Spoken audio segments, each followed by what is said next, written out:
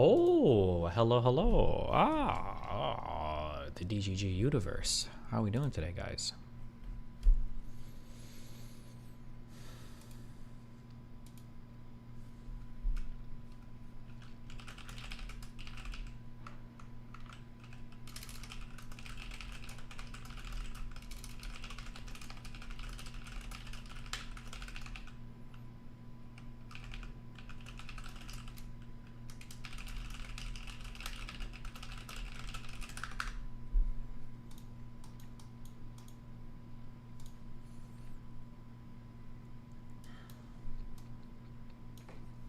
Never reads YouTube. I read every chat. I read all things at all points in time. Okay. But listen,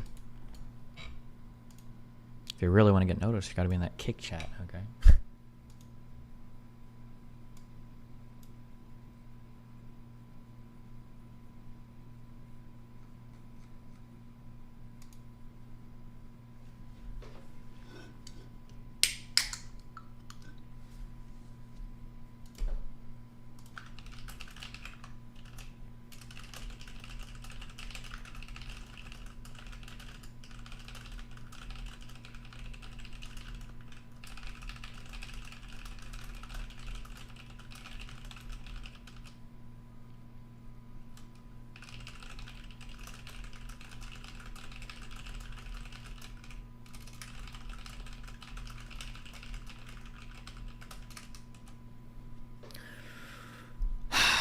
Okay.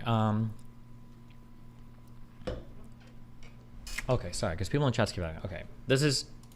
Let me give you some insight into my. I don't know if I would call this workflow or whatever, but anytime a dramatic event happens, so obviously everything for the past month, because people are asking like, why do you type so much, blah, blah. Anytime a dramatic event happens, what'll happen is I start getting a flood of messages from a ton of different people. It might be friends, it might be distant friends, it might be like people that I haven't talked to in a while, it might be industry people, it might be other peripheral content creators, and then it might be like a smattering of like random professional contacts. Okay, so I'll get all of these messages, and it'll be a lot. It'll be 50 to maybe 100 of these in a particular day. So I'd like to respond to all of them, although maybe on Discord, maybe I need to start aggressively removing people, which feels really bad. But I usually respond to them. So what happens is I will respond to them, and then after I respond to them, I'll get responses from about 80% of them, and then that keeps going and going and going. So that's why So that's why like over the past month I've been talking to so many people, because there's so many people messaging me shit, and I have to like respond to that, blah, blah, blah, and that'll go through like emails and Discord. That's like where all that shit has been coming from. Yeah, sorry, Jesus. But after all of this is settled and done, which it should be right now, I guess, probably within like a few days, because I can't imagine there's anything else that can come from this, then yeah, we'll be back on our normal grind. Okay, I'd ask you, if you find out that your wife is not who you thought she was, why wouldn't you expect her to go after your money? Have your views changed since the soy stream? No, I don't think so.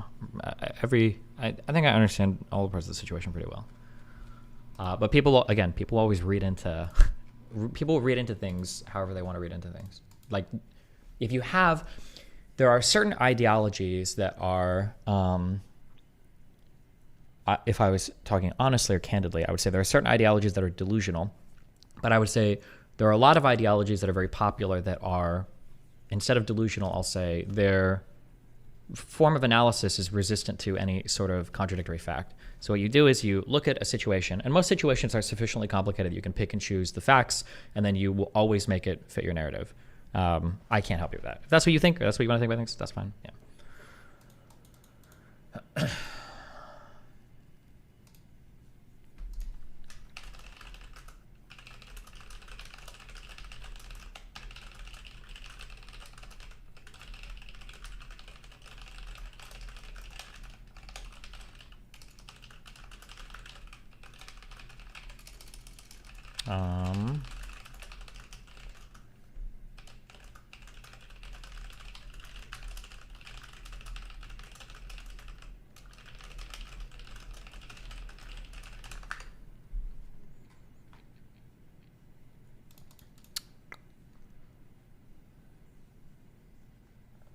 Do you really think talking about your relationship to any friends is a bad idea?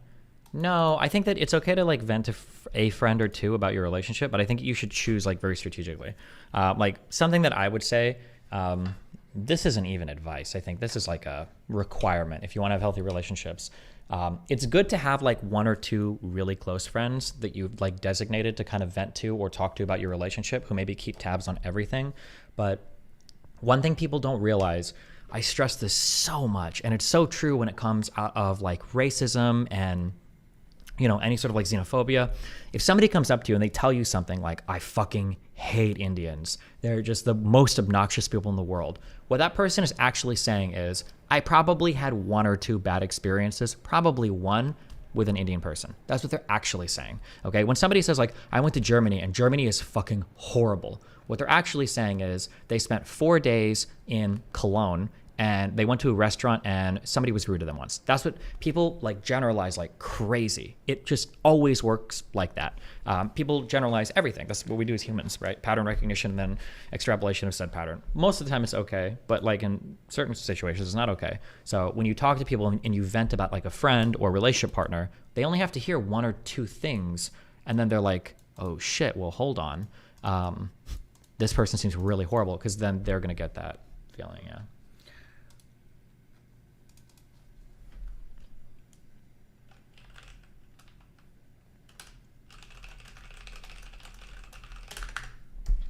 Is this a problem for pretty women? Like, can they have friends who just want to be friends? No, this is a problem for everybody. Everybody, this is like this isn't a monogamous, polyamorous, it's not a male, female, pretty, ugly. This is an everybody problem.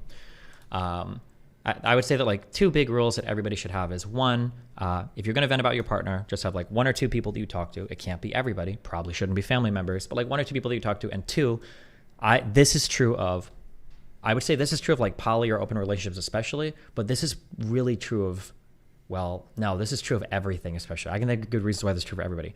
Do not ever, ever, ever, ever, ever, ever, ever, ever vent about your partner to a member of the opposite sex. You're doing so many self-destructive, mutually destructive, and destructive to the other person things by engaging in that sort of behavior. It's self-destructive because you're setting yourself up in your relationship for failure by leading people on. It's destructive to the other person because they think that you're trying to like build them up in their mind, and you're trying to like send them a message like, wait, I can be better than your partner. And it's mutually destructive because you're probably going to destroy whatever friendship you have if you're like loading a person's mind up with that. Yeah, it's very, very, very careful to do that. Yo, Destiny, how are you doing? Also, homie, the new FD Signifier vid title is wild. Eminem and the white rapper problem. That's so goofy. Oh boy, I can't imagine. Oh, I don't subscribe to red pilling. I just remember you said you had a sort of revelation on the type of person Mel was the whole time, and that she asked for money from you when she had said originally she didn't prioritize money. Mel does not prioritize money. Mel is not a gold digger. Again, I know that everybody's going to run with that and everyone wants to think that, but she's not. Mel, I said this originally, Mel just wants enough money to like have an apartment and go travel and like live, or probably not travel anymore because Tim doesn't like to, and just like live her life and do goofy shit. Like that's more or less all Mel wants. The reason why she's asked for money now is because she just realized that she's probably going to lose her super cheap apartment in Sweden, and now she's feeling like a huge crunch. I guess I don't really want to, I don't need people to defend my relationship takes or my status or anything like that. But like the easy question is obviously when people, the easiest question obviously is people go like, oh, well, doesn't this prove she's a gold digger? If Mel was a gold digger, she never would have given me the money back before therapy, obviously. She would have made excuses or to hold on to it. She would have said, I can't do it, or maybe we should talk therapy first, blah, blah. But like Mel literally gave me, we transferred, it was about 120,000 USD cash from our bank accounts literally hours before we did our big therapy session. If Mel was a gold digger, she wouldn't have done that. She would have held on to that money. Like, there's no way.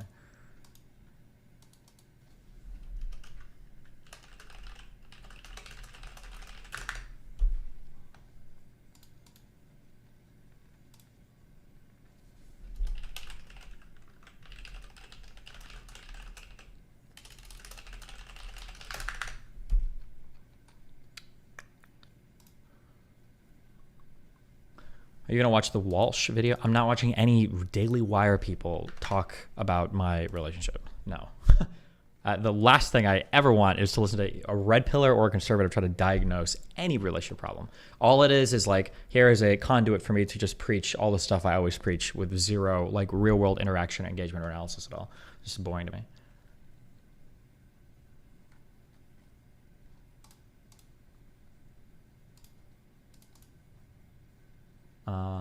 Fuck. I said I would start my stream early and just do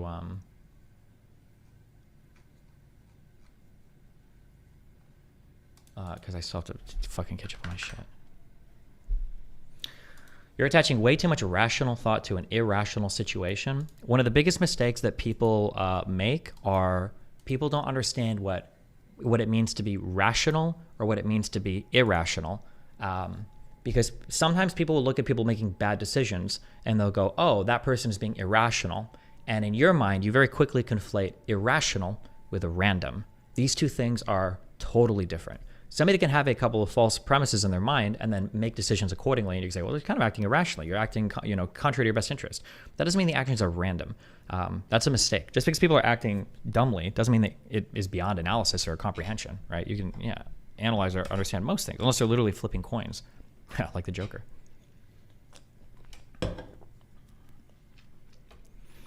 Gold digger, nah. Clout chaser, maybe. Didn't she date a smaller content creator to you before? This time she has a pretty big TT following. Do you think she's chasing that? No. Melina, no. Again, if Melina was clout chasing, there's like a billion things that she could have done better.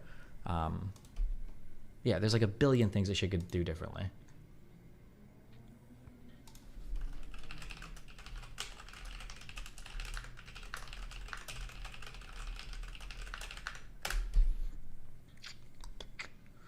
Uh, 20 more on my Discord. Fuck. Let me just at least finish my email. Did she reach out to you after stream yesterday? No, she's blocked me on everything. I don't think we're ever talking again. Or maybe in a couple years, who knows. Destiny, by your logic, I have a girl best friend I should never vent to about my relationship. That seems retarded. If you're asking me about that, then yes, you probably shouldn't, because you probably are retarded. If you are super secure in that friendship, you've been friends for a long time, you guys have both dated other people, you've never hooked up, never kissed, never dated, or whatever, then you would know that, like, oh, okay, well, this is probably safe to vent to. Like, obviously, what Destiny's saying wouldn't apply here. But if you don't know that and you're, like, typing furious in my chat, you're probably too retarded to sort that out. You probably shouldn't do it.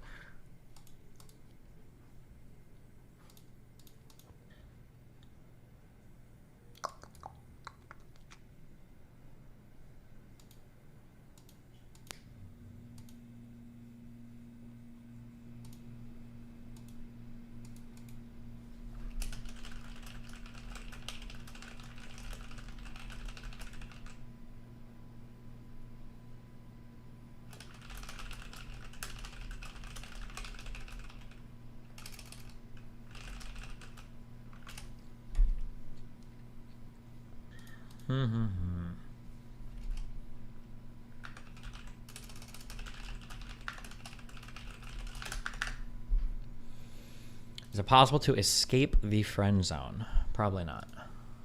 Good luck.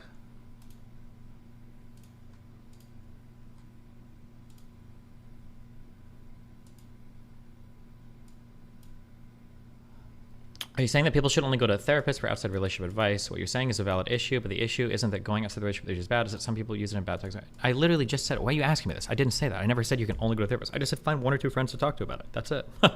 That's what. Do you not listen to what I'm saying? Have you seen the unhinged takes on a drunk kid getting smashed in the face with a skateboard for saying the N-word? Nope.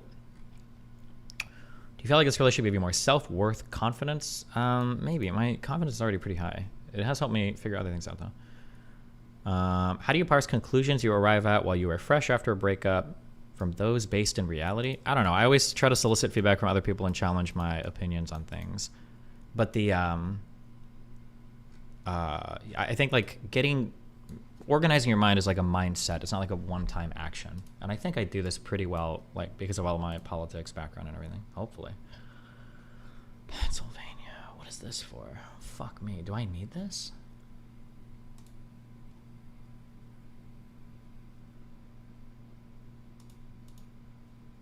Hold on. It's gotta be this. There's no way that I know this. Hold on.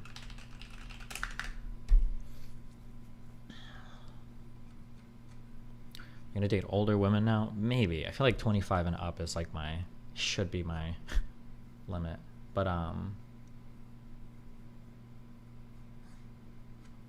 who knows, you know? Maybe we'll try another 20-year-old. Fuck it. Why not? Rather than like being more hands-off in the relationship, I think I think I need to be more of like the grooming type. So you grab a 20-year-old and then you mold them into the perfect partner. That's what the red pillars say, right? You have to train them. What do they say? Trainable? There's a word that they use for like the 20-year-old girls. I forgot. Bro, there's no shot I have this number. Hold on.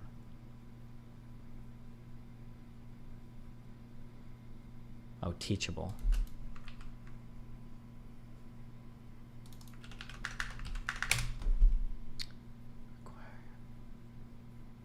Bro.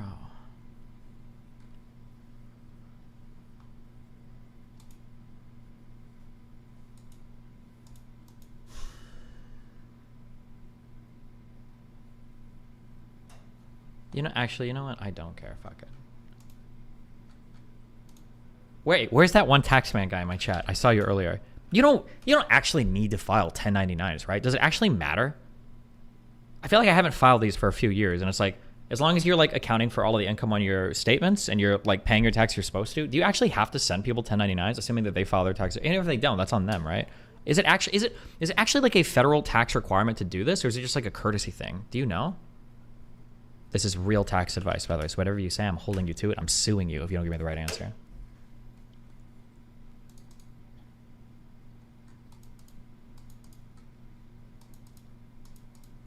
For others, you should. It's a best practice for sure. I didn't ask what was best practice. I asked if it was a legal requirement or a tax filing requirement.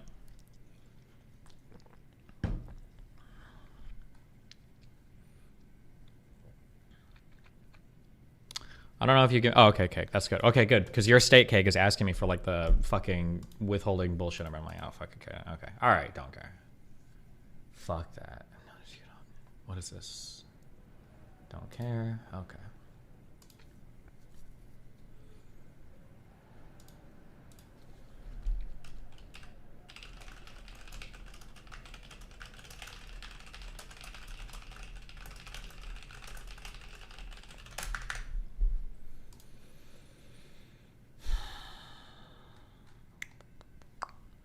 Resumption of the 10th emergency special session in 2 hours. What, in Congress, or?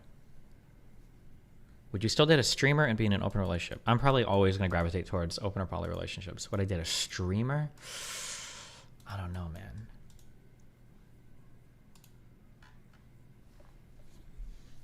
What am I looking for?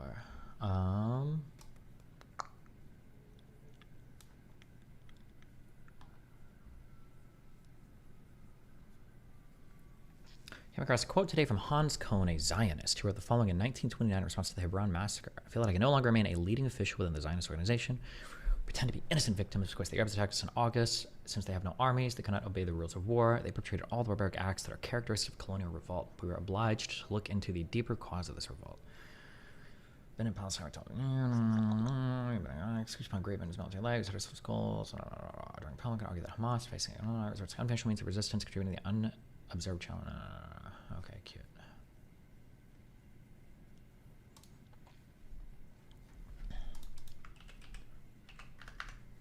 Dr. Mike reviews, is being fat a choice? Oh, shit. Oh, this Dr. Mike. Oh, I feel like I think I already gave this exact take on stream. I feel like the 50 IQ take is that like, you don't have any choice if you're fat or not. And then like the 100 IQ take is that like, well, you can obviously modify your diet and do everything accordingly. And then like the 150 IQ take is like, your dietary habits are probably mostly set in adolescence when it's not really your choice at all. So that's the feeling. Everybody can choose to diet better and choose to like make better choices. But like, I think you're a super slave to your environment when it comes to establishing dietary habits early on in life.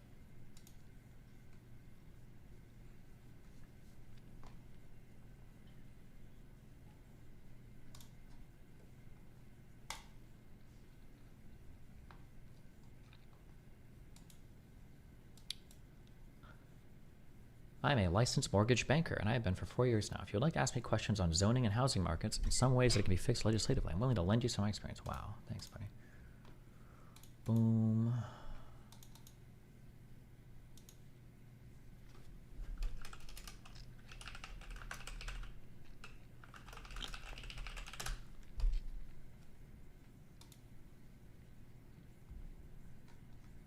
What are your thoughts on the Colorado Trump ruling? Pretty scary. I skimmed that paper, is it 13th Amendment or 14th Amendment, Section 3? And then I skimmed the response paper because both of these papers are pretty extensive. I think this will probably be one where we'll probably read the full, the opinion of the court. What do you call it? And then the dissenting opinion, the majority opinion, the dissenting opinion, because that's going to be a pretty tenacious legal argument. In terms of like politically or ethically, I guess I'm kind of against it. I think that I just don't like the way that all of it ends up playing out in a political sense. And then I don't know how I feel. Yeah, I'm not sure. Anything that like restricts Americans' rights to vote on a particular leader, I just don't know how I feel about that. Like even the age limit for the president, even term limits for the president are there. It's very interesting questions. I could be argued either way. I don't feel strongly on it, but it's like, yeah, like, well, what if you want to vote on a president for 3 terms? Do the American people not have the right to do that? Or what if you want to vote on a president who's 33 years old? Do the American people really not have a right to do that? We can't. Yeah, I'm not sure. I don't know.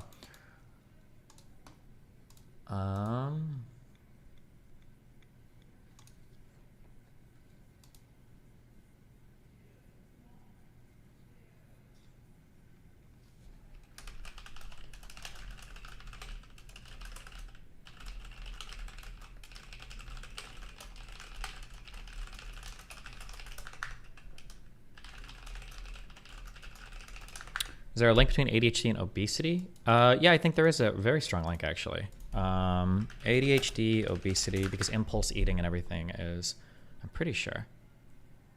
Individuals with childhood ADHD had significantly higher BMI and obesity rates than those without. So the obesity rates, if I'm just reading this like right off the top here, 41.4% versus 21.6%.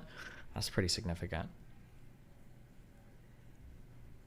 And then the BMI looked like it was about 2.5 points difference between ADHD and non-ADHD.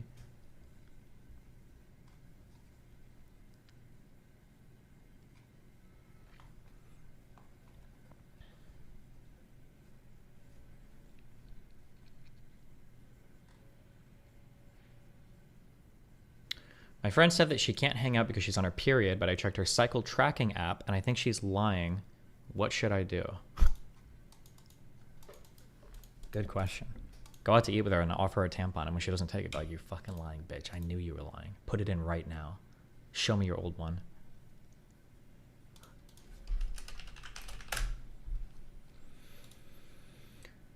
Okay, stop doing this. Okay. What is this?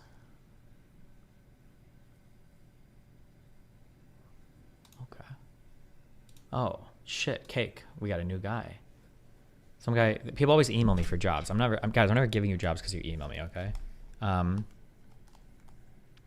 pretty handy with video editing, software and mobile app development, and I'm even a trained Scrum Master. Oh, shit.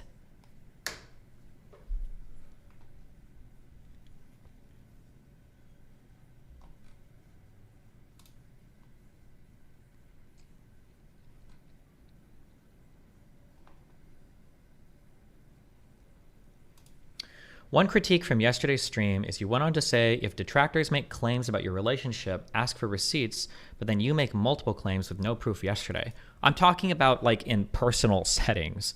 I'm talking about like other people that have heard things, not to the public. I'm not going to start dumping receipts for all the parts of my relationship. My frustrating thing is when mutual friends or other streamers hear things and they don't ask for receipts. Not for you fucking guys. I don't have anything to prove to you guys. Although if other people are making aggro claims against me, the only time I think receipts need to come out in a public setting when two people are fighting with each other is when there's an obvious disagreement over, or somebody like accuses somebody of lying or something.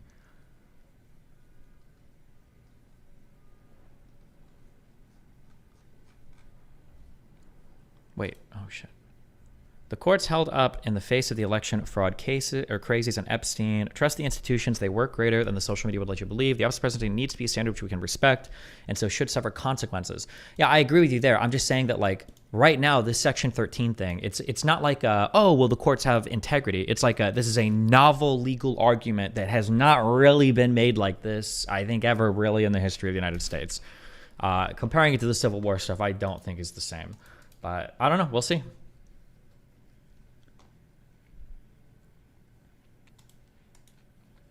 Okay, 23 emails left. Hold on.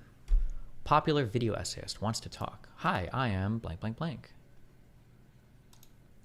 Desi does not read YouTube chat? Never. What is this? Is this... Am I crazy or does this person look like Darius?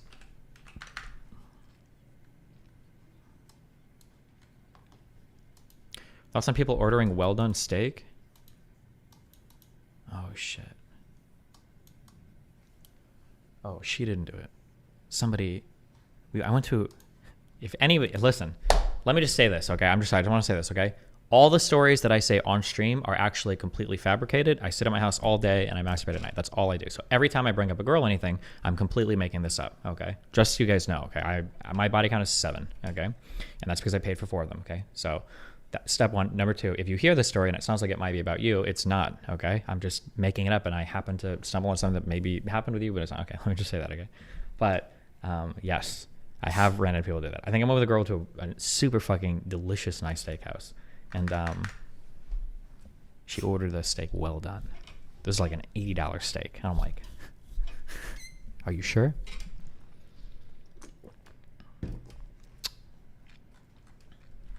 Are you sure about that?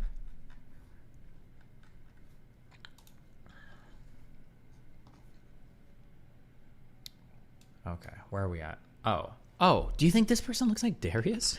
Am I crazy? A little bit? Or like Darius's brother? Or sister? Oh, hello. What are you doing up here? Everybody's always talking about Joe Biden this and British monarchy that. Pure as more. It kind of does. Shut the fuck up. Chat's trying to gaslight me.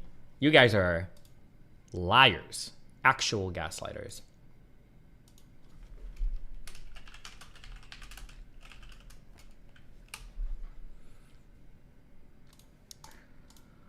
Okay. Anyway, around 300,000 subs, so it's not nothing cloud if we talk. I'm kind of known as a left of center content. Why am I reading their email on stream? Hold on. Oh, should we listen to Dr. We've Mike? reacted to the topic of vaccines on middle.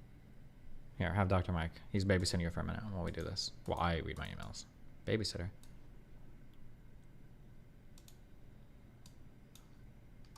Ground before, but now it's time to react about the question of whether or not being fat is a choice. It's gonna be a worthwhile watch. Let's get started. Being fat or skinny is a choice. This is a very polarizing question. I think it's a false dichotomy. I don't think you have to say it's one thing or another, but their community seems to say that it's not a choice. So that's interesting. Being skinny or being fat is about willpower, who you choose to associate with, what sort of things you choose to listen to, who you choose to kind of have as your friends around you and support you. All of those things are choices that you can make. Yeah, and you could easily point it in the other direction and talk about the genetic components, the importance of those who raised you and how they taught you to think about food, the way that the frontal lobe developed when you were a child, meaning that if you had higher exposure to fatty foods growing up or unhealthy foods or ultra-processed foods, you may have a preference for that. It's not as simple as just this choice. Even with the genetics that cause you to want to eat more, the same solution is... Oh, shit. Friend of the stream. That's it. The people you're paying employees or independent contractors, ultimately, yeah, I would say you should be filing 1099 NECs or W-2. Well, I know you have to file. I'm pretty sure you have to file W-2s. But for 1099s, I found in the past that, like, sending 1099s is like a courtesy. Like, if people don't send me a 1099, I still have to do my taxes, right? It feels like it doesn't matter, but I don't know. Who knows? We'll see. calories in, calories out. The calories in, calories out thing is true, but then there needs to be a little bit of nuance here. Fuck, I went back really hardcore on different takes on this. You could probably find a video of me screaming in my apartment in Omaha, no, my house in Omaha, like 6 years ago, where initially I'm like, you know, different foods are really important, blah, blah, blah. And then I think for a couple years I was on the big like Kaiko, what is that what it is? Or is that what I call Dan? Calories in, calories out. I don't know why you'd say it, but like CICO or whatever, right?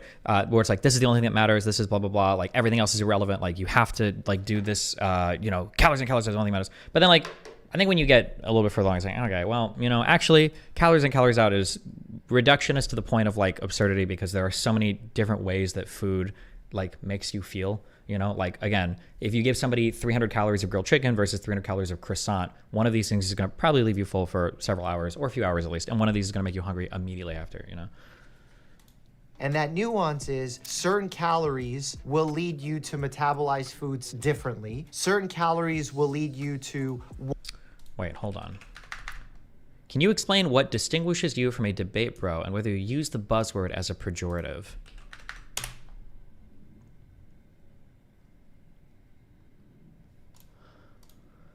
I'd like to know what he thinks separates what he does, which he presumably considers to be debating, from what I do, which is debate bro brain. I suspect it'll end up with a dilemma. Either it won't apply to me or it won't be bad. This can actually be framed with Avi's buzzword deconstruction argument for Israel-Palestine. Premise 1. If the buzzword is narrow, then the buzzword makes the situation wrong, but it's not clear the buzzword applies to the target situation.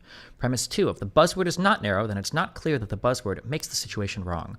Conclusion. Either it's not clear the buzzword applies to the target situation, or it's not clear that the buzzword makes the situation wrong. Say the buzzword is debate bro, rather than the standard Israel-Palestinian buzzwords. If debate bro just cashes out as rigorous or linear, then sure, it will apply to me, but then what's the problem exactly? If it cashes out to something like unfair, then it won't be true. I'll add that I say this in defense of myself, not because I care about speaking to Destiny. I just don't like the things he throws at me. Using anti-intellectual buzzwords like debate bro, which in my experience are overwhelmingly used to shame rigor, is in my opinion very cringe. So I actually, I wouldn't call him a debate bro. I call him a debate pedophile. No, I'm just kidding.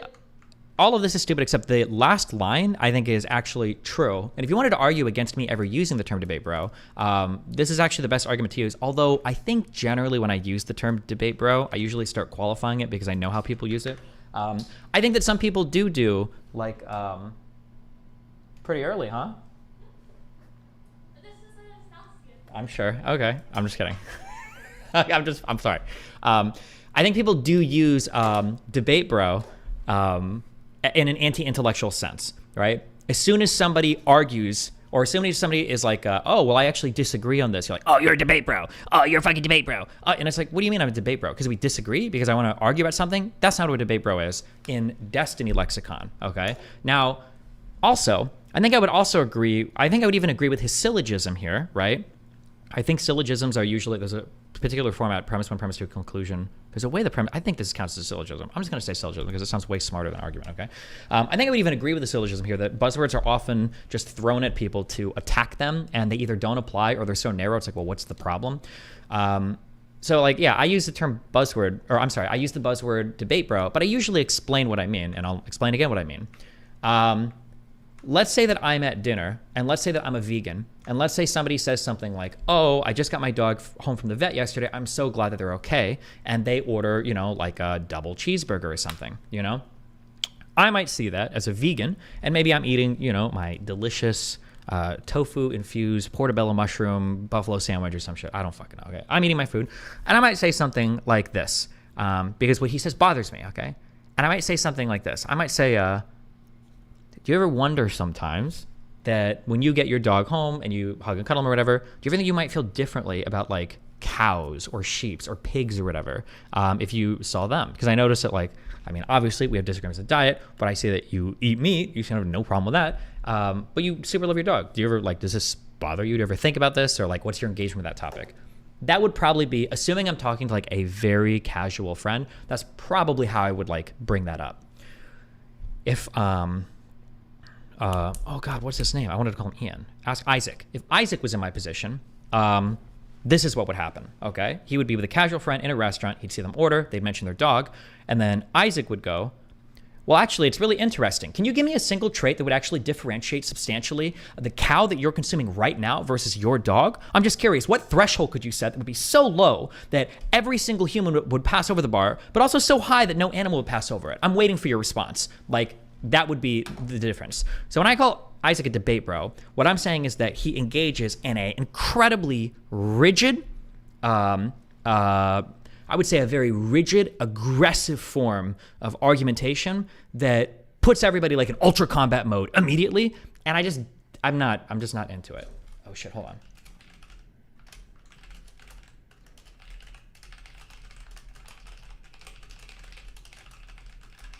Yeah, that's my issue with Isaac. I think there are even examples of him. I think we saw this, like he called into a show and he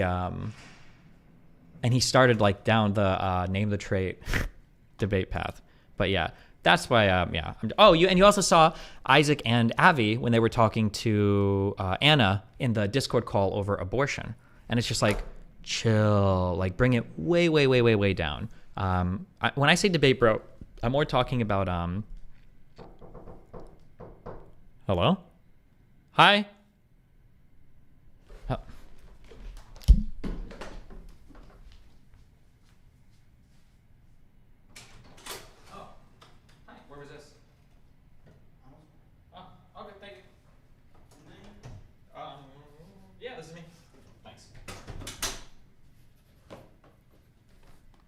He did like he did the dad knock. Hold on.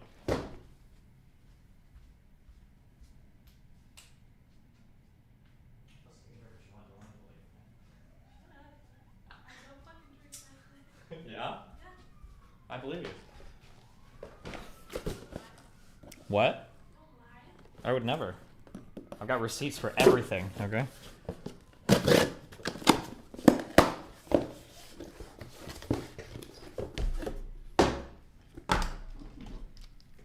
I haven't had a book to read since I did that Father Brown shit. I bought this public opinion book. I'll tell you how it is. This one. Shh, wish me luck. That one guy referenced it in that article and said it was an important book, so fuck it. What is this? Hello?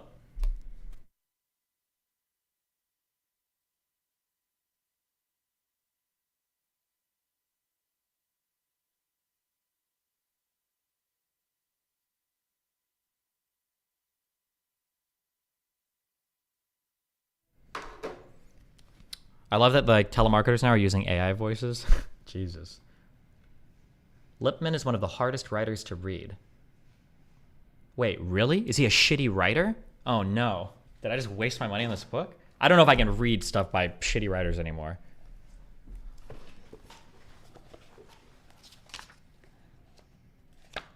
We're on page 94. Let me read a page. We'll see how it goes. Into almost every social problem, the proper calculation of time enters. Suppose, for example, it is a question of timber. Some trees grow faster than others, then a sound forest policy is one in which the amount of each species and of each age cut in each season is made good by replanting. Insofar as that calculation is correct, the truest economy has been reached. To cut less is waste, and to cut more is exploitation. But there may come an this is what is this an econ called? Is this Pareto efficiency, I think? Is that what that's called? Pareto efficiency or something? But there may come an emergency, say the need for aeroplane spruce in a war, when the year's allowance must be exceeded. An alert government will recognize that and regard the restoration of the balance as a charge upon the future. Every time I see regard, I just think of a retard now. Fucking Reddit has poisoned me. Coal involves a different theory of time because coal, unlike a tree, is produced on the scale of geological time. Supply is limited. Therefore, a correct social policy involves intricate computation of the available resources of the world, the indicated possibilities, the present rate of use, the present economy of use, and the alternative fuels. But when that computation has been reached, it must finally be squared with an ideal standard involving time. Suppose, for example, that engineers conclude that the present fuels are being exhausted at a certain rate, that barring new discoveries, industry will have to enter a phase of contraction at some definite time in the future. We have then to determine how much thrift and self-denial we will use after all feasible economies have been exercised, and in order to not rob posterity. But what shall we consider posterity? Our grandchildren? Our great-grandchildren? Perhaps we shall decide to calculate on 100 years, believing that to be ample time for the discovery of alternative fields if the necessity is made clear at once. The figures are, of course, hypothetical, but in calculating that way, we shall be employing what reason we have. We shall be giving social time its place in public opinion. Let us now imagine a somewhat different case, a contract between a city and a trolley car company. The company says that it will not invest its capital unless it is granted a monopoly of the main highway for 99 years. In the minds of the men who make that demand, 99 years is so long as to mean forever. But suppose there is reason to think that surface cars, run from a central power plant on tracks, are going out of fashion in 20 years. Then it is a most unwise contract to make, for you are virtually condemning a future generation to inferior transportation. Making such a contract, the city officials lack a realizing sense of 99 years. Far better to give the company a subsidy now in order to attract capital than to stimulate investment by indulging a fallacious sense of eternity. No city official and no company official has a sense of real time when he talks about 99 years. Doesn't seem that bad. Doesn't seem bad at all. I think this might be an older book. Was this written in like the year 1900 or some shit? Am I making that up? Or, 1922? So maybe it's written a little bit older, but I think it sounds fun. Do you prefer physical books over Kindle? Kind of. I think it's fun to like wake up and then read in bed when you're in the habit of doing that.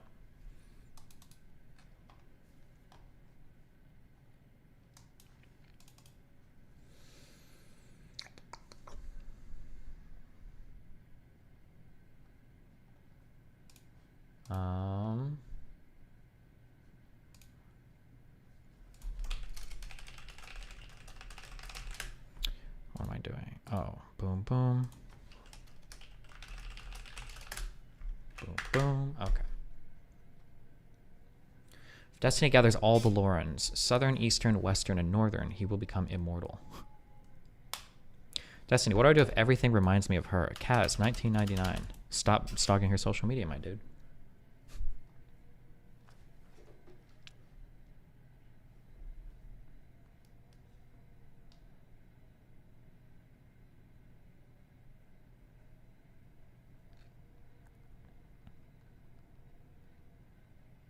Boom, boom. Okay. If you read any classic literature, unfortunately, I think that we read quite a bit in my...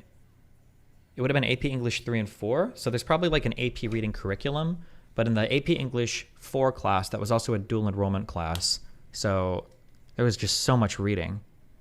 Yeah, fuck all of it. Fuck all of it. Did you read The Stranger? Yeah. And Slaughterhouse-Five, Cat's Cradle, the Kurt Vonnegut, those two. I think they're his two most popular. The Iliad and the Odyssey. I think like Gilgamesh, or excerpts from Gilgamesh. That was a big book. We didn't read everything in that book. Gilgamesh might have been one story. The Oedipus Guide, just a lot of like boring Greek shit. Honestly, anything written before the year, just... When was the first Harry Potter book written? Anything written before the year 1997 was just trash, okay? Do you like Kurt Vonnegut? I think everybody likes Kurt Vonnegut. Kurt Vonnegut was like your... Like, if Kurt Vonnegut was born in 1990, he would be like a 2010s, like, atheist Redditor. Kurt Vonnegut was cool, I think. Beowulf is so trash. I think especially because there was some... Was it Mel Gibson? No, it was, oh, God, the guy from Fight Club. I always call him Mel Gibson. No, not Brett Favre. How do I always fuck this guy's name up? The guy, Brad Pitt. Fuck me. The guy, wasn't there a movie with him killing, is it Medusa? I thought like all of Beowulf was going to be like Beowulf killing Medusa, but I think that's like one... Oh God, bro, I'm testing my memory here. Maybe I never read this book. I feel like the book of Beowulf, no, not Medusa. Cleopatra? Not Cleopatra. Isn't it the person that looks at the snake lady? Is that not Medusa? Who the fuck am I thinking of? Wrong mythology? Doesn't Beowulf kill some bitch that like turns people into stone or is like a snake or some shit? Perseus? That's Greek? Is it? Yeah. Beowulf kills Medusa? Okay, well, everybody in chat's making fun of me for that, so clearly... Oh, Grendel! Oh, that's it. Wait, what did Grendel do? Hold on, now I gotta look this shit up. 1 second. Fuck me.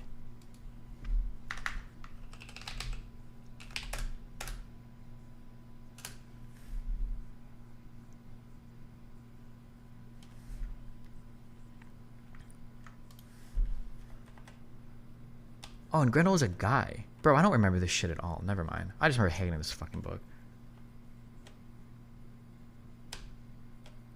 I feel like 1/4 of it was like killing this Grendel monster, and then the other 3/4 were just like the most boring fucking shit in the world. You're thinking of Grendel's mom? Am I? Grendel's mom. Oh. Grendel's mother is one of the 3 antagonists. You know.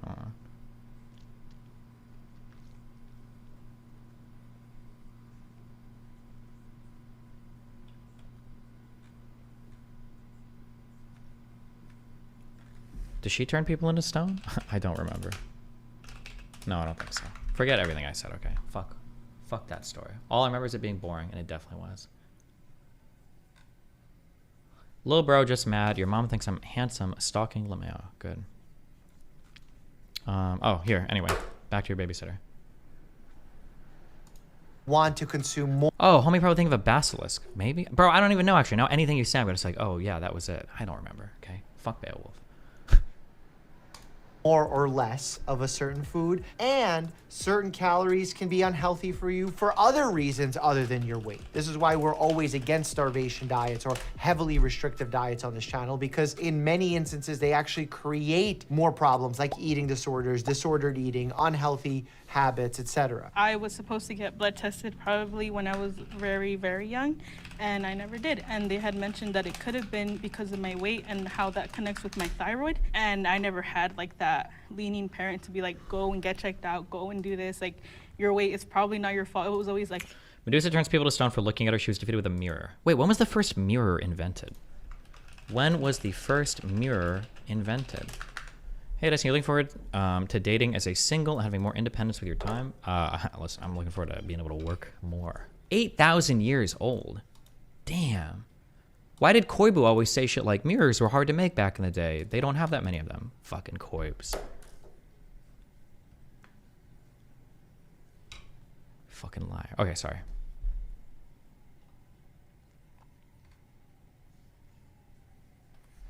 The SOC 119 professor you talked to talked about Israel Palestine for 1+ hour. Cool. Okay, have this. Your weight is your fault, so that's your issue. That's a... Do you read any Russian literature? I need to start responding to chat. No, I don't think we read any Russian literature at all, actually, which was strange. But that must not have been on any of the AP rubrics, I guess. Not, at least not that I can remember. So, Dostoevsky, I don't know how to pronounce his name. Tolstoy, are any of these people? No. I listened to Tchaikovsky, the romantic composer, in my music school, if that counts. Not your fault. It could have been because of my weight and how that connects with my thyroid. And I never had like that leaning parent to be like, go and get checked out, go and do this. Like, your weight is probably not your fault. It was always like, your weight is your fault, so that's your issue. That's an unhealthy mindset. If I have a patient that has not been worked up for a thyroid condition, for other reasons why someone may be carrying excess weight, we absolutely would check those things. If you have low thyroid hormone, we can give you thyroid hormone to boost those levels up. I mean, I also struggle with, you know, thyroid and my own blood issues. I'm not quite sure, but I do see an endocrinologist and I go see a doctor. And that's not available to everyone in the United States, especially those who don't have health insurance or are underinsured. And some people are insured but don't have adequate transportation, or they don't have paid time off from work. As a disabled woman, I can't do a lot of the things that people say, calories in, calories out, oh, you gotta go work out and exert it. I have to navigate weight differently. I have to look at it differently. My weight is the way it is because of medication, because doctors... The only sad thing, I don't want to generalize to everybody, so I'll just say this probably applies to 95% of people. Also, I'm talking totally on my ass, so there's a study and a link that I'm incorrect on this, go for it. I'm pretty sure that when you get people who run into disabilities, the reason why you end up having so much weight is because, one, now you've lost so much physical exertion, which is probably actually having a decent impact on your total calories expended for a day. And two, you also probably eat like dog shit. I see a lot of people in wheelchairs that are clearly obese, probably have other medical issues, parking up to restaurants, chowing down on a ton of horrible fucking food. Like, it's pretty unlikely. Like, you can be physically disabled or crippled a nice way of saying that. Like you can't walk and you can still eat like a healthy diet and try to like manage your weight and everything. Like I would be surprised if this person was this weight purely because of endocrinological reasons and they actually like moderate their diet or they eat. And it's really not even about, here's one thing I would say too. I wish that people focused less on dieting, like restricting calories, and more just like on food choices. I think if you make better food choices, I think a lot of the calorie stuff, I don't want to say it fixed itself completely, but a lot of it can start to come out of control. Or at least from an outrageous level. But this person, I doubt they do that. But I don't know what I'm going to say. Put me in this position. This is why the false dichotomy pops up in my head. If you're gonna be very stringent in saying being overweight is a choice, full on, you're neglecting a significant part of the population who may be having a... Isn't that just another way of saying dieting? No, because I think people will focus more on calories than like satiety? There's a word I'm looking for there. Satiation? Like people focus on sometimes like the wrong things, I think, yeah.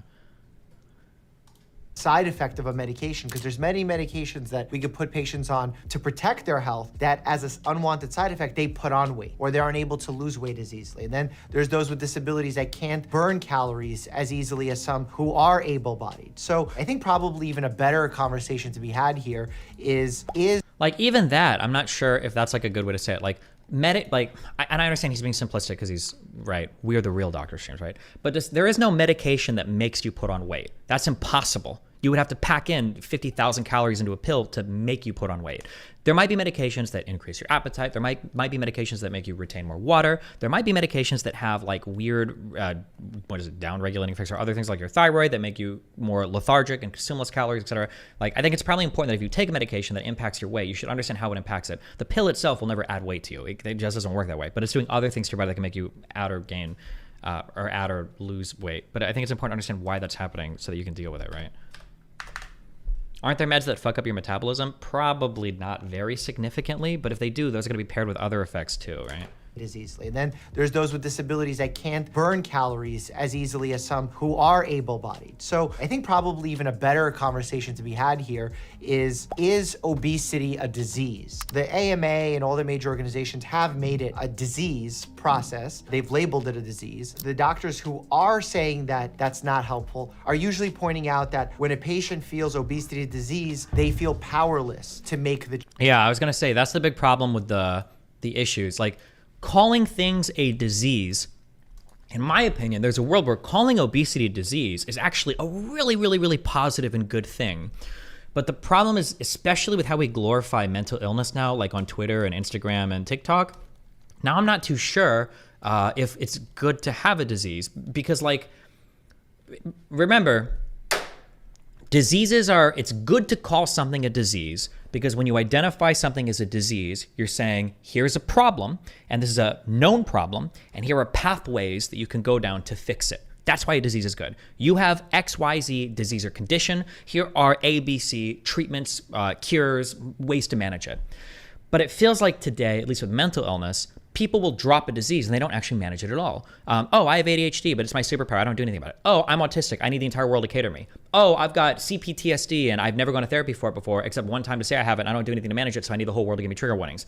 Oh, I have, BPD. I got whatever. Like, it's like, okay, wait, what the fuck? So if that's your approach to having a disease, where you just like say that you have it and then you expect everybody to cater to you and you don't actually do anything about it. Well, when the obesity disease was like, oh yeah, I also have obesity. It's a disease. What am I supposed to do, right? No, motherfucker. When you have a disease, the whole point is to identify it so that you can do something about it, right?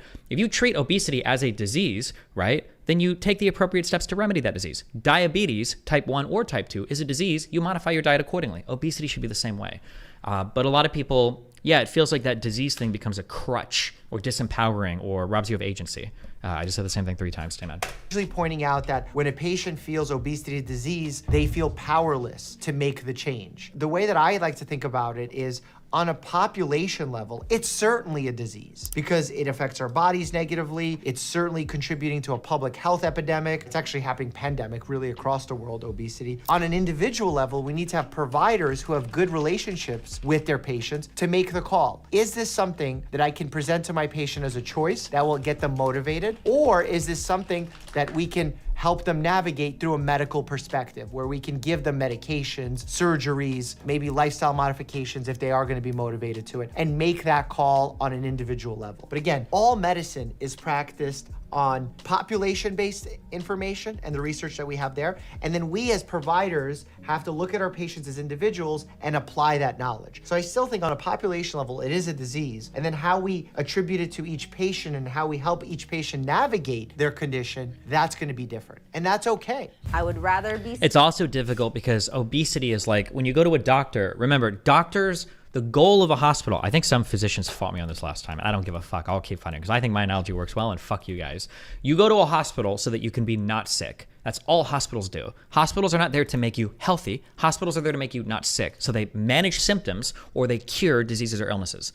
But when we talk about obesity, we're really talking about like comprehensive lifestyle changes to make you healthier. And hospitals can't really do that unless some dipshit KKMD or someone wants to fight me like, well, what about physical therapy and blah, blah, blah. Even that's just to get your body back to ordinary, right? Nobody goes to physical therapy to learn how to deadlift 5 plates, right? Nobody goes to physical therapy to get their bench finally to 315 with no shoulder pain, right? You go to physical therapy to learn to walk again or to be able to bend your arm or your shoulder after like catastrophic injuries, you know? Yeah. Skinny than fat.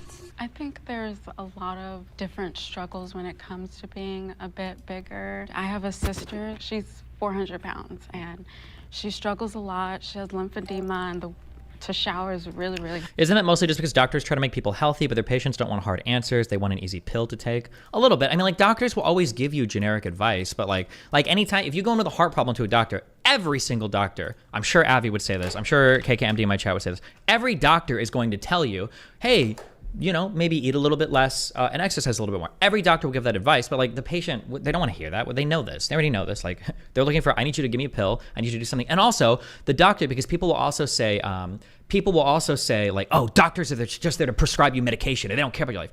Well, yeah, that's what a doctor's job is. He's not a personal trainer, right? If every single time a patient with hypertension came in or high blood pressure came into the office and they're like, doctor, help me. And the doctor's like, well, listen, here's what I'm going to say, okay? It's called 531. Okay, just kidding. The doctor's not going to give you a workout plan, right? You would say, fuck you. I need a pill or medication. And also, if you are in the hypertension range, they have to give you a pill. You want to give them medication to bring that blood pressure down. Like, there's no reason not to. But then people are like, well, he gave me a pill instead of just telling me to diet and exercise. No, he's giving you a pill to manage your hypertension, but he also wants you to exercise and eat better so that he doesn't have to give you a pill in the future. But he can't control that, and he can't do anything about that. And doctors know that, and it's frustrating. Yeah.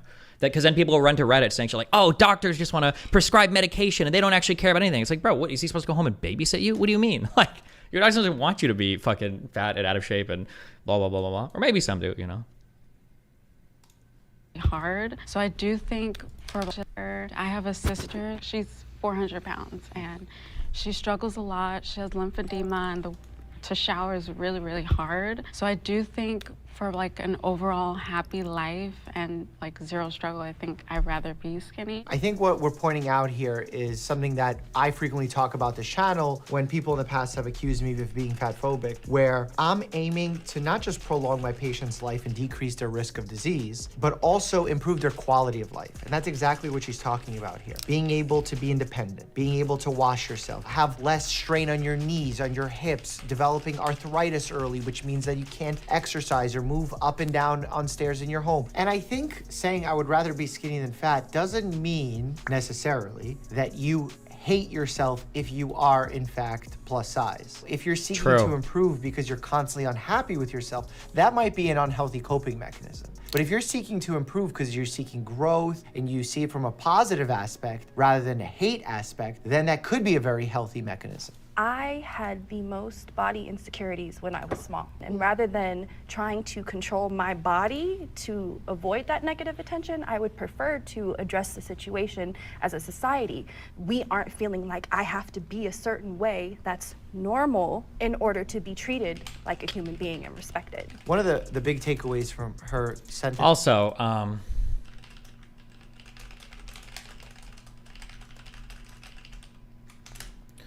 this is also something that's very, very, very irritating, okay? And also, like, people will say this, okay?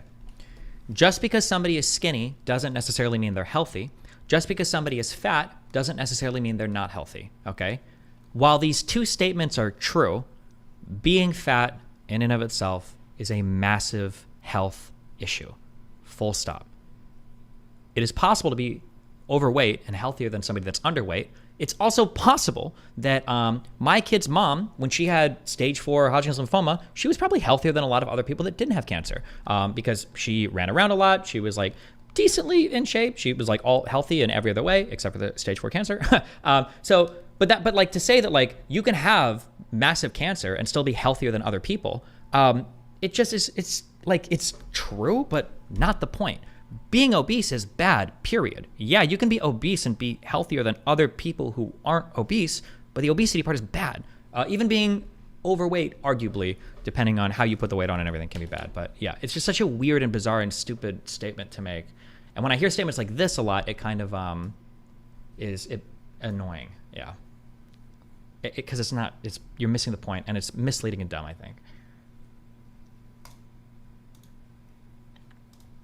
There is that she talks about how we need to address this from a societal perspective. That's absolutely true. With the way our current society is fed, with the food products that are allowed in our system, the ultra-processed foods being more readily available and cheaper than true whole food healthy products, food deserts, areas where there's not enough access to good quality foods, all of those things matter. Now, the medical perspective has probably gotten more of a highlight with medications like Ozempic and the GLP-1 agonists, because that is more of a financial incentivized way of treating our obesity epidemic. It's much with things, food deserts, areas where there's not enough access to good quality foods. All of those things matter. Now, the medical perspective has probably gotten more of a highlight with medications like Ozempic and the GLP-1 agonists, because that is more of a financial incentivized way of treating. While this is true, again, I don't like how unfairly we treat pharmaceuticals. And I know even that word sends a shiver up your spine.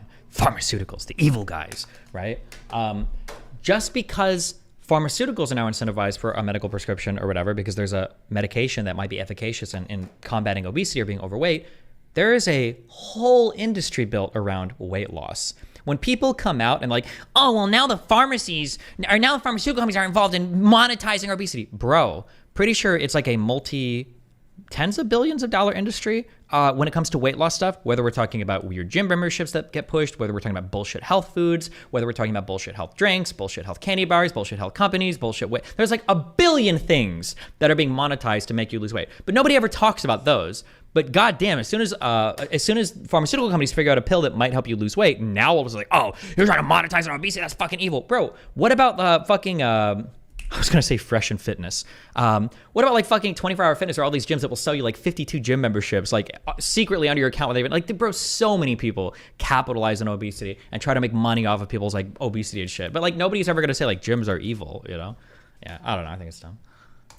Treating our obesity epidemic. It's much better to create a medication that you can make billions of dollars on than it is to create a sustainable change in our society that will lead to people losing weight. I don't think skinny always equates to being healthy. I don't know where I'd want to lean at an appropriate weight level, but I think it's important to understand for some skinny people, we're not living a great life.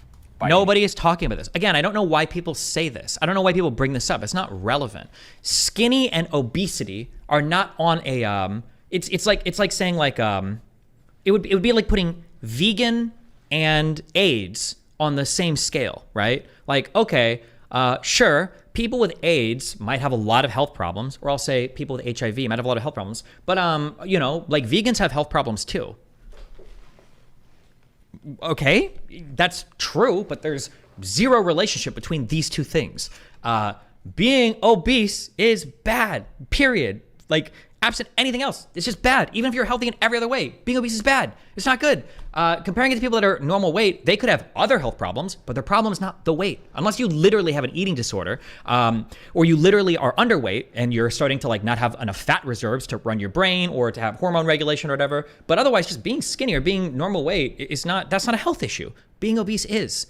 Just because you're normal weight doesn't mean your health is perfect. Nobody's even saying that. Nobody's made that argument. Yeah.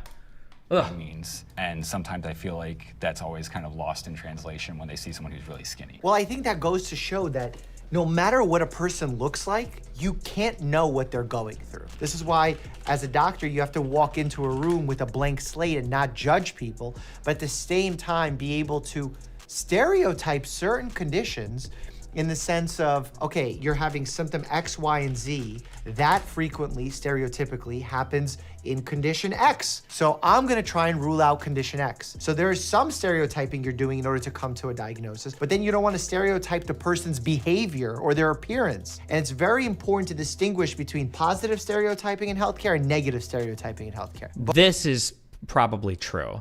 To where people will go to the hospital and maybe a person has been fat for 15 years and then like all of a sudden they have a headache. I'm exaggerating. They have a headache and they go to the hospital, or they've been getting migraines and the doctor's like, well, it's probably because you're overweight. And it's like, okay, motherfucker, listen, okay? I'm 5'9", I'm 260 pounds. I know that I'm overweight. I've been overweight for 15 years. There's a new problem, just popped up. My weight hasn't changed, right? This is a frustrating thing that different classifications of ill people can go through. Women can have this for a variety of reasons. I think black people get treated differently sometimes for a variety of reasons. And then people with certain pre-existing conditions can run into this. You would know this if you watched House.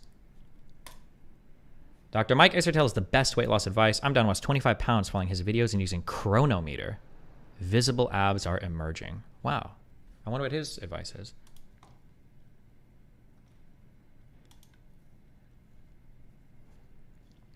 It looks like he's a DO, and they're taught to take a more holistic approach to medicine rather than just a scientific one. What is a DO? Doctor of Orange. DO. Doctor. Fuck. Doctor of Osteopathic Medicine? Is medical degree for...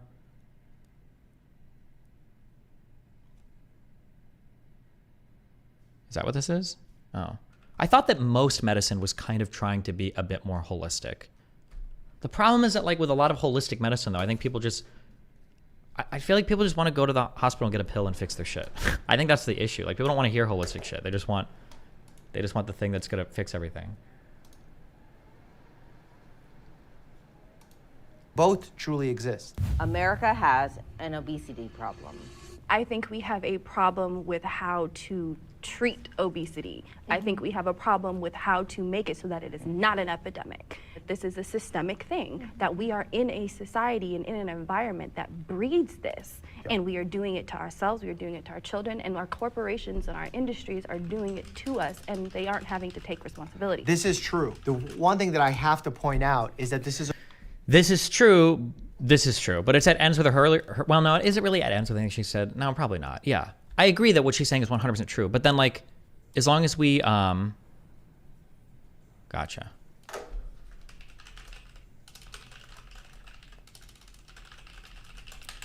But then we have to acknowledge that it's a problem. We need to change those things, right? Yeah. It's a worldwide problem. As we have more access... Wait, hold on. I'm so sorry. I'm not going to spend much time on this, okay? Being overweight has a lot of correlated lifestyle factors that are also known to be generally unhealthy. Being sedentary, drinking, eating sugar, etc. Saying the weight itself is an issue is a major stretch. Just having, I think, like visceral fat that I think men tend to put on that kind of like hog up space around organs and stuff, just that is a net negative. Being overweight, controlling, I'm pretty sure, for every other part of your life, massively predisposes you for type 2 diabetes. I'm almost positive that's a fact. Cardiovascular health will suffer. Joint strength, if you're overweight or obese, your ability to walk and run is compromised. Hormones get fucked up. Like, even if you control for everything else, being obese, period. Like, if you take an obese person and then they live a perfect lifestyle and they're still obese, they will still have bad healthcare outcomes. Being obese, period, is a bad thing. It's just bad. It's not just the things that go along with the lifestyles that make you obese. Just being obese is bad. I'm super serious about that, okay? Have you ever heard of a meth user with diabetes? What are Big Pharma not telling us? One of the most interesting studies I read, because I did a whole bunch of research on stimulant medications and all this shit. And I had a few doctors email me a bunch of like packets on like stimulant, which I thought was interesting. Apparently there's research out there that shows that, let's see if I can remember this. People that abuse, so not prescribe it, people that abuse methamphetamines, if they get into car accidents, have big accidents, I think they have, what is this? It's like a thicker part of their, something to do with their cerebral spinal columns, or there's some part of your brain that actually thickens or gets stronger if you like abuse meth. Let me see if I can find this actually. Brain, no, it would be like brain injuries, meth, amphetamine. I think this has been observed a lot. It's very interesting. Bro, I hate that every time I look up anything related to like suicide or drugs, I get all these stupid fucking...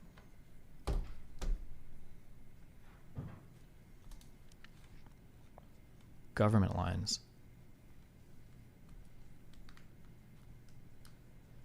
Meth exposure can have substantial damage to the brain by causing both apoptic and necrotic cell death in the brains of meth. Fuck, this is what I'm looking for.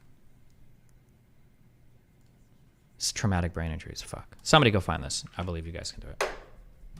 Cortex, you fuck. Meth, amphetamine.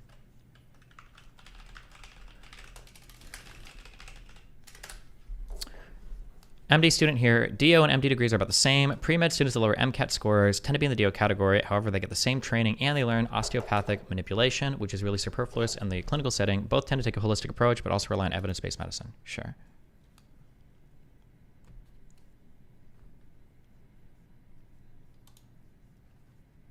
I'm not gonna be able to find this. Fuck. It's out there. You guys go look for it, okay?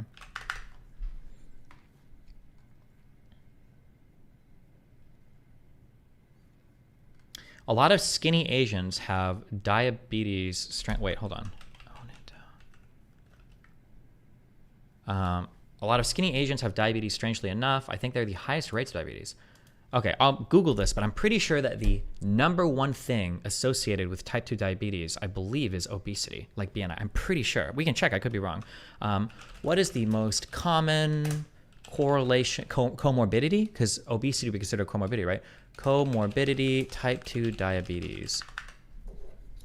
When a person has 2 or more chronic conditions, a doctor may refer to these conditions as comorbid. A person with type 2 diabetes is more likely to develop comorbidities, such as heart disease, sleep disorder. Fuck. Hypertension. No, show me the #1.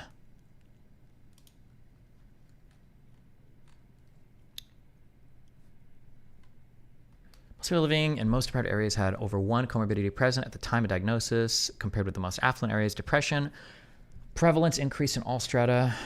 Okay, well, yeah. Fuck. Look up comorbidities of obesity. Well, but that wasn't the claim I'm making. I'm pretty sure, I'm almost positive the #1 thing, if you take a population and you can just change one thing to make them a type 2 diabetic, the thing you would change would be, I think, their weight, because that would be the #1 thing to get you there. Largest risk factors, type 2 diabetes. I believe that's the case, but let's check. Maybe I'm wrong. Nice spelling. Mayo Clinic.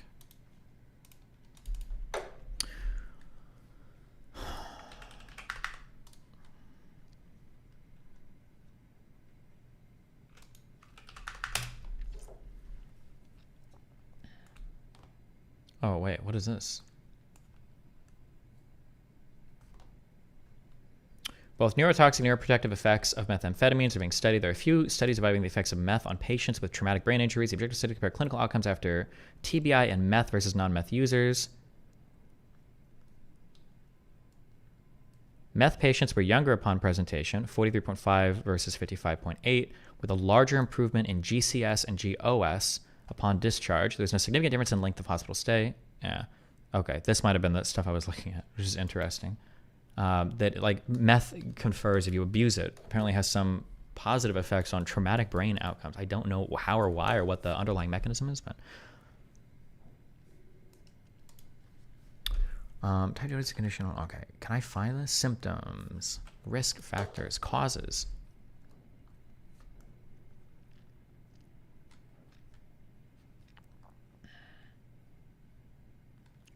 Being overweight or obese is a main risk. There's no percentage here?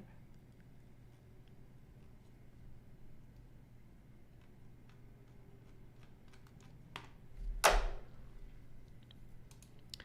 you know all these tiny islands have the highest obesity rates? Does he think he has diabetes? Me? Definitely not. I've only lost like 2 toes. It's 90%. Read this link. Oh, well, look, we know where these are. Wait, we know where this is. We know where the Marshall Islands is. Tuvalu. Why are these also obese? What the fuck? Tonga. Oh, no. This. Oh, yeah. Tonga. Micro dicks. We know these. Wait, why are these all so fat? The fuck?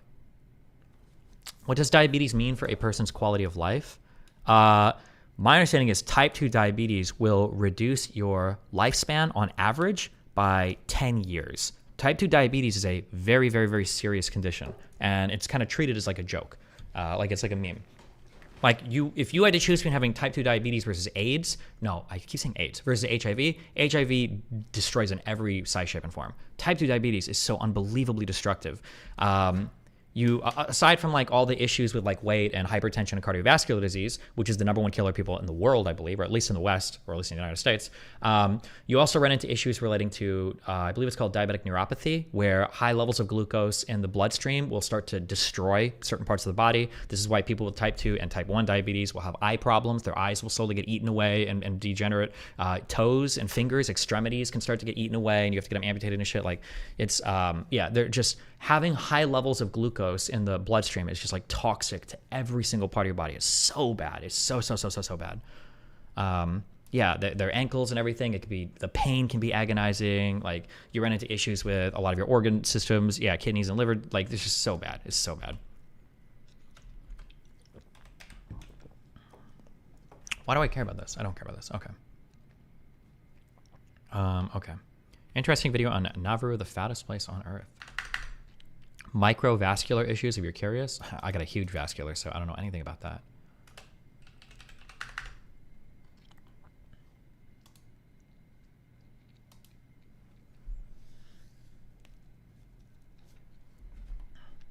Does alcohol consumption contribute to diabetes?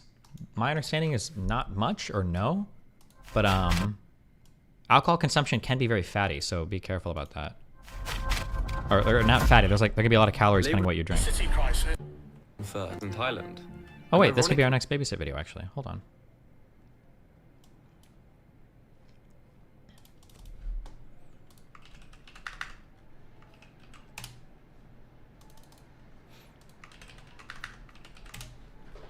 Oh yeah. Managing obesity in people with type 2 diabetes. Obesity is a modifiable risk factor in the development of type 2 diabetes mellitus? I don't know how to pronounce this. Mellitus? The prevalence of both increasing worldwide. This trend is associated with increasing mortality, cardiovascular risk, and healthcare costs. An individual's weight will be determined by complex physiological, psychological, and societal factors. Assessment by a skilled multidisciplinary team. Why am I reading this? Being overweight or obese is a key modifiable risk factor in the development of diabetes, with 90% of patients with diabetes being classified as overweight or obese. 90%. That's probably, what, 20 points over the ordinary population? Low-calorie diet programs have been shown to support remission of diabetes and are currently being piloted throughout the UK. I've heard this before. I don't know if there's strong research to suggest that you can reverse insulin resistance with certain types of diets or by losing weight. Maybe that's the case. I don't know if there's been strong evidence for that. But the problem is also, once you become obese, it's so hard. I read this stat once from a large story that we'd read, and I keep reciting it, even though I can't find the study to support it. So maybe it's not true. Just giving you a heads up. Like I remember reading in this one story that of all the people that become obese, of all those people that diet, only 3% will ever go back to being within an ordinary BMI range. So from obese to normal, 3%. It's like, it's so hard to go from obese to ordinary weight. And if you have done it, good for you. Was this the Biggest Loser study? I don't believe so. I think this is a larger article that I read.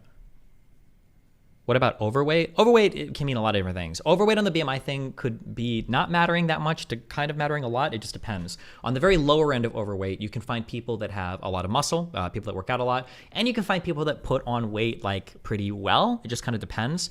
I think that I'm spitballing a lot here. I may be wrong, but I think men in general put on weight in a very bad way. I know it's true for me and my dad. Like if I gain weight, almost every pound I get is going to it's like upper thighs and belly. So and belly area, abdominal area, I think this is considered visceral fat, and it fucks with your organs.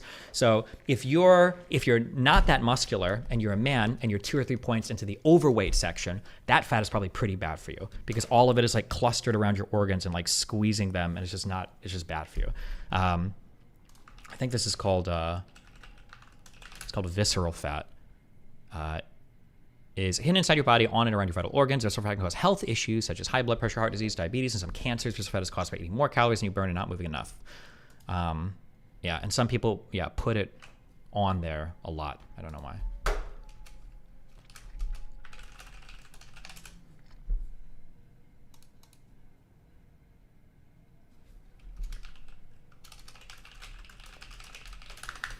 My understanding is there's a large difference in racial groups for how bad being overweight is, as well, and likely that some racial groups recommend healthy BMI should be different. That could be the case too.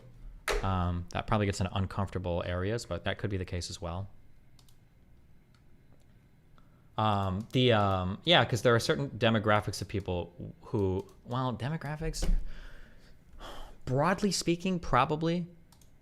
Like I would imagine for women, this is, we're in imagination land, okay, being clear. I don't know if this is medically true, but I imagine like if you're a woman and when you put on weight, your boobs get huge and your ass gets big, you can probably gain a bit of weight and be okay. Whereas if you're a woman, when you put on weight, if it all goes to your stomach and you've got like, you know, the UFO thing going on and you're, yeah, it's like that visceral fat and other stuff isn't growing, that's probably more unhealthy. That'd be my guess. Yeah, that'd be my guess. I searched Google for obese to normal weight and it answered 1 in 214 men. Oh, geez. Okay, I had 5 emails left. Okay, I'm doing this. Okay, wait. Where were we? Oh, finishing Dr. Mike. To food. And food is driving our... Kind of why Boogie was on T-Booster, the weight on the liver. Nice donation and good sentence. Strong sentence.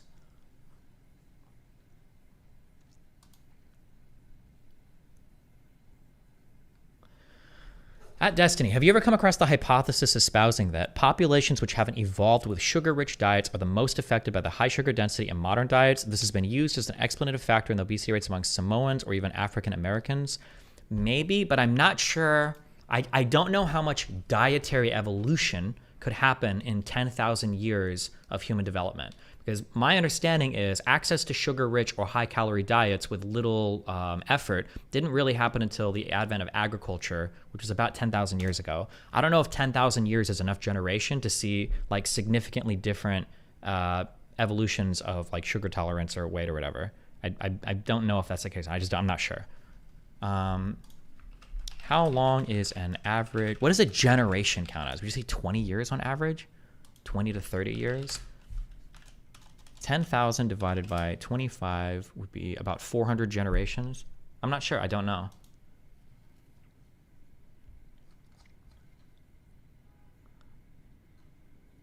It's probably going to depend on it's going to depend on a lot. On a lot. Highly polygenetic traits, which would mean a trait that has many different genes influencing them, and then the other parts of your body that those genes are encoding for, like, yeah.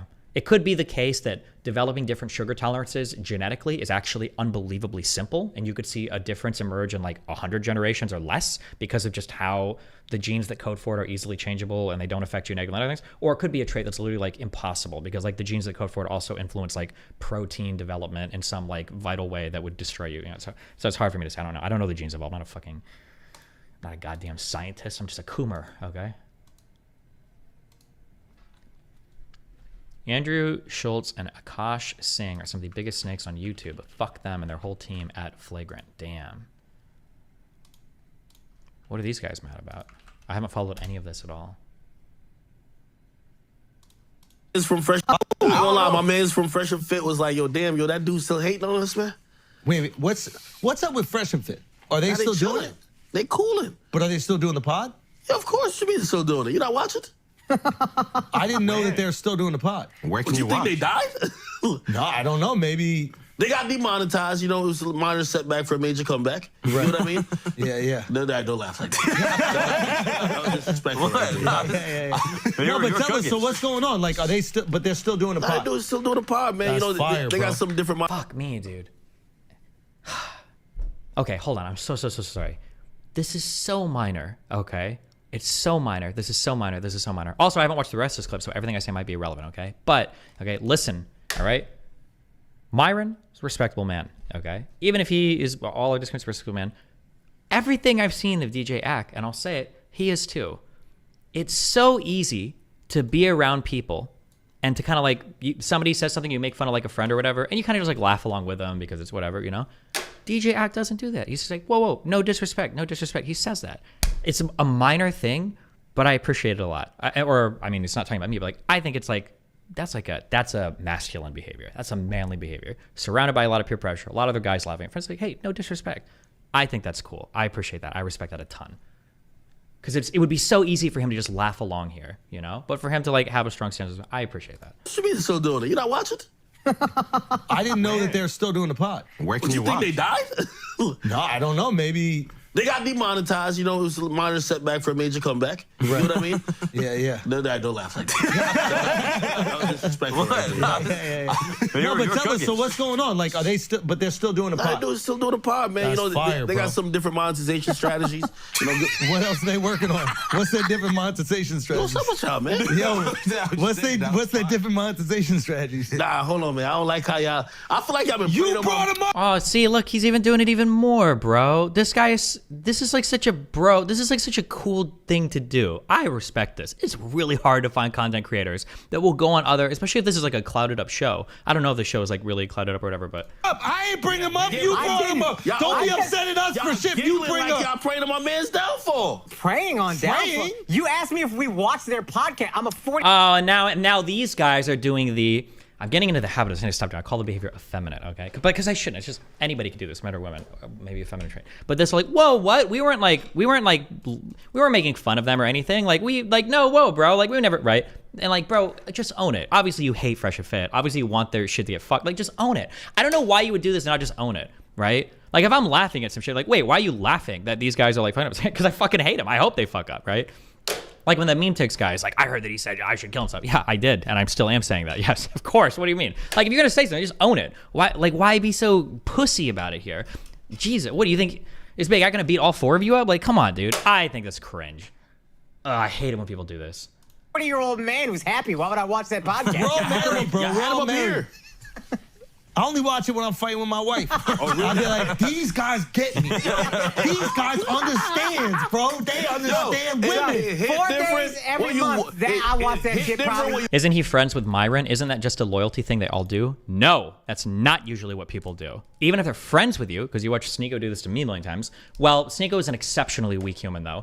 But even for like ordinary people or for men or whatever, usually when you're around other people and they're making fun of friends, there's a whole bunch of peer pressure to kind of like just like laugh along. Yeah, okay. Yeah, they're kind of goofy. Yeah, whatever, right? Usually that's like the peer pressure, especially if you're around other content creators or especially if they're super clouded up. Like that's just like the peer pressure is always there to do that. For a Big Act to like be like, hey, no, I don't think that's cool or whatever, that takes a lot. That's a really hard thing to do. It's a really hard thing to do. Sorry, okay, I'm done slurping, okay? No more dick riding, okay? Every month that I watch that shit probably. When you walk in the room. Yo, 4 days every month. On the red days. On the red days. Red day I'm red pill. No, but for real, can you still watch it? Do they have their own website or how do you It's watch on the YouTube pod? still. What do you think it's at? I thought the podcast got taken off YouTube. No, got demonetized. That's the new way. What does that mean?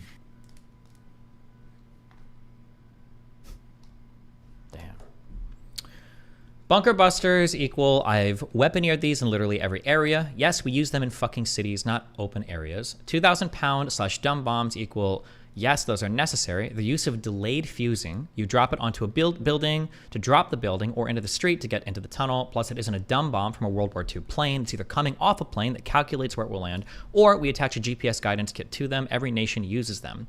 The use of special forces equals Israel tried. I don't have anything public. But Gaza is literally a fortress, even if it's fucking rebel. Okay. Sometimes like military people or whatever, or OSINT dudes will like email me shit. But there you go, I read that. Okay. 2 days ago, I did this. Boom. No new mail. We did it. Yes. What is this? Okay. Good job. All right. We got about 20 to 30 more Discord messages in that time, but we finished we got through our emails. Good job, guys. Destiny, just to be clear, Isaac wasn't in that abortion debate with Anna. No, it wasn't Isaac. It was Avi and... Who was the other guy? It was Avi and one other person. I'm trying to remember who it was. Fuck, you're right. It wasn't Isaac. Who was it? Any insight into why Saudi Arabia negotiated a peace deal with the Houthi rebels in Yemen? What implications does it have with future peace with Israel? I have no idea. Doesn't Saudi Arabia fight in Yemen quite a bit, though? Isn't that whole place like a humanitarian fucking shit show? They probably just don't want conflict down there anymore. But I don't know enough about Saudi Arabian history or Yemeni history to tell you.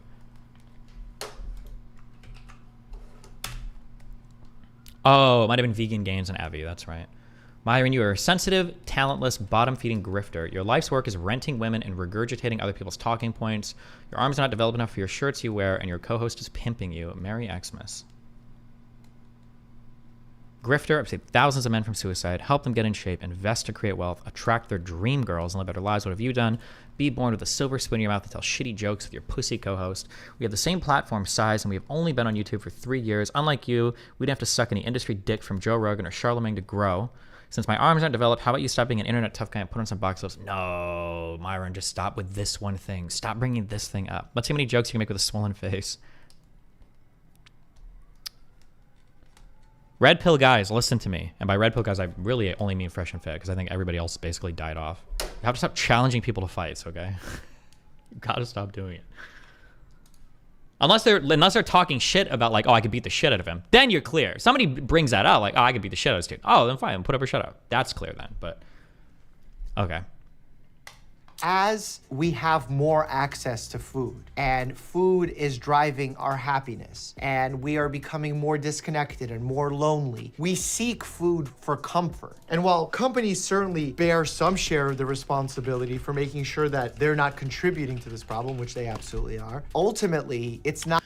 Am I too charitable, or is there a difference between boxing and a fight? Like, he's not challenging the guy to a street fight.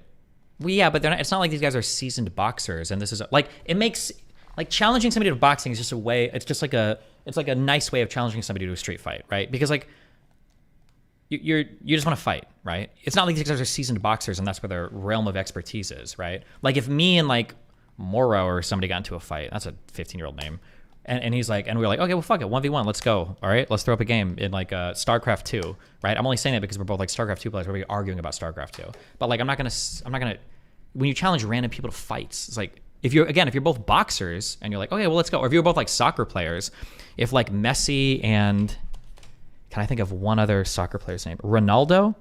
Those are two different people. The name's not like Ronaldo Messi, right? Those are two different people. If those guys were talking shit to each other and they wanted to like, well, fuck it, let's ball on the football court or something. I don't know, then maybe, then they could go, yeah, that would make sense. But to just like challenge random people to fights is like silly, I think. Okay, sorry. In my opinion, Myron was being way too sensitive. If he gets triggered by the mild jokes in that clip, it seems kind of wild. I mean, yeah, he should just like talk a little shit and moved on. The guys are clearly talking shit, so you talk a little shit and you move on. But yeah, when you're willing to dive down into like the pits of hell when somebody shits on you a little bit or shit talks you a little bit, it makes you look a little bit unhinged. Yeah.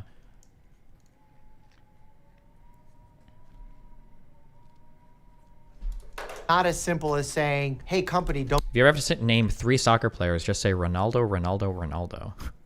Have you discussed the reason Finkelstein rejected a debate with you the second time? I don't know why. I have no idea. Companies certainly bear some share of the responsibility for making sure that they're not contributing to this problem, which they absolutely are. Ultimately, it's not as simple as saying, hey, company, don't sell this product. It's easier said than done to villainize a corporation and then say at the same time, but it should be fair. How do we make that fair, that villainization? And they're encouraging it with media. So and the mukbangs, I was literally gonna bring that up, the mukbangs and like all those videos that just come up to trends for people not to do only it as the well. mukbangs, but also like how much of your geography knowledge have you retained? I truly don't know. I've done it a long time now. Well, we'll throw up a 193 UN nations map after I finish going through my messages, okay?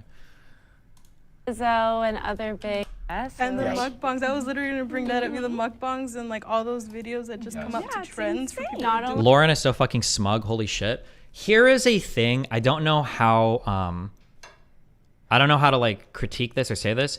If you are a woman and you want to be taken seriously or you want to have arguments with people about like political or whatever shit, you have to find a way to ditch the valley voice. It just, even if you're not being smug, you sound so smug. And the problem is with people like Lauren, and Pixie does this too, and I love them both to death, okay? I don't think either of them mean to try to sound smug. They're not like, they're not being like, I'm a condescending piece. But like when you talk like this, and if you're not willing to acknowledge that, like when you have that tone, it just seems like you're so condescending. That's what it feels like. But I don't know how easy it is to like ditch that entire like dialect. Is that what you would call it? Dialect accent? You know, if somebody told me like, oh, you need to sound more like you're from New England, like I don't know what the fuck I don't know how the fuck I would change my shit. So it's probably pretty hard to do. Lauren kind of has a shit-eating grin a lot of the time too, which doesn't help. Yeah, but I don't think it's like a I think it's more kind of like a nervous whatever grin. I don't think she's trying to be super condescending. I don't think so. That's not what it feels like. But there are times when she probably is, of course, but I don't think she's trying to be here. I don't think so, but I could be wrong. Because I was literally gonna bring that up, the mukbangs and like all those videos that just come up to trends for people Not to do only it as the well. mukbangs, but also like Lizzo and other big like media. I don't think I agree with that because Lizzo has been an example of not that we're celebrating that she has excess weight. We're celebrating the fact that she's not allowing people who are being negative to her about her weight and still succeeding. So we're celebrating her success, not the fact that she's potentially carrying excess weight. She's dressing extremely scantily clad and then saying, if you don't think that it's normal for a morbidly obese person to be wearing a G-string in the middle of public, then you're the problem. And they're trying to normalize society to this obese culture, which is extremely unhealthy. You do need to normalize it to some degree, and I'll explain why. We're here, we're not going back. And there's a significant population in the United States that does fall under the umbrella of obesity. You can't neglect that population. You can't be destructive to them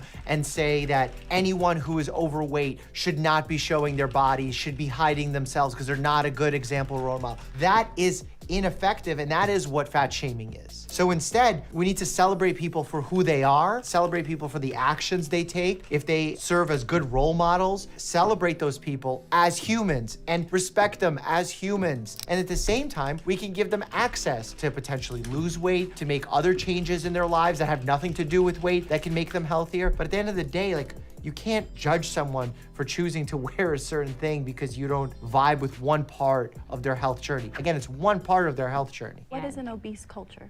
A culture which like normalizes Like, I'm obese obesity. and I haven't even heard that. Well, obesity is already normal, so.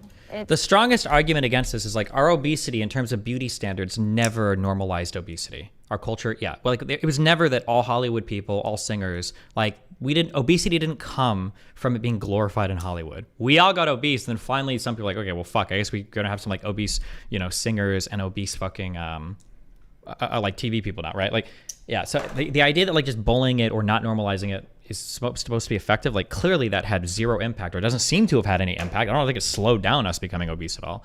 So it's it's kind of weird that I think that's the weakest part of Lauren's argument here. And all the arguments are like, we can't normalize it. Like, motherfucker, we're like 60% fucking obese. What do you mean we can't normalize it? Like, it's normal, my dude.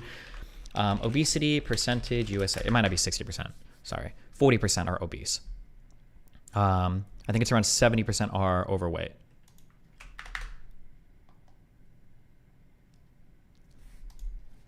Well, I don't think it should be normalized. The problem is when she says it shouldn't be normalized, what you're doing is fat shaming. You're telling people that they're abnormal. No matter if you have good intentions with that statement because you want people to be healthier, let's say, that's not a valuable thing to say to the general public. The way it needs to be done is with them coming to a conclusion of, I need to be healthier, I choose to be healthier, and then society, the medical industry, helping them reach their goals. But to say that they're not normal, you're not gonna make positive change by doing that. Diet culture has positive Did you see Zerga defending you? No, wait, link me that though. I'd be super curious. effects. Diet culture is about turning the word diet from your overall eating into an activity that takes place over a period of time. A diet should not be something you do from January until May of next year. Yeah, what you eat should be part of That is the absolute fucking smartest thing. Okay, that is absolutely true.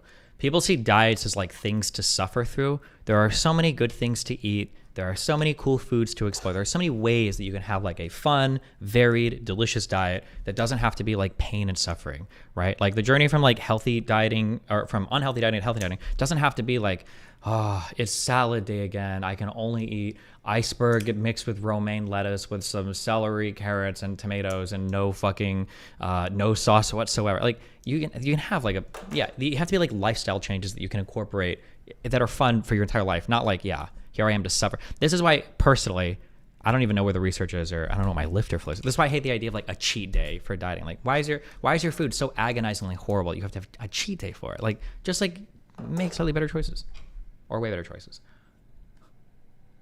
Lifestyle as opposed to like the activity you're doing right now. I have to point out here, the research that we have of carrying excess weight, specifically excess fat, shows that it shortens life, it increases risk of disease. The disease is not just limited to our heart and our brains, it affects all our organs, our performance, our quality of life, our chances for independence as we age, even our fertility, cancer risk, all of those things. So we absolutely need to approach this from a societal level, a medical level, all of the above. It's not a one-size-fits-all answer.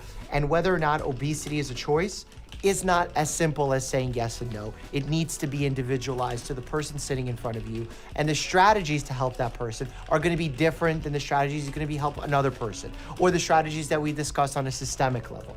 And I think all of those things need to be taken into consideration. We shouldn't just seek systemic change and forget about the medical perspective. We need to do both. We shouldn't just focus on the population-based changes and forget about the individual strategies. We need to be able to do both. That's why at the end of the day, having a good long-term relationship with a primary care doctor will go a long way to improving health outcomes. And I think that's the biggest takeaway. And the idea that the medical society is fraught with bias and all that is true, and that carrying excess weight is still unhealthy is also true, and we need to be able to accept both of those as realities and make changes we see fit. Let's watch a middle ground on vaccines. That's such a boring answer, unfortunately. Like, nobody wants to hear that, but like, it's probably true of most things, right? We have to like incorporate a lot of different things from like both sides of the spectrum if we want to make like the best decisions moving forward. But like, people are usually just like, no, actually, it's all this or it's all that, which is boring. But okay, hold on. I've almost gotten through everything, guys. You guys are doing so good. Who else is babysitting us today? Oh wait, finish this. Vaccines, and hear my thoughts on that. Click here to check it out. And as always, stay healthy and happy. Happy and healthy. But they both work.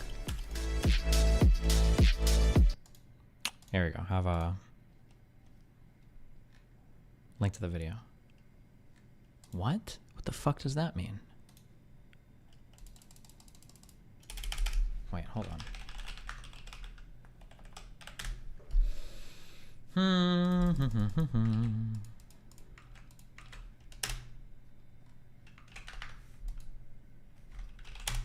Oh shit. Boom, boom. Hold on.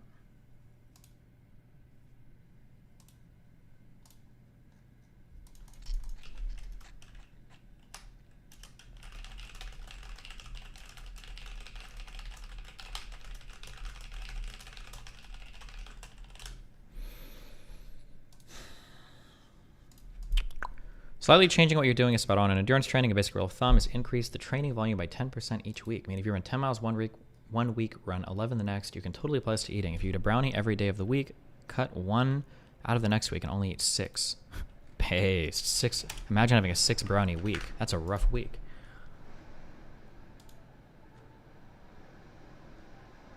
Did you see that thing that Darius dropped last night that went on LSF and got removed? That's all between Darius and Melina. I'm not making comments on other people's shit. Yeah.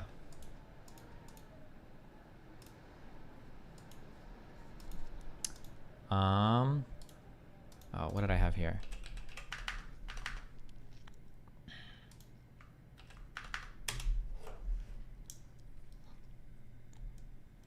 Tiny comes off kind of copy about the accusation of Mel being a gold digger. The idea that someone doesn't live up to a stereotype because they do or don't do certain things that type of person would typically do is pretty illogical. Ted Bundy isn't a serial killer because there's an opportunity for him to murder the mailman, but he didn't take it. Mel isn't a gold digger because there was one opportunity she had to extort me and she didn't take it. Okay, here's something that, okay, I've figured this out, okay? I'm just sharing with you my implementations of things into life, okay, that I think I should have done earlier, but now I'm doing this, okay? A lot of people have convinced me for a long time that I'm very emotionally retarded or that I approach things a certain way that's like a little bit emotionally dead or not fair to other people. I super disagree with that. I think that most of my world is like pretty fact-based, including things that emotionally affect me. It's not like I don't have emotions. They do, and they impact me. But I think it's fair that when you're having disagreements with people, that we can talk about like statements of fact. If we're having a disagreement on something, I think it is completely valid. When I say valid, I don't mean we can have two different perspectives on things. I'm saying that my perspective is correct and yours is wrong. I think it is totally valid that before we get into a discussion over how we feel about things or a back and forth over argument something, we should be able to lay out and agree on a certain level of facts. And if we can't agree, the conversation doesn't move forward. I think that's correct. I think if you have a different approach, I think it's wrong, and I think you need to work on that. Okay, for a long time, I've had people tell me that this is not a fair way to approach conversations. That's bullshit. I think that is a totally fair way to approach conversations. That being said, something I've noticed is that when I have disagreements with people, something that really mindfucked me for a long time is we'll disagree over a particular thing, and I'll say, well, okay, well, help me understand this, because you've done this and this and this and this and this. And all of these are super consistent with the mind state that I'm ascribing to you. So can you tell me what I'm wrong about? And 9 times out of 10, and by that I mean 10 times out of 10, usually the response is for the other person to break down, throw a temper tantrum, say that I'm gaslighting them, or say that I'm denying their feelings. That's bullshit, okay? So I would say the same thing in this. Listen, if I say something, whether it's a personal analysis or relationship analysis or any type of political analysis, if you think I'm incorrect, okay, well then show me where. You have to lay out some like argument. You've got to give some fact. You've got to point to some behavior or some analysis that is wrong. A lot of people, I notice the red pill people do this a lot. A lot of people say, oh, you're cope. What is your evidence for the cope? Like, I think I've laid out a pretty consistent argument, right? For instance, if Melina was a gold digger, why did she pay for some of her flights on her own? Why did she give me back $100,000 that she didn't have to? Why did she pay me back rent on this apartment when I told her she needed to? Why didn't she have me like send her money, give her things, buy her shit? Like, there's a million things that like, if Melina was a gold digger, she would have done this, and this, right? But she didn't do any of those. How do you account for that? You have to have some accounting for that. I don't, because it's all consistent with my story, right? The reason why Mel asked me for money is probably because she just realized like, holy shit, I'm probably gonna lose my apartment here. Whatever new thing I get, the rent is gonna be way higher. And now I'm trying to support 2 people because my new boyfriend doesn't work. That's a mindfucking situation. And if she can go back and be like, okay, well, hold on. I just paid $5,000 to fly to New York and to ship all my shit back to Sweden. I think you should fucking pay me money because fuck you, because my shit got fucked in Sweden now. I can understand where she's coming from. Obviously, I completely fucking disagree. But I think that my explanation for the mindset and everything, it's fully consistent with every single fact. Everything is accounted for. Your statement is just like, oh, well, I think it's cope. Like, okay, well, give me an argument for it. This is retarded. But anyway. What other nukes does Darius have access to? I don't know, and I don't care. Are you the puppet master behind Darius' strings? I do not control or manipulate people ever. That's not my thing. If I'm talking to people, I'm open and honest about it. Again, this is usually why when people try to come at me and end my career and all these like stupid fucking things, why it usually doesn't work is because I'm pretty open with like most of what I'm doing generally. Like there's not much hidden shit. I wasn't pulling the strings behind Ethan for Hassan. I'm not pulling the strings behind Darius. I barely even talk to Darius anymore. He sent me one message yesterday, and I think it wasn't even about Melina. That was it. And then we haven't talked in a long time since I stopped hanging out with him. Basically, yeah. Destiny, why wouldn't you want a few months dedicated to restricting calories to reduce excess fat, followed by maintenance and lifestyle changes? It seems like a good way to kickstart it. I mean, if you want to, you can. But I'm just saying that like any diet or lifestyle change you set up, like just don't like, oh shit, that was stupid. It just shouldn't be like you're living in misery land, because those diets are probably not sustainable. And I think that's why people rebound so hard on a lot of their diets, is because they start off with some like super fucking miserable shit that they don't want to maintain because it's fucking horrible. And those are the things that people end up abandoning. As opposed to changes where it's like, I'm going to replace all the soda in my life with diet soda or Coke Zero, because Coke Zero is the bomb. Or like, instead of getting ranch, I'm going to get like Italian and vinaigrette, because I think that tends to be way less calorie, right? Like small changes like that, they're easy to implement. They don't dramatically shift your anything. They still taste good. Like you're still like generally okay. As opposed to be like, okay, starting tomorrow, not drinking soda ever again. No more fast food. And I'm always going to have like a balance of macros at every meal. Like if you start that in one day, you're going to keep that for like 3 days and then quit. Like, yeah.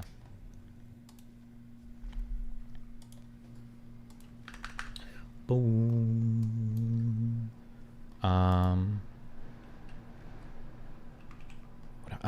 August wants me to watch this. I need to focus on this. I need one more babysit video. It is gonna be this. Fuck you, Mood. This is our babysit video. Stay mad, bitch. Sorry, I didn't mean to call you Is only drinking water bad for you? Like in drinking no soda? No, I don't think so. If you're talking about like a water fast, I think if you're doing a water fast, I think those people generally take like a multivitamin or something to make sure that works okay. Wait, did somebody link the Zerka shit? Zerka clip defending you.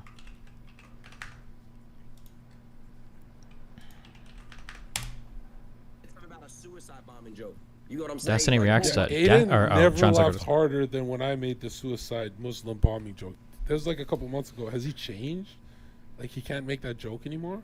Is he a suicide bomber? If it was, I'm sorry. I take it back. My bad. Holy shit. What the fuck? It's not that at all. I hope it was a This is nice phony. vest at least, okay? Jeez. I'm just Where saying. we at? Train, where are we at? What's the next topic? XQC's joining in like 2 minutes. I want to know what the Bro, I hate when Aiden high roads. Like his community and him love to tell people to themselves. But if Aiden's buddy dies and Destiny goes, so you know your buddy kicked the bucket hard, you know, makes a joke, then Aiden and his community go, bro, L, man, dude, that's not cool, bro. It's like, bro, you did that all year. Come on, right? I can see why your relationships don't work out. Oh yeah, like your relationship with God or your relationship with the gym. Yeah. Do you think Melina could do something that, even though it's not motivated by money, it has the outcome of you losing your money? For me, right now, no. It's just not. Well, I mean, unless you like came to my apartment and robbed me, I guess. You're 40 years old with a fucking child. I pray for your child, but you're a horrible father. That's great. Hey, listen, at least I'm self. That's a good one. I forgot Destiny's such a bad dad that I forgot he's a dad. Except Zerka didn't forget this because he was literally screaming it with Zerka or with Sneeko in that fucking car over and over and over again. I'm not thinking side. I'm actually on Steven's side. Aiden's a phony, bro. Mate, I didn't have to beg Andrew Tate for every single part of my career. I mean, so, I was rich before. I was rich before Tate. I'm sure you were rich, but it wasn't because of the shit that you did. I'm not even getting credit for your dad's business, dude. Brody, Yeah. we go As soon as they switch to black vernacular, you know that they're f***ing hurt, right? Why do people talk black when they're like trying to look tough? To be honest, the suicide bomber joke wasn't that funny. I wish it wasn't. You know what was pretty funny though? I don't know where I got this one, but like, what was the? Was it a question about spirituality? Somebody asked something. And I was like, the worst thing would be to be reincarnated as a Aiden Ross fan. That was a good one. God damn. What were you referring to about Aiden's dad? Honest to God, nothing. I don't know anything about Aiden Ross, which is why if he would have been chill and just like countered my shit, I would have looked like a fucking idiot. Because I was even doing, again, I said this, I was already saying like some insults that I knew like weren't even true. Like he was like really popular before Andrew Tate. I don't know why he didn't just say that, but he got so fucking triggered so fast. Yeah, he got so triggered so fast. He just like lost his mind.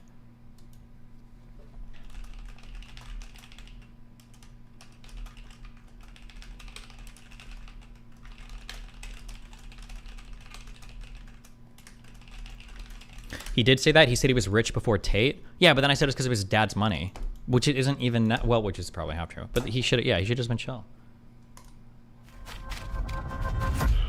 America, England, Canada. Yeah, but he was in an extreme rut until Tate hijacked him. That is true, and I am aware of that, but I don't know how well I could fight on those grounds if you wanted to get into the history. My understanding is Aiden Ross did get really popular, but then his numbers were starting to slide because other streamers were getting big, and he wasn't really innovating much, and he like inserted into that Tate plug, and he got huge. He got a lot of popularity, and that drove a lot of his stream growth. That's why I like him like working out and like being whatever religious bullshit, like, and him like flying to fucking Romania to try to see the Tates, like all of that became so important because that was like the new lifeblood for his stream because he was starting to slide basically. Yeah, that was my understanding of it at least. I don't know 100% how that's true. This is just like secondhand shit that I heard from other people.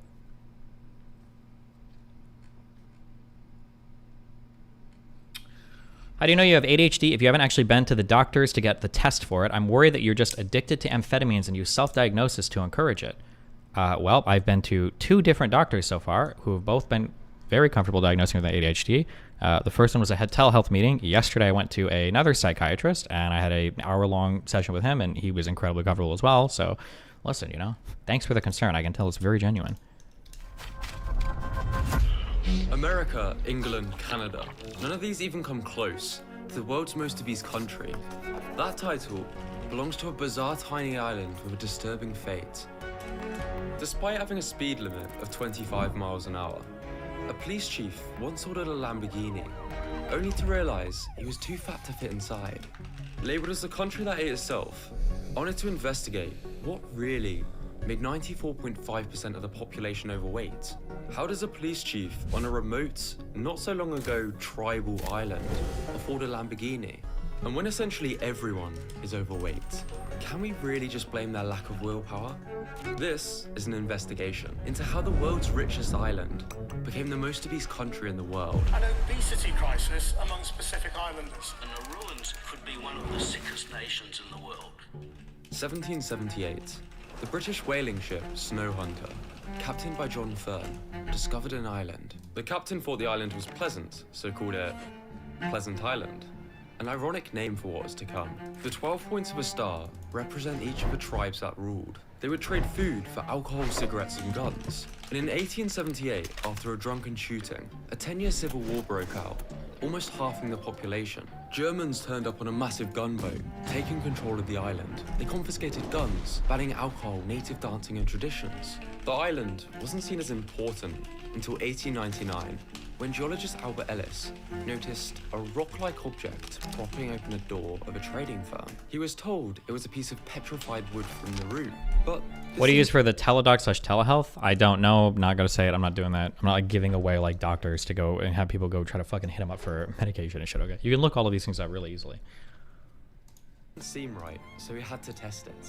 And to his delight, it was actually a ball of bird shit. Now, before we label him as batshit crazy, guano could be used as a super fertilizer to grow foods. 80% of Nauru was covered in this, and he was about to become very rich. So he struck a deal with the Germans to begin mining in 1906, shipping phosphate... Don't be obtuse. He meant you didn't take the ADHD assessment. I'm on my last assessment. It's for hours each time. I'm not being obtuse. You're being retarded. How many people take the formal 2-day, like, entire neurocognitive assessment for an ADHD diagnosis? Rafael Reina. Please tell me. I'm so curious.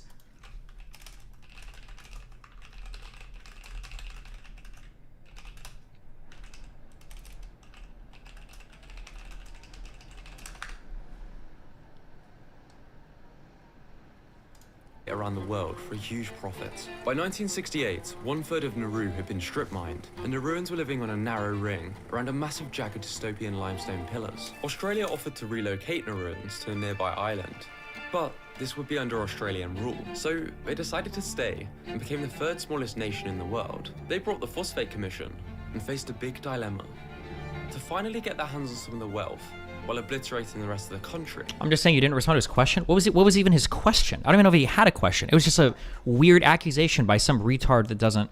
Oh, what was the question? How do you know you have ADHD if you haven't actually been to the doctors to get tested for it? First of all, is this called a conjunctive statement? I don't remember what it's called. We will do prop logic one day, he says for the 70 millionth time. The question is flawed. I have been to the doctors, and I've been tested twice. The test is a form of examination where you ask questions to assess a patient history, and then you assess whether or not you think they have a certain condition. If you're saying, why didn't you take the actual like multi-day whatever test for it? I think I had originally asked you to sign up for it. I think it's like $2,000. Finding a place around here that's available, doing it in the future, I might at some point, maybe, but I also don't care that much.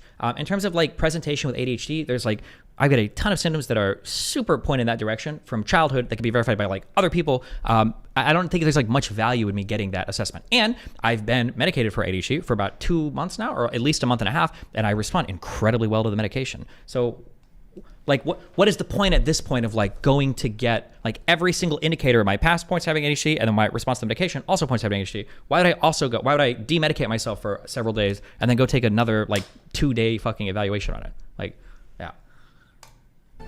Or to finally get their hands on some of the wealth while obliterating the rest of the country. Or to stop mining, stay in poverty, and preserve what is left of the island.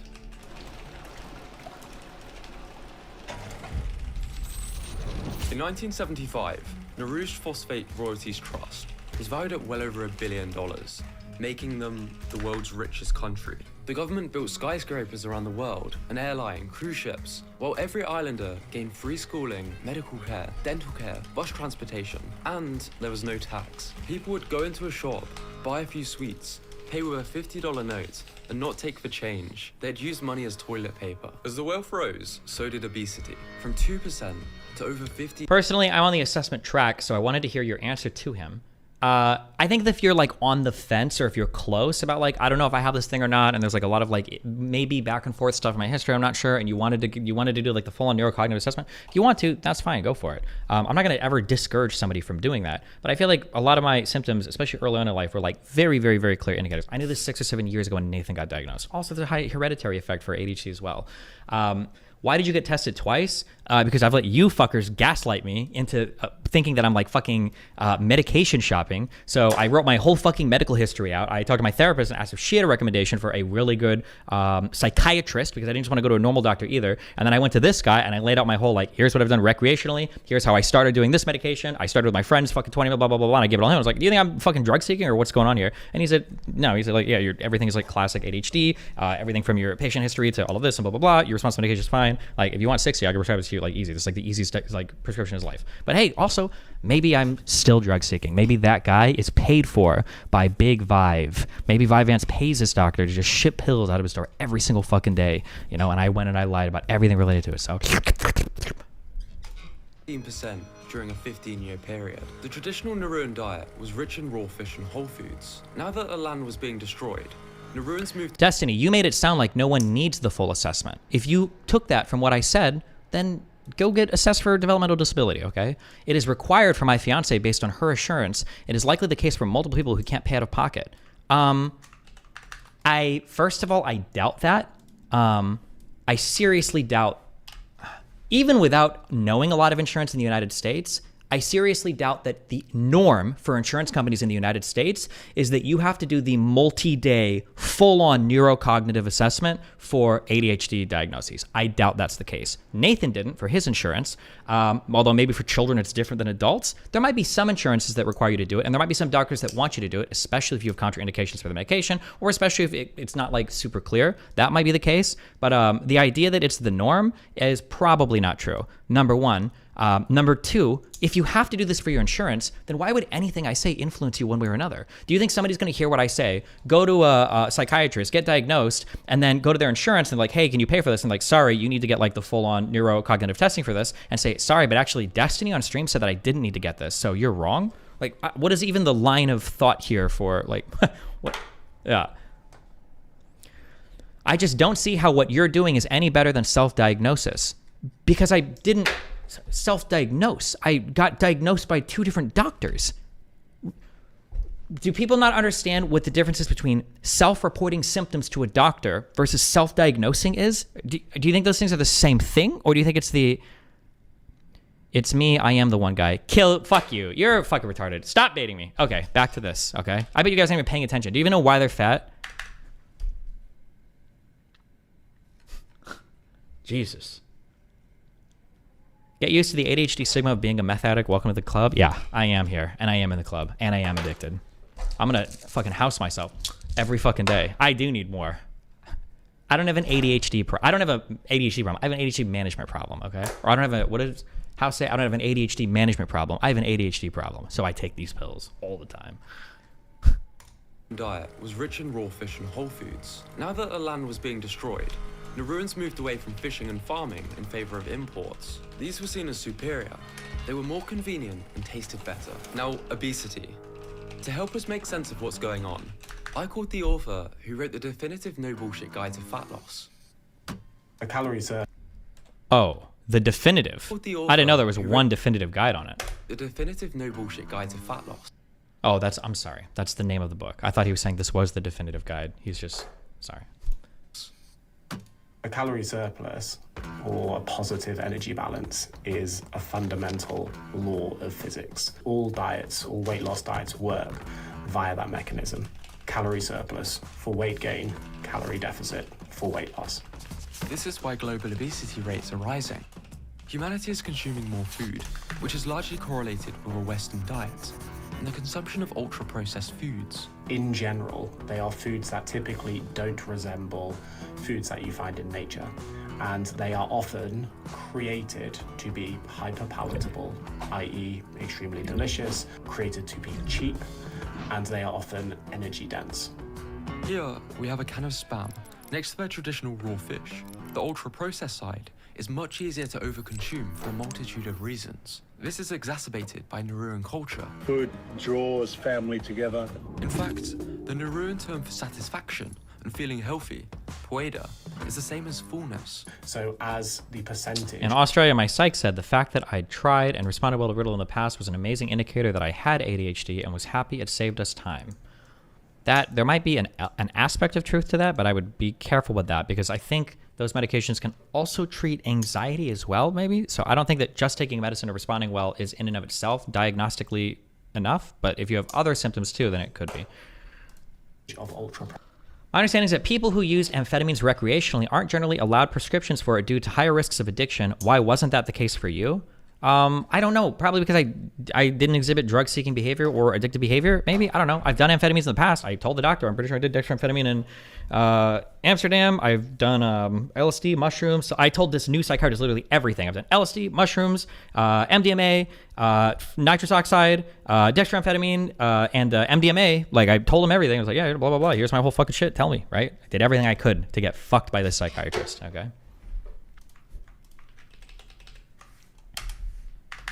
But I think what doctors are generally looking for is when they're prescribing you. Also, everything I'm saying is general. I've only been to 2 doctors in my life, basically, over this shit. So take everything I say with a grain of salt. I think what doctors are looking for are called SUDs, a substance use disorder. Do you have an addiction or addictive behavior, or is there an indication that you're likely to develop this? And I don't really think I do. And I don't think my history shows as much. Okay. I will be honest, though. I didn't tell them about my League of Legends addictions in the past. All right. It was a dark time in my life.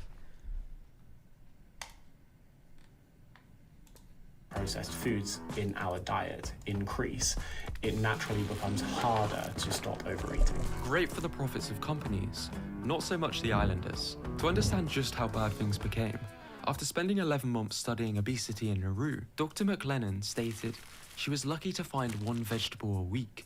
Processed foods aside, most of the world's most obese countries are around the same area. Could this suggest a genetic element? In 1962, Dr. Neal proposed a theory, the thrifty gene hypothesis, which suggests some people are much more effective at gaining fat. When Polynesians first settled in Nauru, conditions were brutal and food scarce. The theory is that those able to gain and store more fat when food was available survived, passing on their genes to the next generation, an incredibly useful thing. Until you switch to a highly processed, nutrient-deficient diet. This is when it becomes a problem. Now, there's a lot of modern science that disproves this theory, and the drifty gene hypothesis seems to be stronger, and it indicates that Pacific Islanders' genetic susceptibility to fat gain comes from random chance or genetic drift. Regardless, modern science can confirm that genetic factors make it more likely for certain people to default to a calorie surplus. You can think of those like a dimmer switch. So if someone came along and they had the ability to change one of your genes so you were significantly hungrier than you are now, even if everything else stayed the same, that would encourage you to consume more food. Genetics can also influence how much muscle we carry. Now, obesity is determined by BMI, an equation that only considers weight and height. This is why Dwayne Johnson is technically obese. It is a crude predictor of adiposity. So people that have very high BMIs tend to have high levels of body fat. In other words, it can be a flawed equation for more muscular people. And this can be skewed based on ethnicity. Studies suggest that Polynesians, on average, have more muscle than Europeans. In fact, despite being able to fit every single Nauruan inside this small stadium, one of the strong... No cancer. Actually went and got a prescription starting on 20 milligrams after I clear ECG. Thank you, dear Chairman Bunnell. No problem, bros. By the end of this stream, okay, 80% of us could be on stimulant prescriptions. I hope so. The strongest men in the world originates from the island. Yeah, we are built close to the ground like tanks. So it's fully possible these statistics sound worse than they are. It's not necessarily a case of genetics always cause obesity in isolation, but it's more that people can be genetically susceptible to consuming more food in the first place and can find it harder to lose weight in response to a reduced calorie diet. And as Nauru was enjoying its wealth and imported foods, new problems were arising.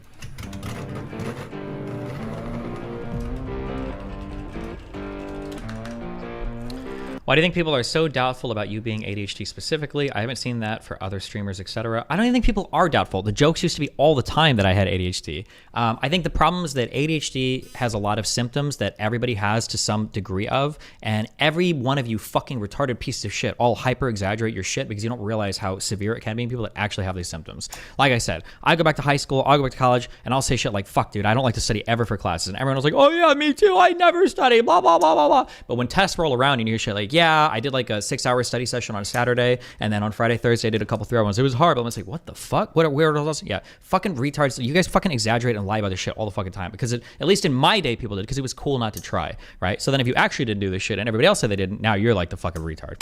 Fuck you guys, suck my dick. Despite being only 19 kilometers around, with the phosphate money, an appreciation for exotic cars developed. One of the major recipients of the phosphate money bought this brand new Lamborghini. The only problem was he was so big he couldn't fit into the car.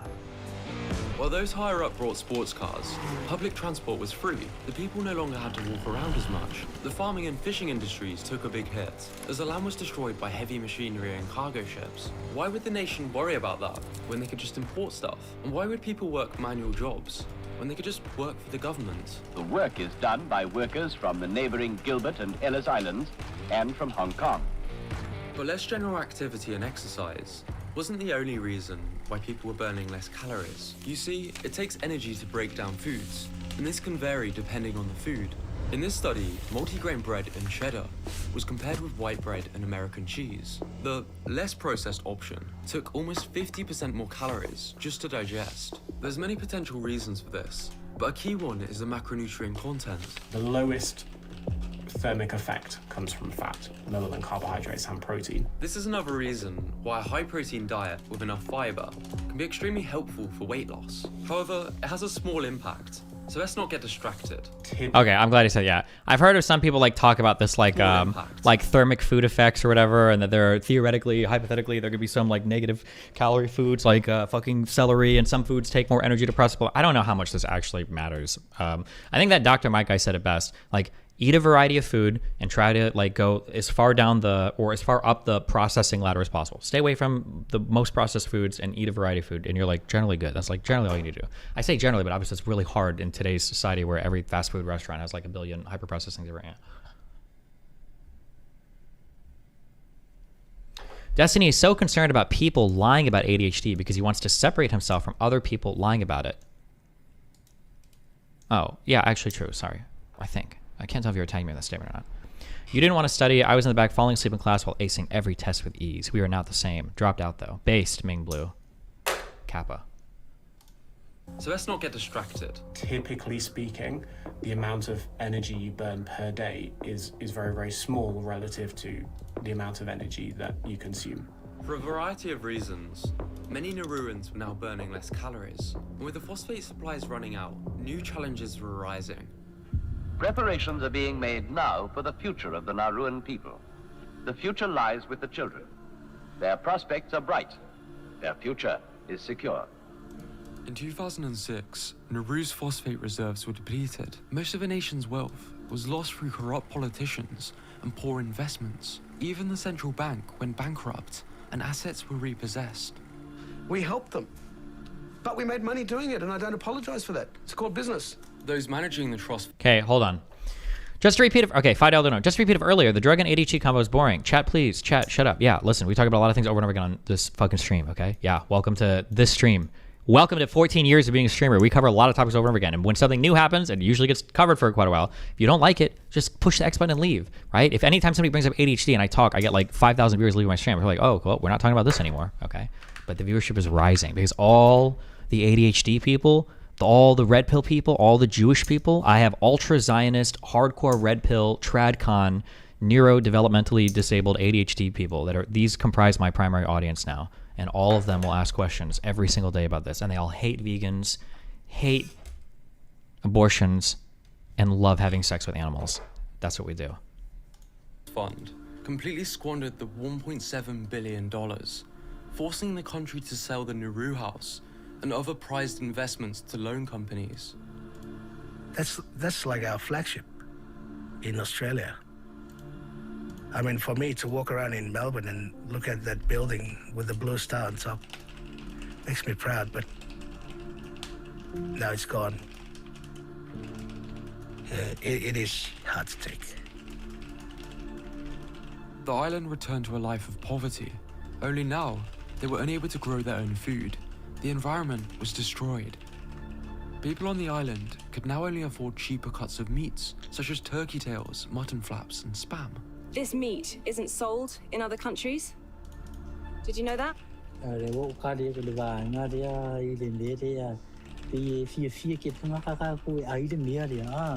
These were considered waste meats by Australia, who shipped them off to poorer Polynesian islands like Nauru, who, with their culture of feasting, welcomed them. This has gone on for so long that Samoa even considers turkey tails a national dish. Now, imported fresh food is available, but not many people can afford a $61 watermelon. In 2007, the World Health Organization estimated 94.5% of Nauruans to be overweight or obese, as popular media sites labeled the island as lazy, lacking in willpower, the country that ate itself. But the evidence shows a different side to the story, that quite a few people... You don't like it, leave, Destiny, thanks.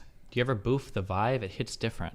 Yes, 20 pills are up my ass right now. I can feel my booty dissolving them. Any chance Max or Lav reaches out to Mel? I have no idea. Don't know, don't care. A story that quite a few people would prefer us not to know about. And to say Pleasant Island's experience and the consequences would be a massive understatement.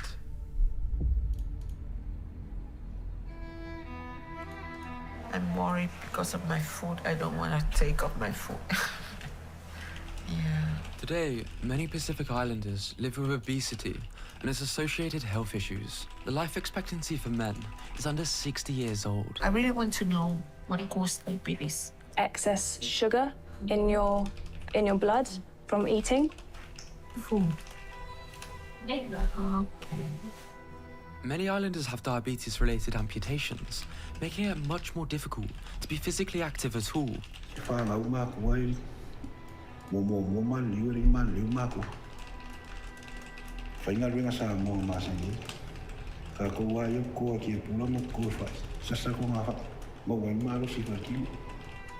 People unaware of the desolate waste. Wow, 99. I love sending you random idiotic super chats. Thanks, Gorgo of Sparta. And they see used to be a picturesque island. How does diabetes work in regards to amputating a limb? I believe it's called neuropathy, is when the nerves are being attacked or killed. But diabetic neuropathy, I believe, happens when high presence of sugar in the blood eats away or fucks at or causes inflammation to nerves. How does diabetic neuropathy kill nerves? Sorry, fuck. I fucking misspelled this so hard. Neuropathy is one of the long-term complications of diabetes. Over time, high blood glucose sugar levels can damage the small blood vessels that supply the nerves in your body. This stops essential nutrients reaching the nerves. As a result, the nerve fibers can become damaged and they may disappear. I don't know if it's because of the glucose causes inflammation, which is what closes the blood vessels, or why. I don't know why, but it can lead to amputations of stuff in your body if you're not managing your blood sugar. Having high blood sugar over long periods of time is very, very, very bad for you.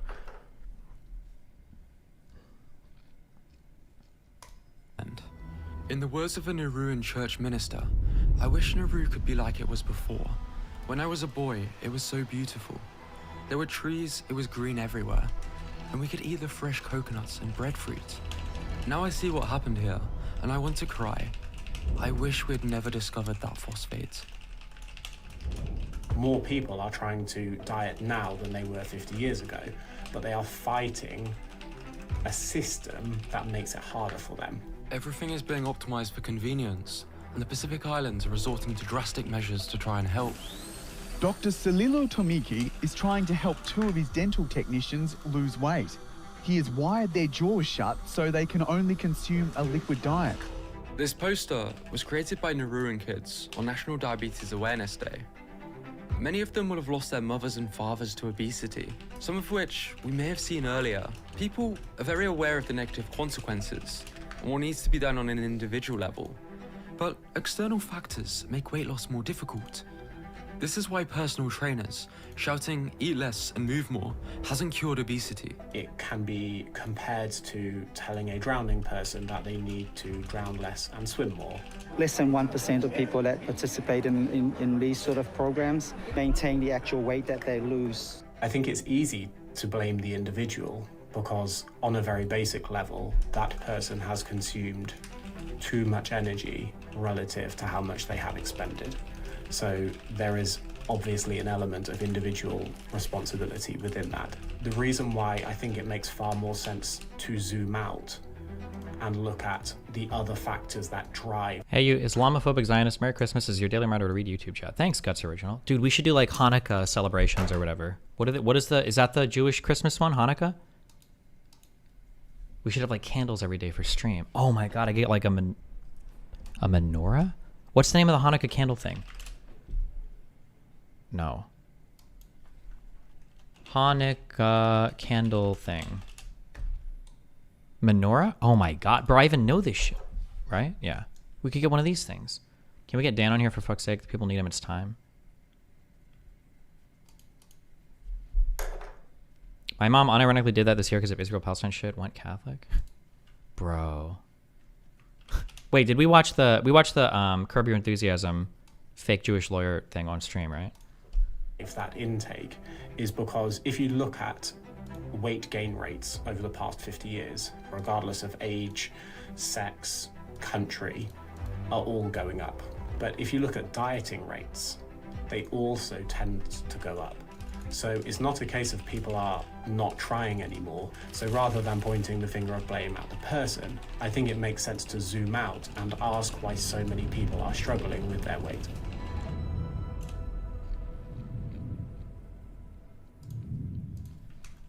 What happened in Nauru is happening across the rest of the world. Calories consumed being higher than calories burnt is always going to make people gain weight. It's just that there's many more factors which can influence this. Now, if you're struggling with your weight, this should be good news, because you might not need to wire your jaw shut. Now, it turns out that Ben's talents extend beyond giving viral wedding speeches, and he's actually one of the best guys in the fitness industry. He told me I didn't have to promote his book, Everything Fat Loss, but this is in my top 5 fitness books of all time. You can see all my notes on it, and I think the reviews speak for themselves. So if your goal is fat loss, wow, the Amazon reviews. Now, this video took a lot to make, so I greatly appreciate everyone who likes the video, comments, and shares it around. I really enjoy making this type of content, and I also have a free newsletter where I try and help you develop your fitness resilience. That's what we're all about here. So I hope you found this enjoyable, and I'll see you in the next video. What a Chad. How would you counter this viral clip? A lot of things will be hard for you to comprehend. That's why you're in sex work, because you can't offer value in the marketplace. What the fuck? Okay, I'm gonna be hypercritical of every statement this guy makes because he's an idiot and because you should be better to, A lot of things will be hard for you to comprehend. That's why you're in sex work, because you can't offer value in the marketplace. Okay, there's like 3 different non sequiturs here, or 2 different ones, I think, okay? So number 1 is a lot of things will be hard for you to comprehend. That's why you're in sex work. None of this links. So a lot of things, first of all, that's vague, are hard for a lot of people to comprehend, depending on your job. Right? But you'd never make this to like, a lot of things can be hard for you to comprehend because you're blue collar. A lot of things can be hard for you to comprehend because you're a janitor. A lot of things, like, people generally don't make this difference. For sex workers, it's fun. What you're really saying is fuck women who are sluts. That's really what you're saying. Just say that. But people like this scam artist will try to find ways to say it more, I guess more eloquently, or more euphemistically, so that it sounds more enlightened. It sounds more, I don't know, like you're saying something more meaningful. You're in sex work because you can't offer value in the marketplace. When you say can't offer value in the marketplace, well, in which marketplace? Because in the sex work marketplace, clearly she offers value if she's making a lot of money on it. So that doesn't make any sense, right? A lot of people don't offer value across the entire marketplace. You only offer value in the place that you specialize in. We have a specialized economy. That's how labor works. Just like this Marquette guy or whatever only offers value in, I guess, scam artistry. That's all he does. That's why every startup that he was with failed. That's why the only awards that he ever posts are vague ones that he receives on behalf of companies that have never produced an actual or real product. That's why every past Twitter account associated with every business or idea that he's ever worked on has 4,000 followers and died 4 years ago. And that's why he lies about the background of his education, right? Is because he doesn't offer value except for YouTube and scamming stuff, which is fair. You've got got YouTube videos and do okayly there. I don't know how much of it is botted, and even with the bots accounted for, it's not that impressive. But sure, but that's standard. You don't offer value because that's why you do this job. But if you do that job and you're getting compensated for it, by definition, there is a marketplace that does value you. So every part of this statement is stupid, right? Okay, moving on from this. Comprehend. That's why you're in sex work, because you can't offer value in the marketplace. What the f- Don't worry, I'm not really talking to you. I'm speaking against you as a symbol. A symbol of what? A symbol of a declining society. And then always the vague, like, declining societies. Like, again, not to knock anybody, but bro, we're YouTubers. Like, why are you on this, like, we're on some, like, paleo, ultra trad, like, live in the wilderness survival types. Like, bro, you have a one button vest. Like, what are we even talking about here? Like, a declining society? Like, a declining society is a man who pays $1,000 so that he can rent a helicopter for a day in New Jersey so that he can pretend like he takes one to go shopping. Fuck, I can't even find this video. It's such clown shit.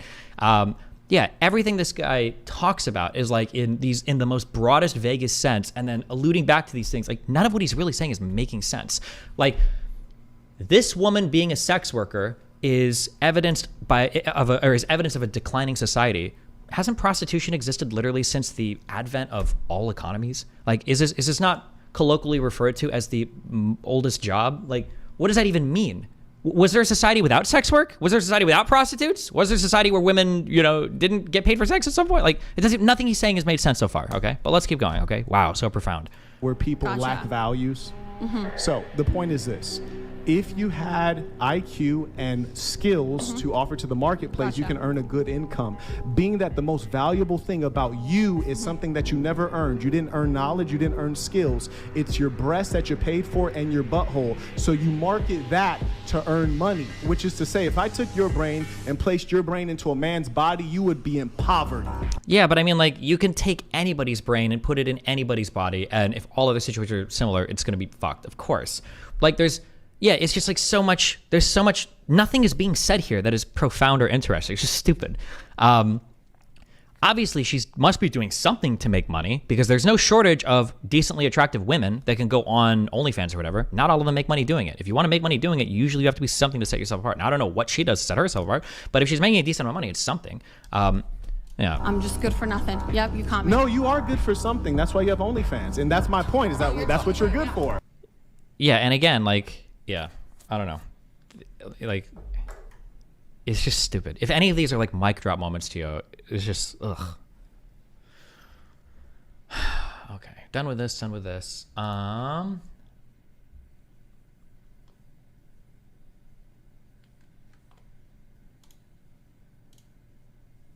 just hate the stupid music they put to hype the video up. Yeah.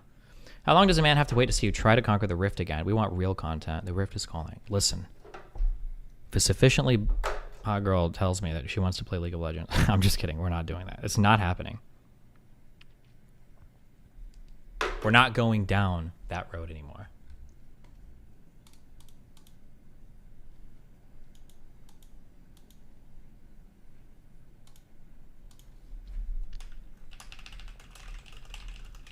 I have to wire money to one person and then I'm done with all my shit. We did it. Okay.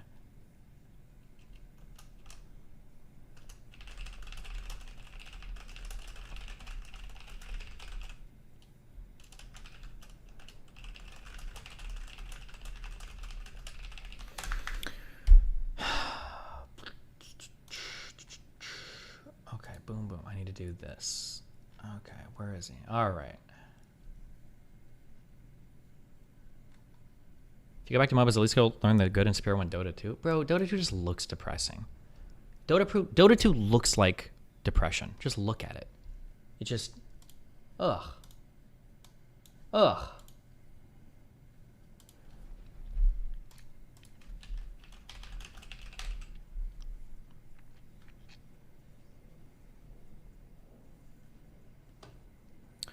And things like prostitution or drugs, if the legalization of those things leads to an increased demand for its illegal counterpart, is it still a wise decision to legalize it? Maybe. I mean, you have to balance out a whole bunch of things to figure that out.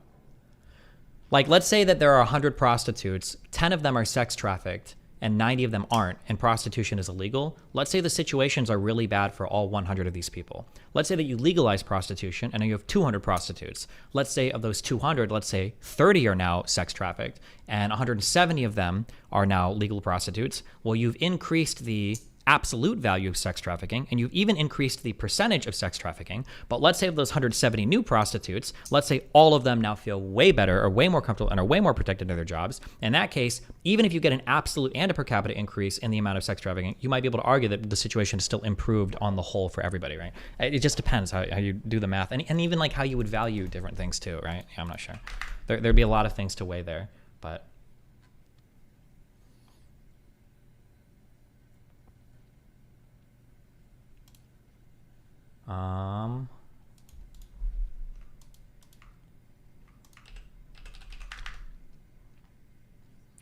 could you debunk this guy's argument against women's IQ? Hold on. What is this?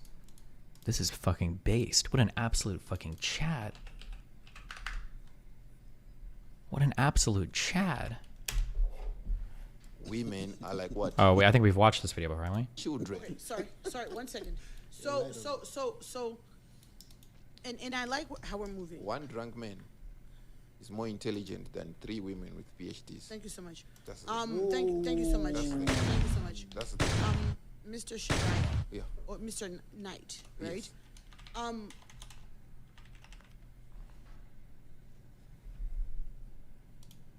Women are like what? Children. I don't even know what they're arguing about. I think we watched a longer clip before. I think I disagree with the women, but I don't know if their PhDs are in, or I don't even know what they're arguing about. Oh, nice. This one worked. I think probably the saddest video that I think I've ever seen is the, oh God, oh no. You cannot say I'm surprised she even agreed to let this video be published. I would have fucking sued. Oh God. Hey everyone, thanks for tuning into another episode of Ranking. Before we get into our show, I want to give a big shout out to our sponsor, Grammarly. As CEO of Jubilee Media, I have to do a lot of writing, and Grammarly is an amazing digital writing assistant. The Grammarly browser extension is super simple to download. Just go to Grammarly.com and click Install Now. That's it. The free version of Grammarly has basic grammar and spelling suggestions, but upgrading to premium is totally worth it, and here's why. Grammarly helps make vocabulary suggestions to make your writing more exciting and effective. It also makes clarity suggestions so you can make your writing more concise. Finally, Grammarly helps you with the tone of your writing and provides a little feedback on whether or not your writing sounds professional. Go to Grammarly.com/Jubilee to sign up for a free account and get 20% off Grammarly Premium today. Again, that's Grammarly.com/Jubilee. Now enjoy the episode.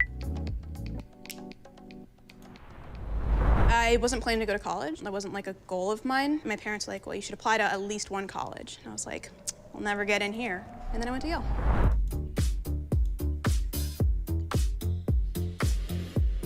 Wait, hold on. Do you need a person's address to wire money to them? Doesn't he just go to the fucking bank? There's no shot you need this information, right? This sounds so stupid. There's no way. Can I just put in my address?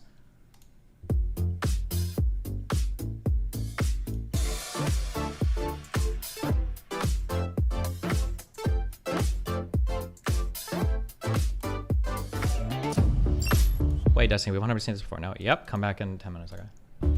When is your Jubilee video coming out? Probably within a month. It takes them a while because they edit it pretty hardcore. Diabetic neuropathy causes loss of sensation in your limbs. Usually this leads to patients developing ulcers that they don't know about, and these ulcers become infected and require amputation. Damn.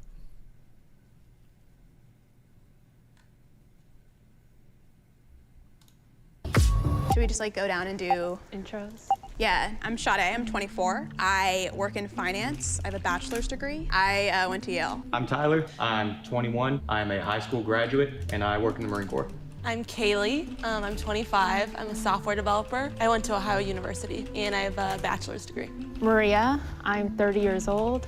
I have my PhD in cancer biology and I work in a biotech industry. Grad school, I went to University of South Carolina, and undergrad, I went to University of Florida. Hi everybody, my name is Sean. I'm 27. I'm the director of social media for a company, and I also work for a digital ad agency. I got a double major in dance and cultural anthropology. Undergrad, I went to Loyola Marymount University.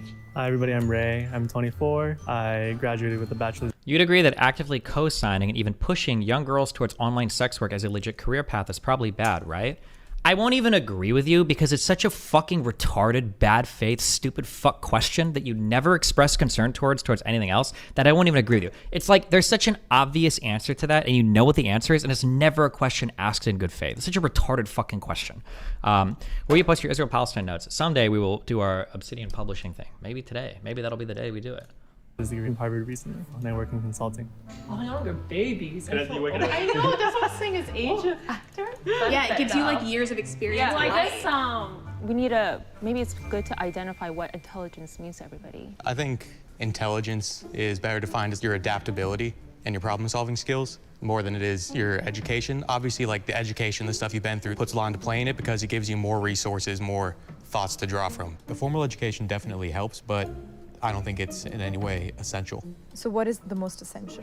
So the most essential thing would probably be common sense. Yeah, so for me personally, I think intelligence is both EQ, IQ, and that common sense, street smart intelligence, all of that combined. People consciously or unconsciously, when they see someone, form an opinion immediately. Like I'm sure we all did right away. When I saw you, I told myself, Maria, do not judge him just by his looks. He could be throwing you off, or that's just who he is, but he can talk the talk and walk the walk. Sean, I didn't want to judge him based on the way he looks or dresses or acts, so I was like, I think he's intelligent. First impressions, I would put him at the bottom only because when I was in school, all the other people with like the bright neon colors and stuff, they were typically the ones doing worse in classes. If we were ranking confidence, I'd definitely put Sean at very first place. So what is the definition that we're going with is the biggest question. I like your definition. I know, I was gonna say, I like my definition.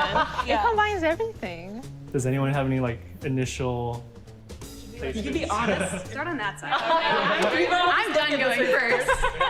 I feel like I have a good combination of both, like book smart and street smart. So yeah, I think I have some input on that. There's so many aspects to intelligence. It really goes beyond IQ and EQ. Even those two different factors really don't capture what it really means to be intelligent. I know I'm not, from Yale, I don't have a PhD, but what I lack in those areas, I'm able to still problem solve and use my own skill set, my emotional intelligence as well as my social intelligence. Besides my education and background, I feel like I have high emotional intelligence, I'm aware of my surroundings. As a software developer, my problem-solving skills are obviously top-notch, I think I would say. My whole life, I've kind of had to fight to be seen as intelligent. I think I'm so used to having to do that as a woman to just step up and be like, I deserve to be here. My first job out of college, I was working at a law firm. A gentleman came up to me and said, hi, you don't look like somebody that would work at a law firm. You look like somebody I'd go on spring break with.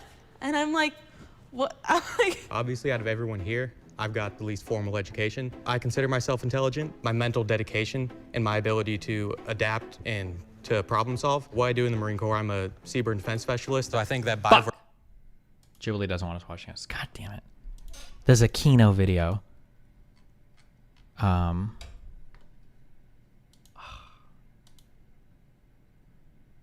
did it take 5 minutes for them to recognize? Wait, am I going to be able to watch this? Just hover to the final placements? Well, hold on. It popped up a thing. I was like, whoa! I got to wait for a sec. Chill. Hold on. I'm doing something for cake now. 1 second. Click on this. Select the menu you want to do this for. It must be this one, right? Yep. Then do this. Click this. And the...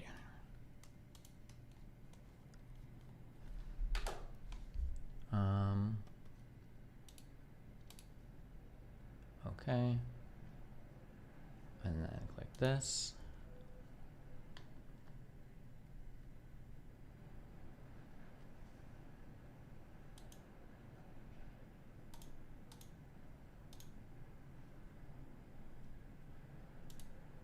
Wait, what the fuck? Wait, hold on.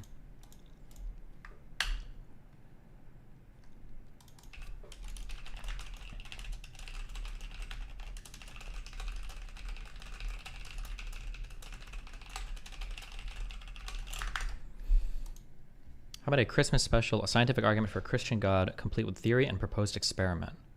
Wait, what is the proposed experiment? I want to know so much.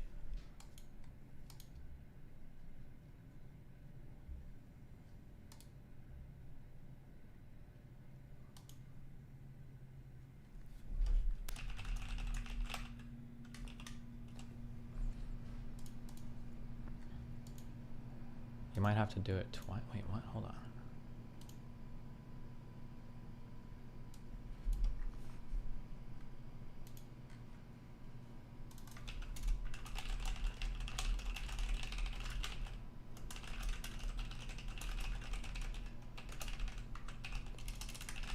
Oh, wait.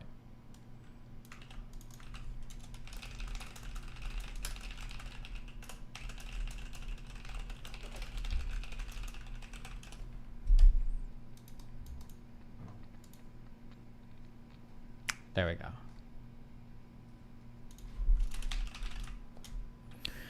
If you want me to send your Obsidian notes things, I can make it magical and then put it on GitHub. I can show you any changes I make, but it would just be to make it automatically link certain pages to each other in places you haven't for parts that are... Oh, no. I think I would just... I think there's a way to just auto-sync them online where other people can, like, download it, but not edit it.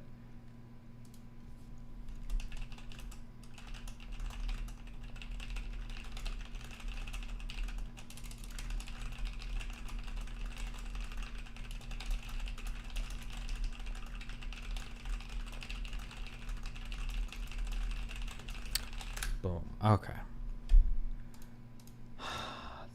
Oh, wait.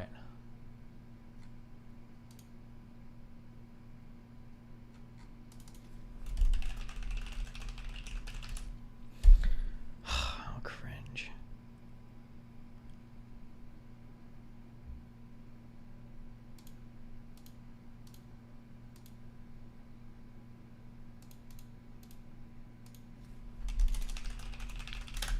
Okay. Boom, boom. Boom, boom.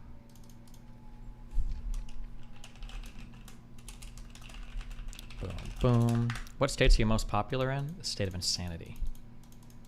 Bitch.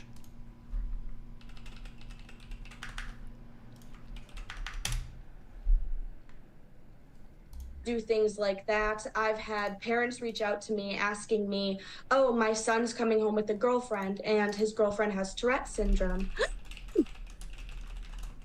So, and then I also get very evil people that would comment, coming home with a girlfriend and his girlfriend has Tourette syndrome. So, and then I also get very evil people that would comment and say like, go fuck yourself, Chris, lick your baby weenie, blam up your ass, butter your own biscuit, fat ass, that have told me that my parents deserved to die in a car accident because I'm faking my condition, or people have told me that, like, I've had to have the police at my house because people gave out my location and said they were gonna come torch my house. Like, it's crazy. Here's the thing. Clinically, people suck. And they're mean. Do things like that. I've had parents reach out to me asking me, oh, my son's coming home with a girlfriend and...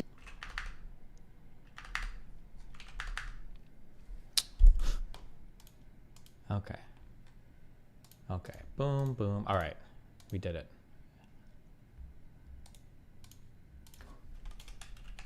Why'd you stop playing Satisfactory? The 3D aspect I didn't like, you know?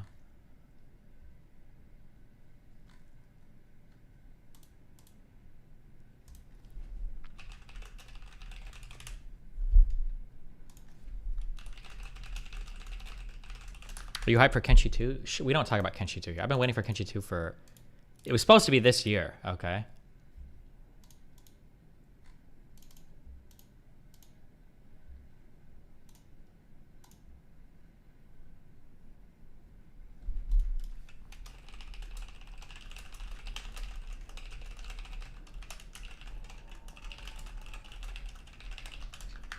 When do we start Dyson Sphere program? I thought about like the last week of this year, just because everything's been so chaotic, just like doing just like a week of Dyson Sphere program or some autistic shit. We just watch videos, just like chill. But I probably won't, because fuck that. We know no time for breaks. Okay.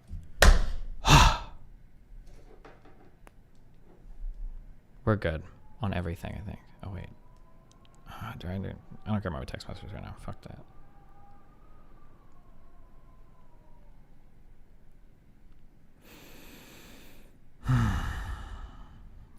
I'll sort this out more too. Since this is too much shit. All right. I just like, I need to axe like half the people out of my that I talk to, and they're all gonna hate me. I'm sorry. Okay, we're not doing that. Okay. Can I watch this? Let's find out. Hannah, and then you're gonna try to say it's too spicy for me. No, I got you. Like, let me respond to you. It is not capitalism coming in and enshrining enslavement. And in fact, capitalism is what got rid of it and started pushing back against the centuries-old awful institution. So to say it's capitalism, I think is honestly offensive. We are approaching the 150th episode of Middle Ground, and we need your help to continue making more episodes. Join our Middle Ground Patreon community and help us write. Did you play Rift Breaker? Yes, I did. I actually really liked that game, even though it was really short. I think you can beat that game in like 2 days. America would be a I think I more did. powerful country under communism.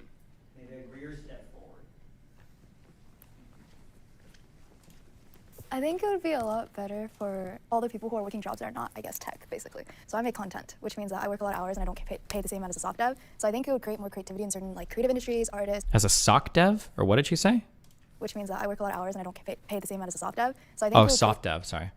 more creativity in certain like creative industries, artists. If you make a bigger pie, everyone gets a bigger slice. Yeah. I think one of the main misconceptions about communism is that it's just making everybody equally poor. When Marx and Engels wrote repeatedly that the first step under communism is increasing the productive forces. In the US, over 80% of our population is living paycheck to paycheck. If you provide people's basic needs, if you invest in economic growth and in jobs and in infrastructure rather than investing in endless war and massacring Muslim people in Gaza, you're gonna make this country a lot stronger. You're gonna make the people a lot more stable here. I grew up in a white ring area. I grew up in Denver, Colorado. I was born in Dallas, Texas. I'm the first American in my family. Everybody from the Congo. If my family was able to come here, Fuck, we can't watch this.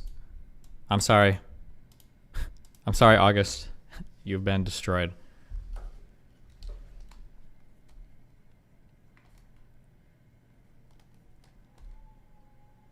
Isn't that the guy who debated on Palestine from TikTok? white ring area. I don't even remember. I've talked to so many random fucking people. Wait, which one? The guy with the fun shirt or the guy with the pink shirt? In Denver, Colorado. Was born in Dallas.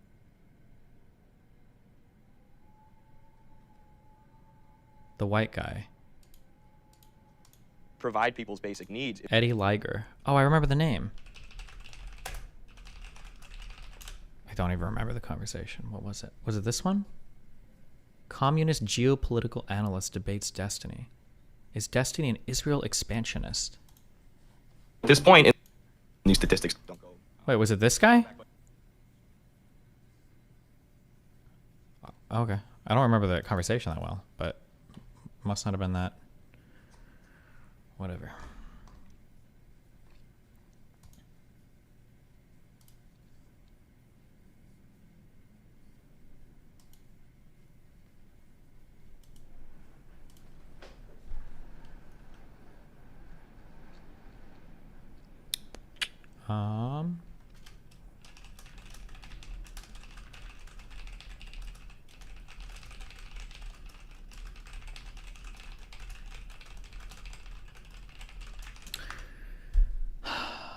I don't know what we should watch now.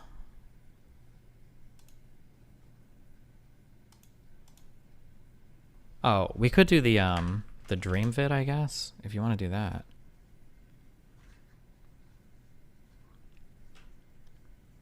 Or we could just watch House. The Truth. An hour and 22 minutes? Is this actually interesting or entertaining or worth watching?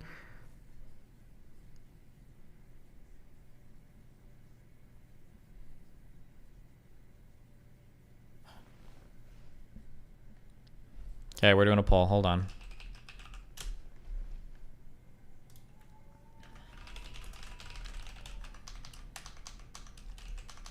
Good luck.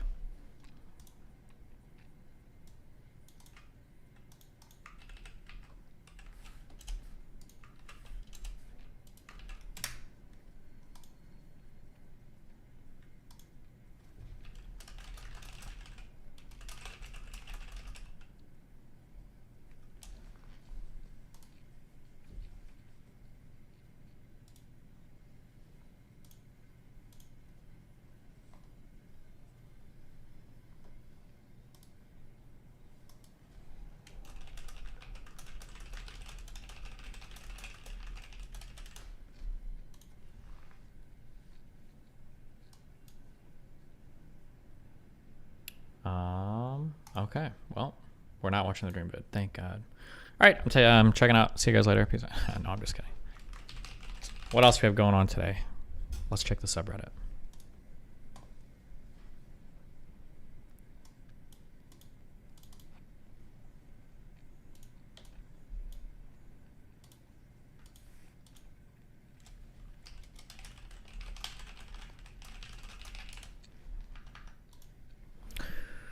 Hunter out here acting like Hamas. Some loser made a long-ass Reddit post about how Rome lost Palestine. Your subreddit if you're interested. Okay, maybe. She's the best human shield ever. Cute.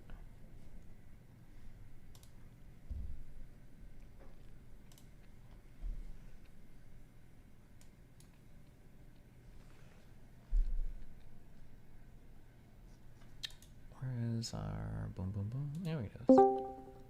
Actually, fuck it. Why not? Let's do one. We haven't in a while. Zetsui, what's up?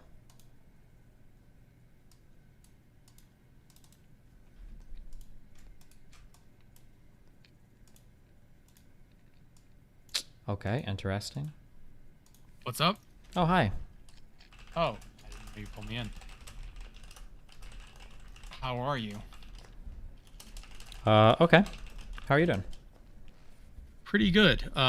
Actually, one thing I wanted to talk to you about was actually saw a psychiatrist because of what I like. You're when you were on Dr. K, and you had discussed with him like kind of your feeling of that I should have been able to like fix all these things and therefore I don't really need medication.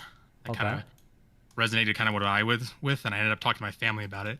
And ended up finding out that yeah, I do have ADHD and that I've just been kind of coping with it because and no one noticed because I never ever asked for help for anything. So the psychiatrist was like, well, why didn't anyone notice any of these problems? And it's because they never became a problem. I had a way of dealing with it and that I never asked for help for like homework or anything like that. And so I just did everything on my own. Okay. So, and then once I took it, I found that immediately people were able to understand me a lot better. And that like, it felt like I wish I had done this like years before. And I'm just like, yeah, so I do appreciate that talk you had with him because it kind of resonated with me and helped me out, especially in terms of it assists a lot with work, basically. Being able to get stuff done. Wait, oh, well, good for you for getting through law school and being a lawyer and all that without... Yeah. I mean, I mostly got by on just being clever. I never really studied until the bar. So, good job. Which is apparently not normal. I didn't know. I thought most people did that. I assume. I mean, I really like studying. I didn't know meant actually sitting down and like for hours on end and looking at something. I thought it meant kind of like skimming things occasionally. I never really thought about it, but I never really studied with other people. So I guess I never just. In TV, it's just a montage. How the hell was I supposed to know? Yeah, true. Yeah. Fuck. Well, I don't know what you want me to say. Anything else or? No. Yeah. No. Well, I guess just that, and then what else? There was other things that were going on in terms of your conversations on Israel Palestine, because it seems like your original views, like before you even started doing your reading, it seemed like you kind of were on the right path to begin with. Do you feel like was there anything major that you feel like you changed on, like that, where you're like, I was totally wrong on something, and then I learned something through your research? You were kind of like, I was completely wrong from the get-go. I'm so glad I did this research, or? I mean, like, I'd done a decent bit of like Middle East research for the Iraq stuff and for the Syrian stuff.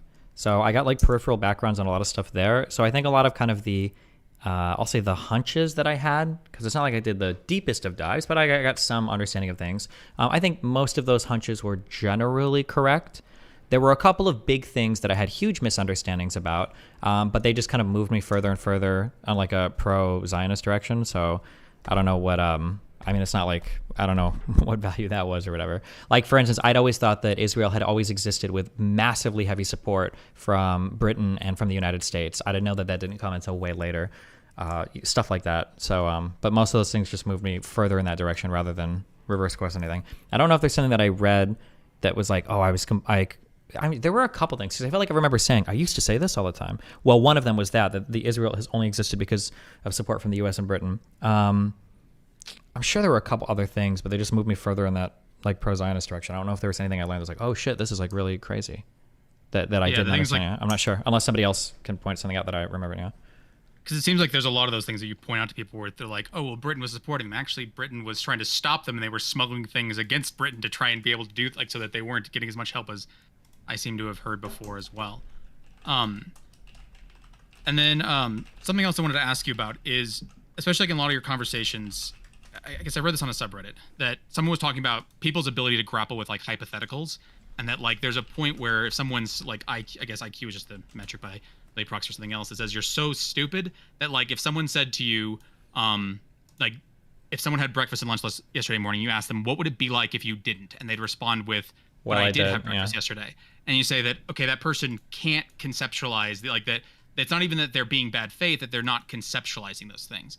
And it felt like, and I don't know if you felt like this, did you feel like when you ran into that, there was a person you were debating with an abortion, where you gave the example of like a test, and they're like, imagine a test that could like show the viability. And like, well, what test? I'm like, I don't know, just a button. And they're like, well, there's no button that can do, like they started grappling, trying to struggle with the concept of a test because they were getting stuck. How do you deal with those situations where it feels like you can't even tell if they don't want to answer the hypothetical, or if they're really just at a level where they can't conceptualize these things? I think that the 4chan post about like people having too low of an IQ to conceptualize hypotheticals, I think it's like a funny post. And I think it's like interesting to read and think about, but I don't think that that's actually what's happening. When people don't want to consider hypotheticals, I think there's a couple things going on. Either one, the hypothetical betrays so much of what they think is important or fundamental or vital to their understanding of something, they don't want to engage with it. Two, they're in debate mode, and if they engage with a hypothetical, they're trying to think one or two steps ahead, and they won't engage with it because they think it's going to lead them down like a bad argumentative pathway. Or three, they're fixated on some part of on some part of the example that is so not what you're fixated on that they think that your hypothetical is completely different, right? It would be like if somebody says, let's say that John walked into my house and stole from me, you agree that that would be bad, just like when Jane shot Bruce or whatever, right? And maybe you're just trying to make an argument of like, well, these people are doing crimes unprovoked, it's not good, but the other person is like fixated on like the gender of the perpetrator, and they're just like, your example doesn't make sense, it doesn't fit, because you guys aren't connecting on what you're trying to illustrate with an example or an analogy. It could be that some people are actually just retarded, but there have been a couple of things that I've done where people seem to be a lot more intelligent than I thought. Like, I think this has happened a couple times to me, where for a while I was under the impression that if I challenge somebody to a bet about a thing, that they're going to run away because they know that they don't have the adequate information to substantiate a point. So here's what I thought. Somebody's going to say something like, Trump is winning the next presidential election 99%. And I might say like, oh, 99%. Will you give me 50 to 1 odds? Will you give me 50 to 1 odds then on a bet? Or even 2 to 1 odds on a bet? If you think it's 90%, 99%, if you think it's that high, can you give me like 2 to 1 odds on a bet then? We'll do it, right? Here's what I expected people to say, okay? What I expected people to say is, no, fuck you. I don't need to bet to prove my point, and just walk away. But that's not what people say. What instead people say is they go like, well, hold on. If we're going to bet on it, well, Trump could get sick and die. He might lose some of his cases. Maybe there's more stuff that we haven't heard about yet. Not only does their opinion moderate and they become more reasonable, but I actually find out you actually had all the facts and information in your head. You just, for whatever reason, weren't applying it. That was really shocking to me. So, yeah, I don't know. When people can't engage in hypotheticals, I don't think it's because they're so stupid that they can't. I think they're just like in debate brain mode, and they're not able to engage in the hypothetical because of that. Not because they're like stupid. That's my feeling, but I could be wrong. Somebody posted a quote by an old philosopher who stole my betting take. He must have had a time machine. I don't know if it was, I don't think it was Hume. It might have been Nietzsche or something. There was like a picture of his quote about betting, and it matched in exactly with what I've been talking about recently, but I don't know if somebody has this. Yeah. Mm-hmm. One other thing that I'm just curious your thoughts on, because you've been hit, like I think it was like Amos Yee made some hypothetical about like what if child pornography in some way could be useful, and but created a ridiculous hypothetical, and then when you respond to it, even if you just go, I can engage with it, people will take it in bad faith. So if I asked you if injecting lava into someone who had cancer would cure their cancer, and wouldn't actually harm them, would you think we should inject people to lava who have cancer? Yeah. I would suspect the answer would be yes, but then then people would run with that and go, he thinks lava cures cancer. And you're like, yeah. I never said it's that. It's frustrating. For people, the problem is when you deal with people like that, there are other things at play that don't have anything to do with a person's intelligence. remember, one of the things that I said that I believe more and more strongly every day is people's political beliefs and social beliefs are often dictated by the social groups that they're in. So when they're analyzing political or social beliefs, they're thinking about adherence to the social group first. So if the answer is like Destiny bad and they see a clip from me, they're going to analyze it as Destiny bad. Or if they're like a content creator, they're going to give the Destiny bad take so that everybody else can say Destiny bad, and then that's like the extent of their analysis. That's literally it. There's not like a breakdown in intelligence here, because if they were to look at any of the original clips, like, okay, yeah, it's pretty obvious what he's saying here, but they don't, because they're not trying to like critically analyze or run it through some deductive or inductive logical process. They're just like, what does my social group demand of me? How can I look at this in a way that conforms with those views? And then you give that take, and that's it. It's basically just that. Yeah. When you're talking to people like that, if you're in the real world, how do you talk to someone like that? So if you hear someone like basically feel like they're just kind of giving the takes, but they're trying to have a conversation, they seem to act like they're having a conversation with you about the topic, but it feels like that's what's happening. Would you respond in those situations? I mean, it depends on where the person is. I appeal back to that one paper that talked about the difference between like echo chambers versus epistemic bubbles. If a person is in an epistemic bubble and they just haven't seen anything, usually if you show them new information, they're really receptive to change, and they'll probably change over time, right? Because they're in a bubble where they just don't see much. They just don't see much of the other information. That's why for a lot of like Vosh and Hassan fans, when they see my content, they're like, oh, this guy actually seems more chill than I thought, and it's like over like that. Like it breaks the illusion immediately. For people that are stuck in echo chambers, the way that this particular author defined an echo chamber was echo chambers don't just have epistemic bubbles where you only get information from a couple sources. They also work to actively discredit all outside sources. So there's a huge phenomenon of people that are Trump fans. It's not just enough to say that you believe Trump. You also, to have adherence to that social group, you also have to say, not only do I trust Trump, I don't trust Big Pharma. I don't trust Fauci. I don't trust all these government organizations. I don't trust academia. I don't trust the media. I don't trust, right? When you run into those people, that's like the billion-dollar question. Everybody wants to know, how do you change their mind? But nobody does. That's a really, really, really hard solution. That, yeah, no, I don't think anybody, yeah, you can, but it's like a multifaceted approach of like friends and social circles and information and blah. There's like a ton of different things you have to do. Yeah, that's really difficult.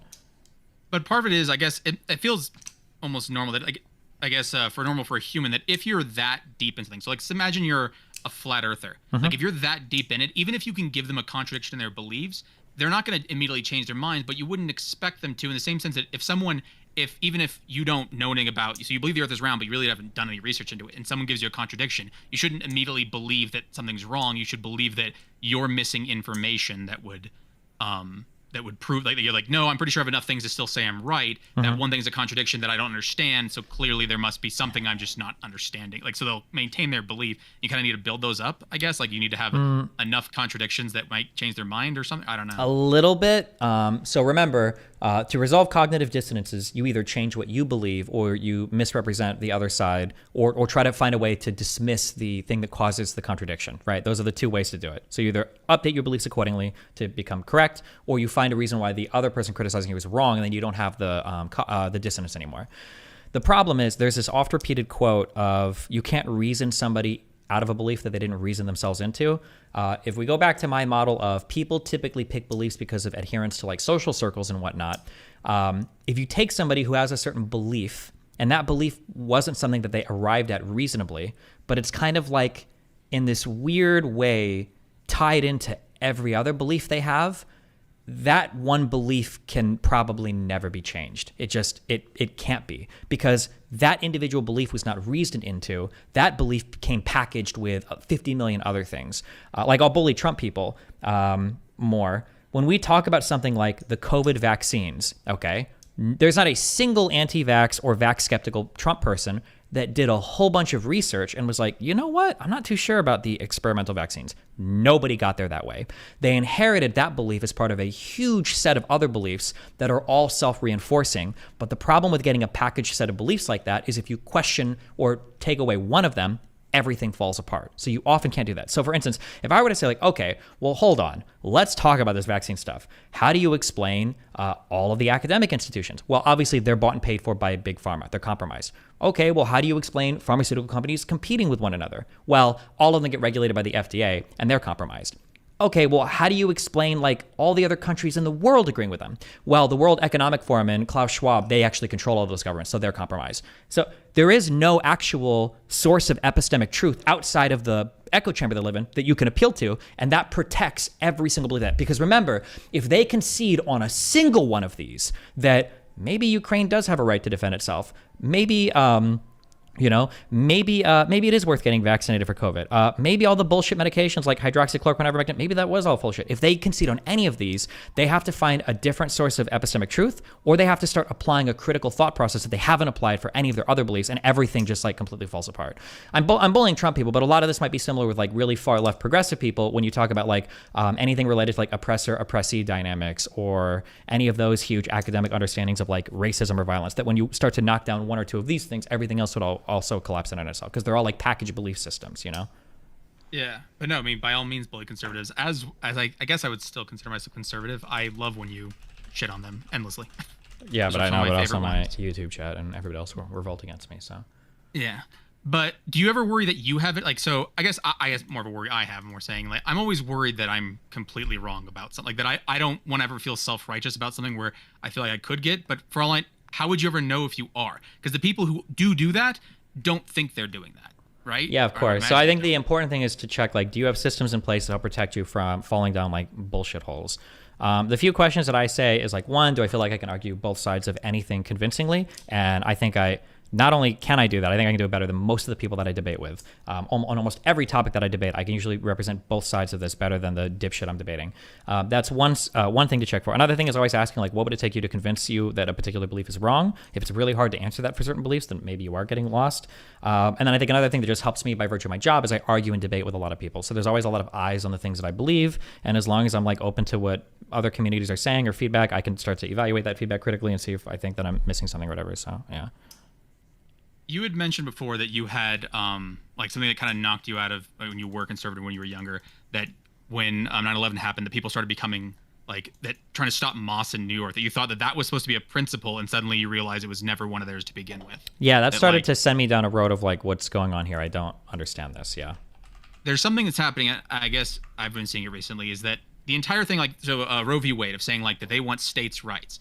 But as soon as now there's states that once Roe v. Wade was overturned, are trying to almost make it illegal to get to other states to even get it. So like they're trying to like pass laws in other states. Mm-hmm. Like I thought that was like, because to me, I guess I personally am a big fan, love state sovereignty, and it seems like you're doing the like horrific, like the exact opposite of it. Like you're trying to functionally trap your citizens in your own state and pass laws in other states to try and, I'm like, isn't that supposed to be against a pretty fundamental principle that you've been saying for the past like ever since Roe v. Wade? And so, and I don't understand. I don't know. There's times I work, because I grew up in someplace very liberal, and I wonder if I grew up someplace more conservative, would I be more like, or would I identify that way? Is it just because I'm worried more about the problems from the, like that? Because I don't consider like I would say I'm not. I took the vaccine. I don't think the election was faked. I mean, I'm fine with Trump going to prison. I don't have any like. I don't think they'll like, and so. There's enough things that I'm like, okay, but I guess I question sometimes why I am. But that's not important. But yeah, I think that again with that, and again, this kind of sucks, but I think when it comes to principles, I think a lot of those unfortunately are backwards reasoned as well, where you have a particular set of things that you believe in, and then you go and you kind of try to retrofit principles that are working with those things and help you in the future, but that's about as far as that goes. The principles aren't real; they're just real insofar as they further whatever ideology you have. A really, really, really good example of this is, hold on, in the Omni chat.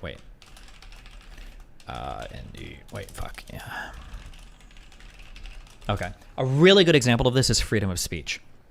If you go back to like the Stonewall riots, or you go into like the 70s, 80s, 90s, 2000s, you look at like all of the rock stars and the edgy comedians, the left was a huge proponent of freedom of speech, right? But now the question you have to ask yourself, and it's really difficult to answer this, is do people actually have a principled attachment to freedom of speech, or are you being suppressed and you want to have freedom of speech because you don't get it right now, right? Because conservatives back then hated all the AIDS shit, all the gay singers, and all the metrosexual stuff, and the feminization men, and they wanted to, like, the only places trans people could be are fucking Jerry Springer, and they don't want gay people influencing, blah, blah, blah. Conservatives used to be hardcore, like, censoring whatever the fuck they could, okay? Banning, but none of this LGBT shit is poison our kids, blah, blah. They hated all that shit, right? Conservatives were all about oppressing that, and the left was all about fighting for freedom of speech. Freedom of speech is so important, liberal democracy, blah, blah, blah. But now that liberals, or I should say progressives, all have kind of their thumbs on the levers of like corporate power and dictating speech on social media platforms and widespread representation in Hollywood, now freedom of speech means fuck all the leftists. It's not, what matters now isn't freedom of speech. What matters now is, do we platform harmful ideas? Now we have the paradox of tolerance. I can't let this guy speak. It's too dangerous. It might destroy the country. Leftists are essentially making the arguments that conservatives used to, and now conservatives are the ones who are, oh no, hold on, we need all the freedom. We should have unlimited freedom of speech. We would platform whatever we want, except in places where they do have power, like Florida, where they want to ban books and do other shit. But yeah. We can go through like a million different examples of this where I don't think that people are oftentimes that principled. I think that it's usually just they'll pick the principles that align with that most benefit them at a particular point in time, and those are the ones that they try to proliferate amongst the masses. But once they don't benefit them, they toss them aside and then pick a new one. That's what it feels like. Yeah. Because I feel like the purpose of the principle is to almost be to your own detriment. The only reason freedom of speech or freedom of protest exists is to protest and say things that you don't want them to say. That if all it meant to be free speech was to believe that you should be able to say the things you agree with, then there hasn't been a person in the history of the entire planet that's been anti-free speech, because everyone agrees with things they agree with. But the point is protesting things that you don't like. And that's also why you go, it feels like the methods by which you protest, you have to be ready for people who do believe the opposite of you to protest or say things the exact opposite and give them the same opportunities to do so. But it feels like, I guess, I don't know who does have that as a principle then, because I thought, I guess there's times where you believe people have as a principle and then suddenly you realize they don't. Like that's also why it was so impressive that the whole, like the Nazis and the fact that the ACLU defended someone horrible, that's what it's a principle because it costs you something. It requires you to defend something you don't want to do. Yeah, I mean, I agree. That's why the test is always like, this is why I say this over and over again. Like, nobody cares if you're applying something to somebody that you like. It's not even a principle. You don't need it. The easiest way on this is like forgiveness. People will oftentimes say they forgive people or they extend forgiveness to people, but it's always on some retarded shit that they don't even need to forgive them for because they don't even disagree. Like somebody will say some shit like this. Do you think I was in the right to forgive my black friend for beating up a white person? And the Reddit post will go something like, yesterday, my black friend was walking down the street when 10 violent white people in KKK outfits showed up and screamed the N-word at this guy the entire time. In the middle of the confrontation, 9 of the KKK people took out AK-47s and they were about to slaughter an entire school full of indigenous children. My black friend stood up proudly and said, in the names of MLK and Malcolm X and everybody in civil rights history, I'm going to punch you in the face and stop you from doing it. And then my friend punched him in the face. Do you think my black friend was wrong to punch him in the face, or should I forgive him for what? Like, this is when people talk about forgiveness. It's like they always talk about shit that they don't even care about. Or it's like you're not even trying to forgive. You don't think anything wrong. 99% of the time when people are talking about forgiveness, they're talking about extending people that they don't think did anything wrong. Because when you say, hey, what do you think should happen to child molesters? And they'll go, they should go to prison and get raped until they die. Oh, well, that's interesting. That would be an interesting thing to do. Do you forgive people? Do you think that there's rehabilitative justice? They only will say that when they're talking about crimes that they don't think are a big deal or crimes they don't think were ever wrong in the first place. So yeah, I noticed that. So you should always, when you have a principle and you think you have a principle, apply it to somebody you really don't fucking like and then see if you still have the principle. And then you can find out like how strongly do you have an attachment to this particular idea, you know? I feel like that's kind of pretty blackpilling to even think about that because you realize so few people have principles. Sure. But all of them say they do. They'll all declare their principles, but then there's always an excuse for why they don't actually ever have to apply. Like, it costs you anything. They have principles until it costs them something, and then there's a reason why they don't need to pay it. Also, just going back, because there was something I've written down that I wanted to talk to you about was, because you'd mentioned, like, not using houses as investments. Like, there is... So can you kind of give me some more details on what you mean by that? Because, I mean, I would say that, like, if someone bought a house and it doubles in value in a few years and you sell it and move it somewhere else, you did... I mean, it was, in that sense, an investment, would it not? I mean, it wouldn't be something you should, like... You wouldn't say I invested in property, but you did make money. Like, you doubled your money, you know? The reason why I don't like treating houses as investments, there's several reasons for this. One is because there's so many reasons for this. Where to start? So one is that the easy ones are it's highly illiquid. So it's hard to pull money out of it sometimes, depending on what the markets are like, number one. Number two is it is highly undiversified, okay? Meaning that if the majority of your wealth is tied up in a home, it would be similar to buying like one asset class or one stock or whatever, to where a market swing in a particular direction can have an undue burden on your portfolio because you're not diversified against risk. So if the housing market in your particular area collapses, you're fucked. Or a big fire in the neighborhood or whatever. 2, 3 is that it's weird to talk about assets that also have costs associated with them. Like I bought a house, it's an investment, but also I just had to buy a $20,000 roof. I had to pay $15,000 for a new AC. I had to do $20,000 worth of landscaping for the back garden. We had foundation issues, right? It's very rare that you're paying like huge fees or upkeep on things like mutual funds or even individual stocks, right? You might pay like management fees as a percentage of portfolio or whatever, but or fees for transactions. But yeah, that's everything. 1, 2, 3. 4 is that oftentimes 4 is that the primary purpose of a house is not an investment. It's a place to live in, which people also miss. It's not just a stock or something. You're living there. That's the primary purpose of it.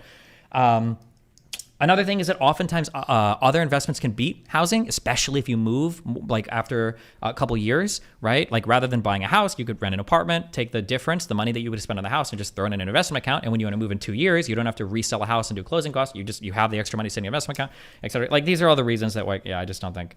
Yeah, it can work out and it can be okay. It's not like the worst thing in the world. I just think it's stupid when like people pretend that like it's an amazing investment and it should be like the primary investment vehicle of all Americans. I just think that's kind of silly, in my opinion. So yeah, I've heard you say that. There's one of the points you said. Why does the fact that you're also primarily living there? Why would that change the character of it to you? Because that's a place that you live. That like, yeah, it's like that's the utility of an investment. When I buy stock in a company, I'm not, well, unless I'm really looking for voter rights, or I'm trying to get controlling shares. That's different than like I'm paying for a place that I live in. That's like the primary purpose. Like things that you buy could be investments on the side, but it's strange to treat it as a primary investment when the primary purpose of the house is to live there. Because you might treat an investment and you might treat a residence in 2 different ways. There might be things that you want to do to a residence that you would never do to an investment. And there might be things that you would do with an investment that you would never do with a primary residence. Let's say, for example, you've got a daughter who's dying of cancer and she really wants to fucking paint her whole room pink and like tear up the carpets and install like AstroTurf or some shit. I don't know, some weird shit like that. And your kid is dying of cancer. You want to do this. You might do things to your house that damages it insofar as an investment is concerned. Or things that reduce like the value, the asset value, but like it's your house because that's what you're primarily doing with it, right? And then you might also want to like exit certain markets, or if you've got an actively managed portfolio, like I'm not trying to say time the markets, but there might be times you want to sell an investment for whatever reason, right? I bought Metastack and I want to sell it, but for a house, you don't really want to do that. If you live there, I don't want to sell my fucking house and treat it like an easily liquidable or liquidable investment. I want to stay here. It's my house, you know? That's why, it's weird calling something an investment when it is primarily your residence, and you might treat those 2 things differently, I would say. Hold on, I'm sorry, wait, real quick. Somebody in YouTube said this. Destiny, this could be said of many investments. Alistair Blue, can you give me one example of a thing that you are treating primarily as an investment that's not? Give me one example of this, please. Hold on, I'll wait for this guy then. Sure.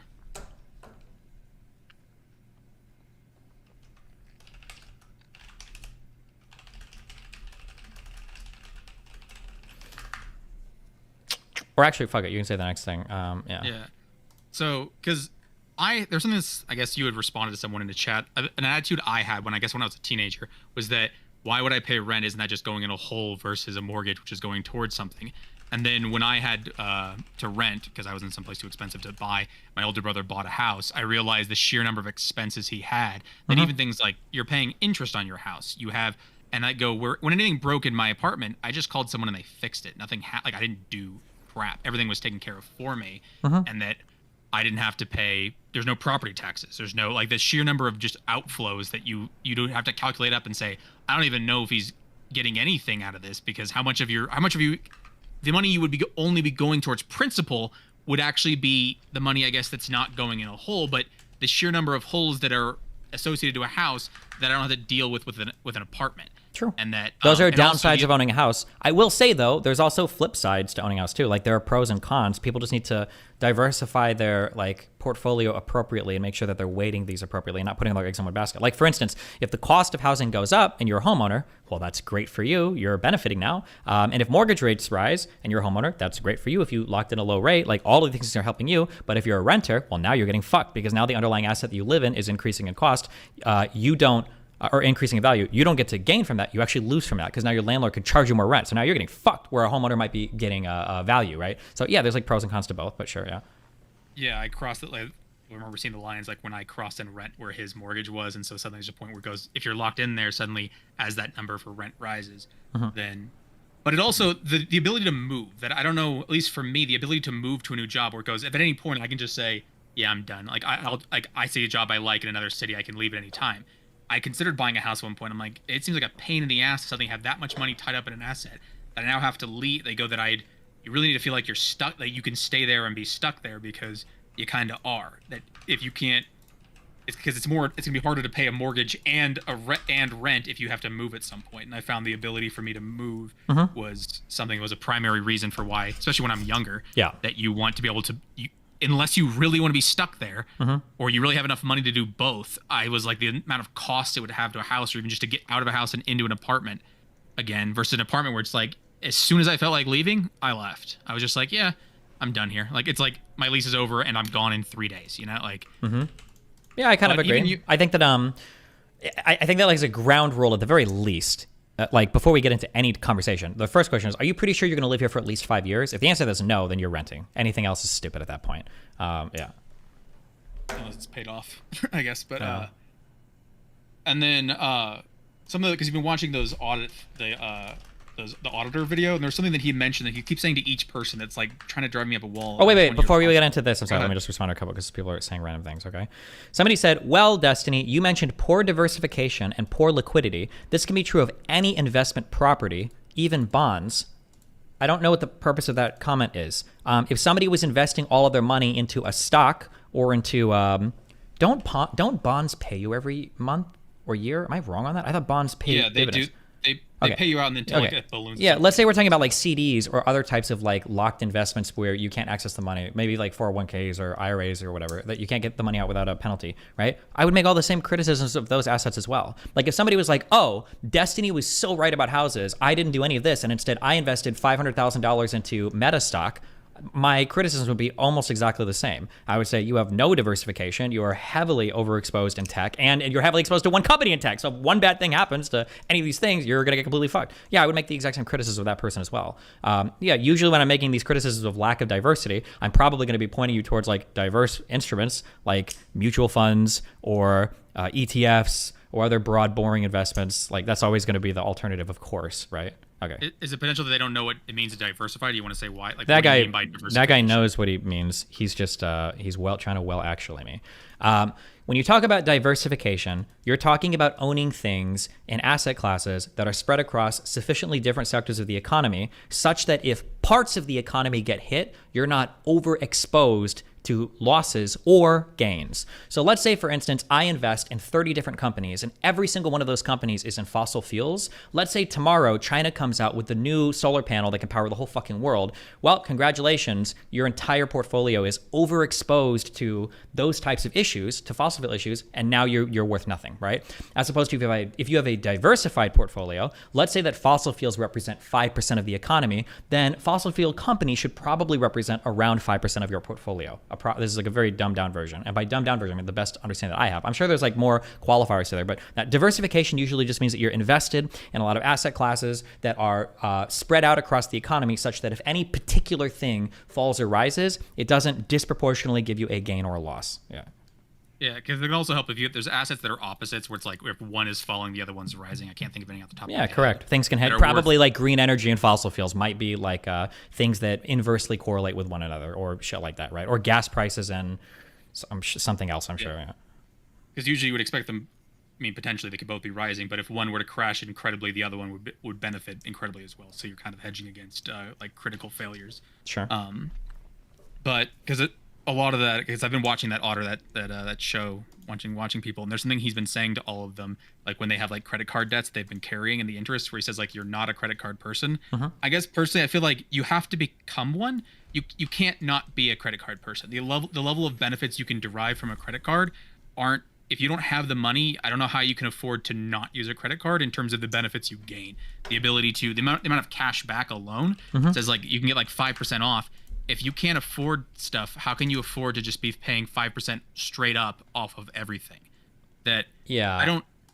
So I understand what you're saying. The way that I would say is a credit card person is there are certain ways to look at money, and people that are bad with debt tend to look at money. This is a feeling that I have. I get this a lot from my parents and other poor people, is people that look at all available lines of credit as a cash balance in their bank. These are people that need to either dramatically change their spending habits or have somebody else manage their shit for them.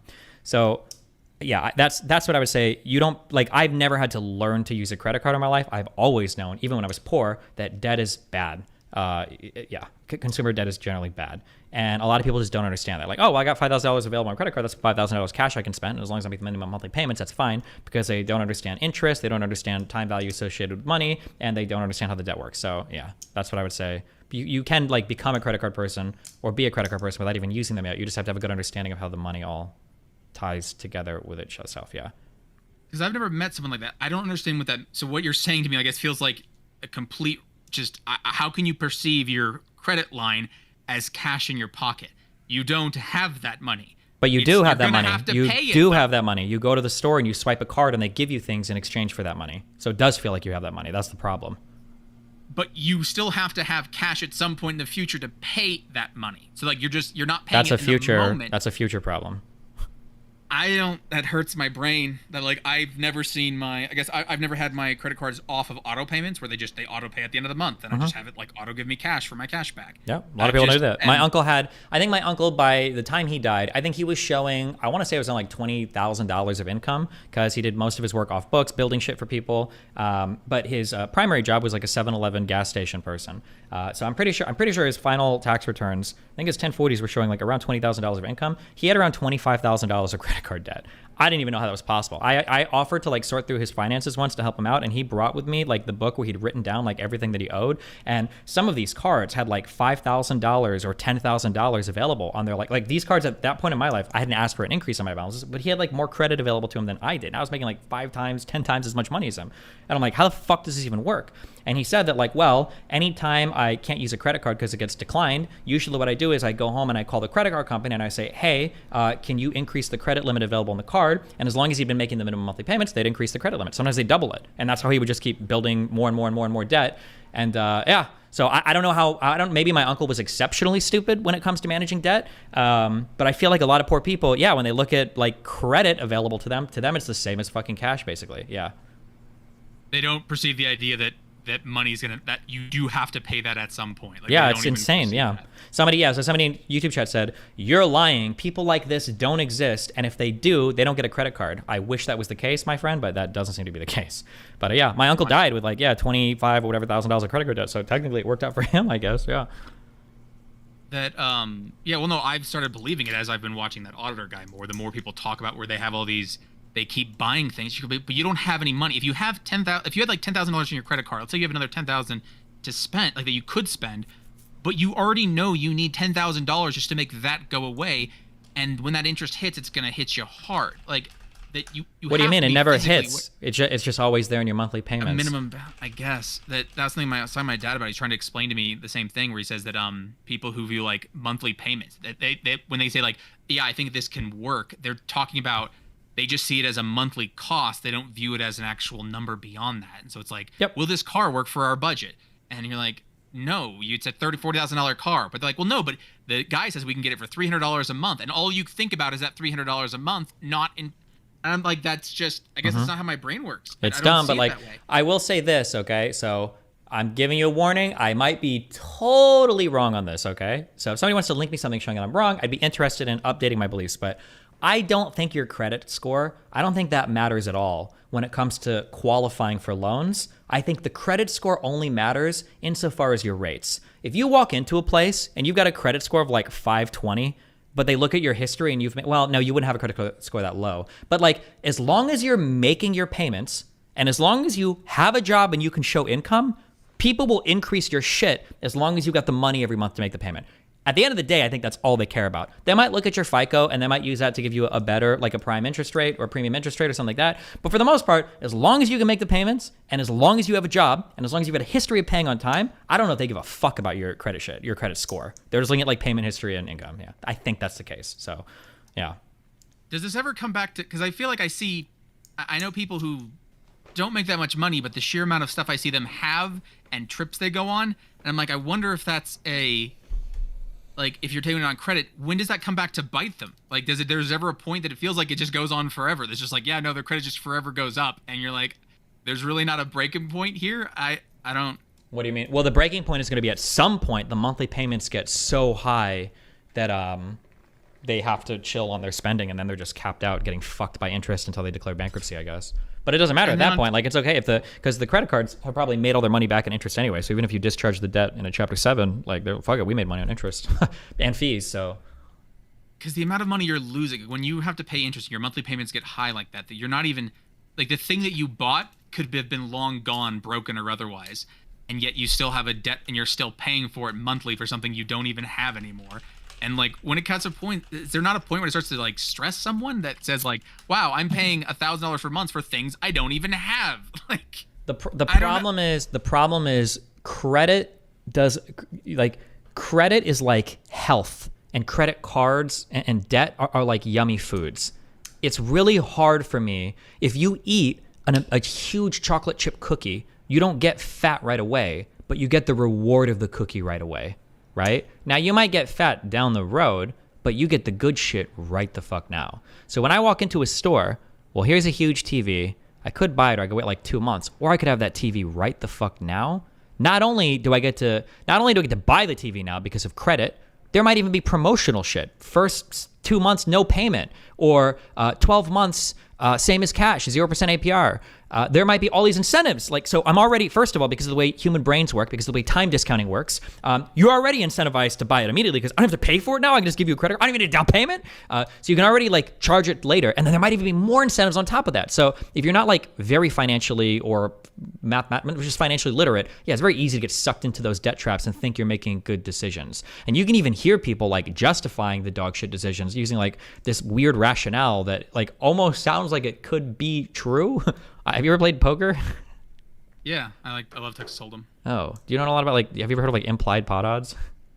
Not off the top. Okay. You can use a lot of stupid math in poker to make it sound like fucking retarded decisions you're making are actually really good ones. But it's the same with like finance too. You can like, yeah, well, let's say it's 12 months, same as cash. And if I buy the TV now, well, it's on sale. It's Black Friday now. If I wait 2 months and I buy it, it's going to be more than even the interest I would have paid if I don't pay it off. Like, people make all sorts of stupid decisions like this. Like, it's so dumb. Yeah. Yeah, but part of me also wonders, is it the fact that I don't have to pay interest or pay anything on my credit card is dependent upon people who are that stupid? Like, that they're making their profits off of them, so they're okay with not making any profit off of me. A large part of it is, yeah. But they also make money in fees and stuff, too. Like, when you swipe a credit card, there's a 2.5%, I think that, yeah. Yeah, which is why when you buy something big, sometimes, like, they'll only let you put so much of it on a card because they're not willing to pay the full percentage on it. Yeah. But, yeah, I guess that was a mind-boggling thing to me. That I've never wanted debt. I've always thought about interest and things like that. When like, this is money that's just going down the tubes, why would I want to do that? And it was bizarre to me to find out there's people that view things solely in a monthly payment. Yeah. I mean, like, yeah, have you ever seen like a car commercial? I don't know if they still like this. I'm going by 20 years ago. I haven't watched TV in like 20 years. But car commercials all the time, they would almost exclusively advertise monthly payments. Be in a Honda or be in a Toyota Corolla for under $299 a month, or lease this for $350 a month, or 0% APR means that for $200 a month, and blah blah blah. Like, it was always, it was always that. There was a TikTok, I can never find it again, but there was a guy who didn't know what a lease was, and like, so he thought he was going to be owning the car at the end of the lease, not realizing that he'd have to give the car back at the end of the lease, and so that he's like, and I'm like, that's gotta hurt. That goes, you're about to. I don't know. I don't understand, I guess. But again, I guess I've never been in a position where well, no, because the thing is, you're putting yourself in those positions by buying, because you're still having all these nice things, but you just don't have the money to afford it, but somehow you're still just finding a way to buy it. So I guess I've never done that intentionally. Yeah. But I don't, it's a strange, I don't know. I'm learning so much about other people's brains that I've never understood. Well, also apparently I'm learning a lot about how my brain was different, that other people studied in ways that I didn't understand or time manage, or like I learned that apparently people sit down and start a project and continue it till the end. I thought everyone took breaks to do other things in between, and only to realize that apparently that's not normal. Yeah. Yep. Yeah, I mean, different people think about money very, very, very differently, so it's kind of annoying, yeah. Somebody said, we agree 100% for the average dipshit, but do you acknowledge lines of credit can be extremely powerful if you're savvy? As a consumer, very rarely do you have the opportunity to leverage debt in an intelligent way. There are some opportunities to do this. One can be with a house. Technically, a house is a good example of leveraging money because you might risk $40,000 to gain access to the capital appreciation of a $400,000 asset. That's an example of leverage. I'm gonna stake 40K, but I can make investment gains on something that's worth 400K, right? So that's like an example. That would be one benefit to a mortgage is the leverage. Now, somebody said something, I don't remember this, but somebody said something and I don't remember what they said exactly, but I disagree with it. Somebody mentioned what I just said. They're like, well, Destiny, you're forgetting a huge part about owning a mortgage is for a lot of normal consumers, this is the biggest leverage opportunity they get. Low interest, sometimes you only need to put 10% of less down. That is true, but remember, leverage always goes both ways, okay? If you are leveraging means that you're sitting in a big boy investment for a very small price, which is nice because if it gains like a big boy investment, then you win like a big boy investment. But if you lose like a big boy investment, and that's very scary. If you take out a $500,000 loan and you put $50,000 down, so say the total value of the asset is $550,000, if that appreciates 100%, you just made $550,000 off of 50 grand. That's amazing. No other place is going to 10x your money like that. That's a huge gain.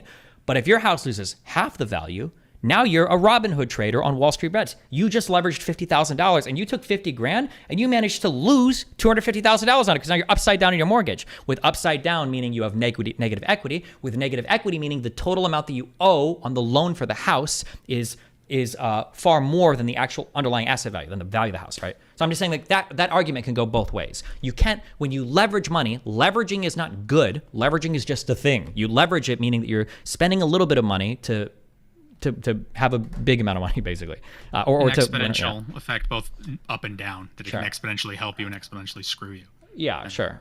I don't know how I would say exponentially, but yeah, you can definitely, the leveraging is, also, somebody, oh, sorry, yeah. Because I guess the same thing when you're mentioning for debt, like, because it feels like if you get enough debt on yourself as well, it almost encourages you to get more because what's another, if you're $100,000 in debt, what's $101,000? The difference really is minuscule, because I guess I'm relating it the same thing to a little bit if you think like an idiot, but the mortgage debt is important because the mortgage debt should be very, very low interest. You should be making money even if the value of the house stays the same, because somebody's loaning you money at 4% and average markets are beating that in every wide investment. Like technically that's good. All money you can get at that cheap should always be money you go after. Yeah. Well, I meant more just in debt in general, that like if you're $200,000 in debt, an extra $100,000 really doesn't change your situation. While you're right, it's a bad way to look at it. It's hard to shake that feeling. The same sense that, like, again, for weight loss, if you weigh 350 pounds, the fact is, even a month later, you're not going to even look in the mirror and feel happy about it. You have to be willing to deal with those go like, yeah, it sucks. You're no longer eating the yummy food. Everything's going bad, and you still look like shit. And you have to kind of power through that shit. So It's like, I can't imagine doing that with debt. Is suddenly going. Because it's going to take years for you to try and claw yourself out of it. Yeah. Chicken sandwich. At Destiny, my mind is blown by the stuff you were saying and how wrong you are about some of it. Some of what you're saying is correct, but you were missing huge chunks. Chicken sandwich. Okay, wait, hold on. How do I hover? I'm permabanning you unless you type in specifics about what I'm wrong. And don't you say some vague bullshit. Specifically, tell me what I just said that was wrong. I don't even think I'm saying anything controversial right now.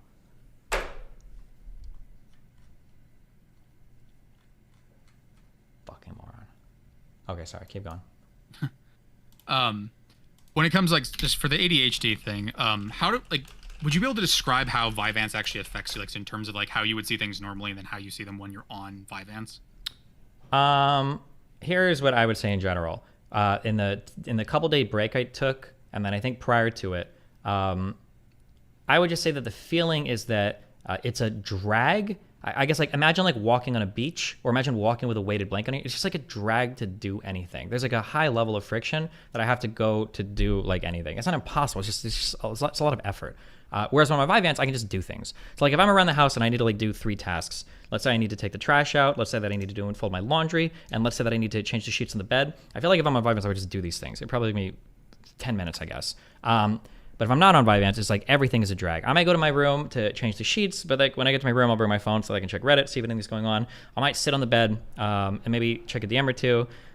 Then eventually I'll take the sheets off the bed, and I need to do this. I'll take the sheets off the bed, I'll go to the kitchen where my laundry machine is, and I'll put it in the laundry machine, and then I'll turn it on. The next thing I need to do is take the trash out. I'll probably check Reddit again. Maybe I'll hop on my computer to see if anybody's like talking there. And then I might get stuck. If I go down a black hole, then we're stuck for an hour or 2. But whatever. Eventually I'll get up because I know I need to do the trash. It's like that. That's just like the day-to-day, I guess. On like, it's just like every stupid fucking thing will grab my attention, and it's just hard for me to get through tasks. I feel like a fucking retard, basically. But if I'm on Vyvanse, I'll just like, I need to do this, and then I do this, and then I do that, and I go to this. It's like very easy.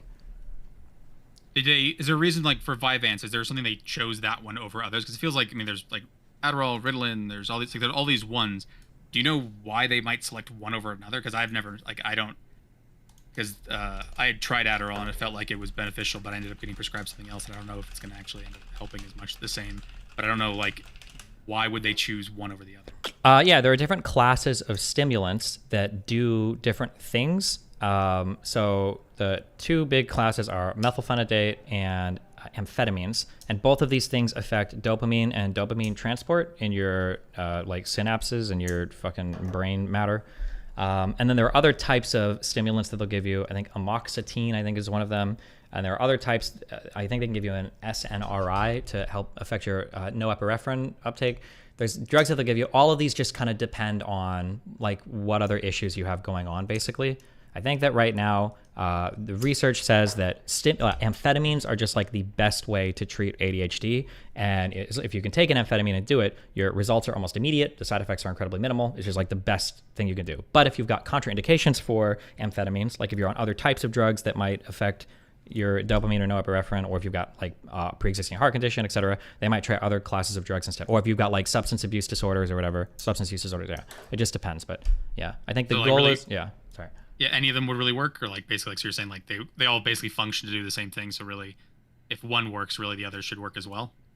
No, I think the best are amphetamines, followed by I think methylphenidate, and then the other things from there start to drop off quite a bit. But doctors will prescribe those again if you have contraindications or something different. Because there are ones that are non-scheduled. I'm trying to. I always forget the names of them. They're like ones where it's like you have to take it every day, like where it's not happens in like 15, 20 minutes. It's something where it's like, yeah, it'll build up in you over a course of a month, kind of thing. Yeah, and that kind of stuff is that the or is it atomics? I don't know what the fuck this is called. Oh, it's atomoxetine. I'm horribly pronouncing this. I don't think this is the one that builds up over time. It's the Wellbutrin. That was one of the names. Oh no, Strattera. Wellbutrin? Yes, Strattera. Yes, so Strattera and Wellbutrin are the ones I heard of. Interesting. I thought Wellbutrin. Oh wait, let me check. Hold on. I thought that was a SSRI, or maybe it's usually prescribed with SSRI.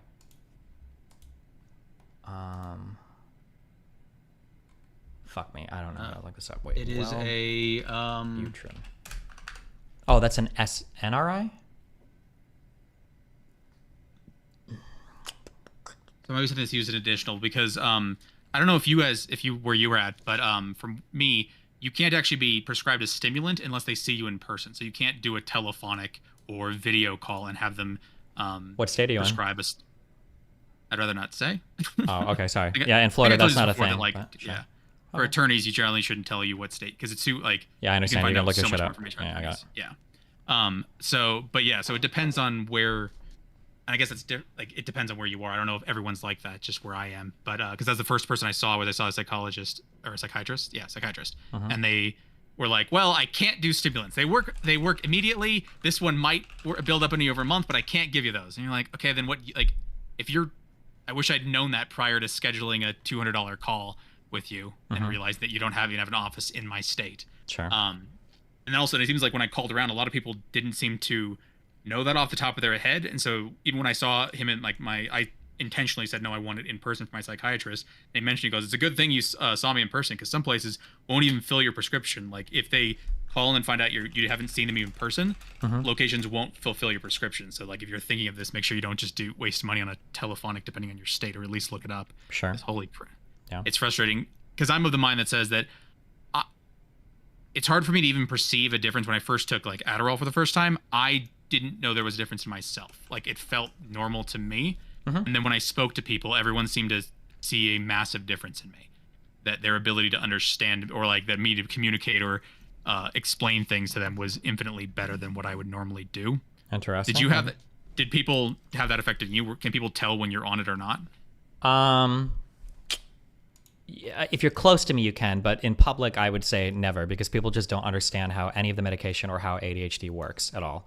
Like prior to me getting on Vyvanse, like the whole meme was everybody, Zerka and a fuck ton of other people, like, oh, this guy must like be fucking cracked out or using meth and all this shit like all the fucking time and blah, blah, blah, blah, blah. When that was the exact opposite. It was because I had fucking ADHD, like that I had the behavior patterns that I did. And then generally, if I'm on amphetamines, I'm usually more chill and I'm usually more like emotionally regulated than not. But like if I'm like in a big debate or I'm screaming at somebody's like, oh my God, he's like doing this because I'm on amphetamines. Like, well, no, I do this normally when I have normal debate. So yeah, public audiences won't be able to recognize because people just don't know anything about anything relating to any of this. But private people should notice a difference, assuming you're at like an effective dose, I would imagine.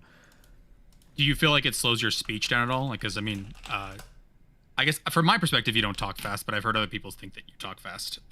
No, I think that the only thing that helps, or the big thing that helps me with it, is if I'm talking to somebody that's just like a chill convo, I can let them finish their statement. I don't feel as much of an urge to cut them off or to finish their sentence for them, because I can just be a little bit more patient and wait. Yeah. Yeah, because, well, I guess that's one thing that I've had people accuse me of, because I can start to talk fast depending on if I'm excited or upset or getting defensive. My speed of my speech can start to go up, which also then makes it difficult to communicate. People start to make assumptions about you if you're talking fast, where it's like you're trying to sound smart, or you're trying to cover something up, trying to talk so fast. You're like, no, my brain just is going that fast. And that was one thing that was assisted with me a lot in terms of discussing with people, being able to slow myself down. But I was curious if you had a similar effect, because it feels like there's a wide variety of effects that these things can have on people depending on how ADHD or ADD affects you. What do you mean by that? Like, what do you think wide variety of effects?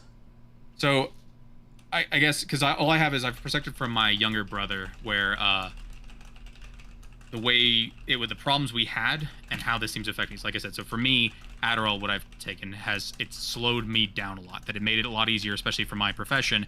My ability to communicate and have people understand and agree with my ideas is kind of paramount. Yeah, of course. And so the ability to slow myself down and again, it's not even a matter of that I'm wrong. It's about, again, I think I've mentioned this to Pisco when I was arguing, is that being right is only half of the solution. It means nothing if you can't convince someone you're right. Of course. And if you're talking quickly, especially when if someone's being critical of you or criticizing you, or if you're in a high stress time, that's kind of the most important time to slow down. And so for me, Adderall seemed to like make sure that I never speed up. So if I get defensive or I feel like someone's so wrong and I really need to explain to them why they're wrong, you start talking so fast and so your brain's going 2 million miles an hour that they're not even listening to you anymore. They think like, oh, he's speeding up because he knows he's wrong, or that you're getting so excited that becomes the focus and you can no longer even have a discussion with them anymore. And it becomes rather frustrating. So Adderall slowed that down completely, and like removed that problem entirely, that I didn't start and stop sentences. I didn't, so that those excitable moments, while they felt good in my head, the problem is it wasn't coming out the right way. So from my perspective, a lot of it's where when I first took Adderall, I didn't think it was affecting me at all. I was like, oh, I guess Adderall doesn't do anything for me. And then I had a conversation with my father, and he goes, what's going on with you? And I go, what do you mean? He goes, you're not starting, like that he was just kind of go through all the things I would normally do, and says, you're not doing any of those things. I'm like, oh, I guess this stuff is having an effect on me. And so it was difficult for me to necessarily perceive what I was and wasn't doing based on Adderall. And so because it seems like for you were saying like you would not go do something, and somehow it's removing those walls for you to go do things that you really should go do. Yeah, I might be a person that has a higher awareness of it because I have to be so self-aware or critical, since I'm like streaming on camera fucking all the time. So maybe I'm just more aware. Maybe if I was just like living on my own and like I didn't stream or whatever, maybe there were like changes that I wouldn't notice as much, because why the fuck would I? But since I'm like streaming all the time, I kind of have to be aware of like how do I present myself, how do people perceive me, etc. And I kind of have to be aware of these things. Maybe, I don't know. Because my only perception prior to taking it, my only perception of ADD and ADHD meds, what you see like on TV, where either the person becomes hyperactive and they like write a whole screenplay in a single night, or suddenly they became zombies and just stand there and can't move. And it's like I didn't understand what exactly was happening to eat. Like, why would one medication have two wildly different effects on people, and why were people using it to like study and things like that? What is it having a different effect on them than it would have on others? And so, like I said, for me, it seems to have a varied effect, but a very beneficial effect in particular for my profession.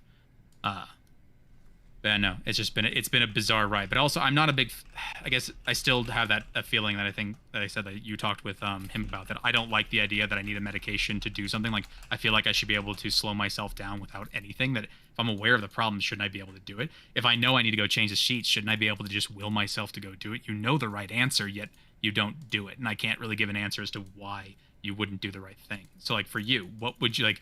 You go, I need 3 things I need to do, but it's like a slog to go do it. But you do know you need to go do it, and somehow you let the slog takes you down. And so it feels like almost like, shouldn't I be able to do this without a medication?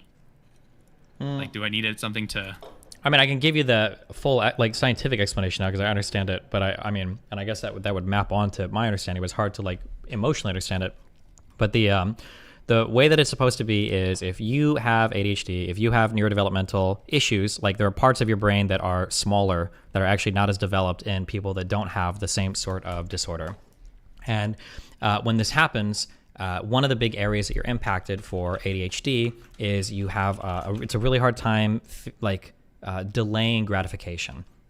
So this means that if there's like a particular thing you need to do, and it's like it's like a thing that doesn't feel immediately gratifying, then it's very hard for you to motivate yourself to do it. Ordinary people or developmentally healthy brains can maintain focus on a task like that, understanding that there's going to be some delayment to the reward, but they'll do it because they know it needs to be done, and that process is all internal.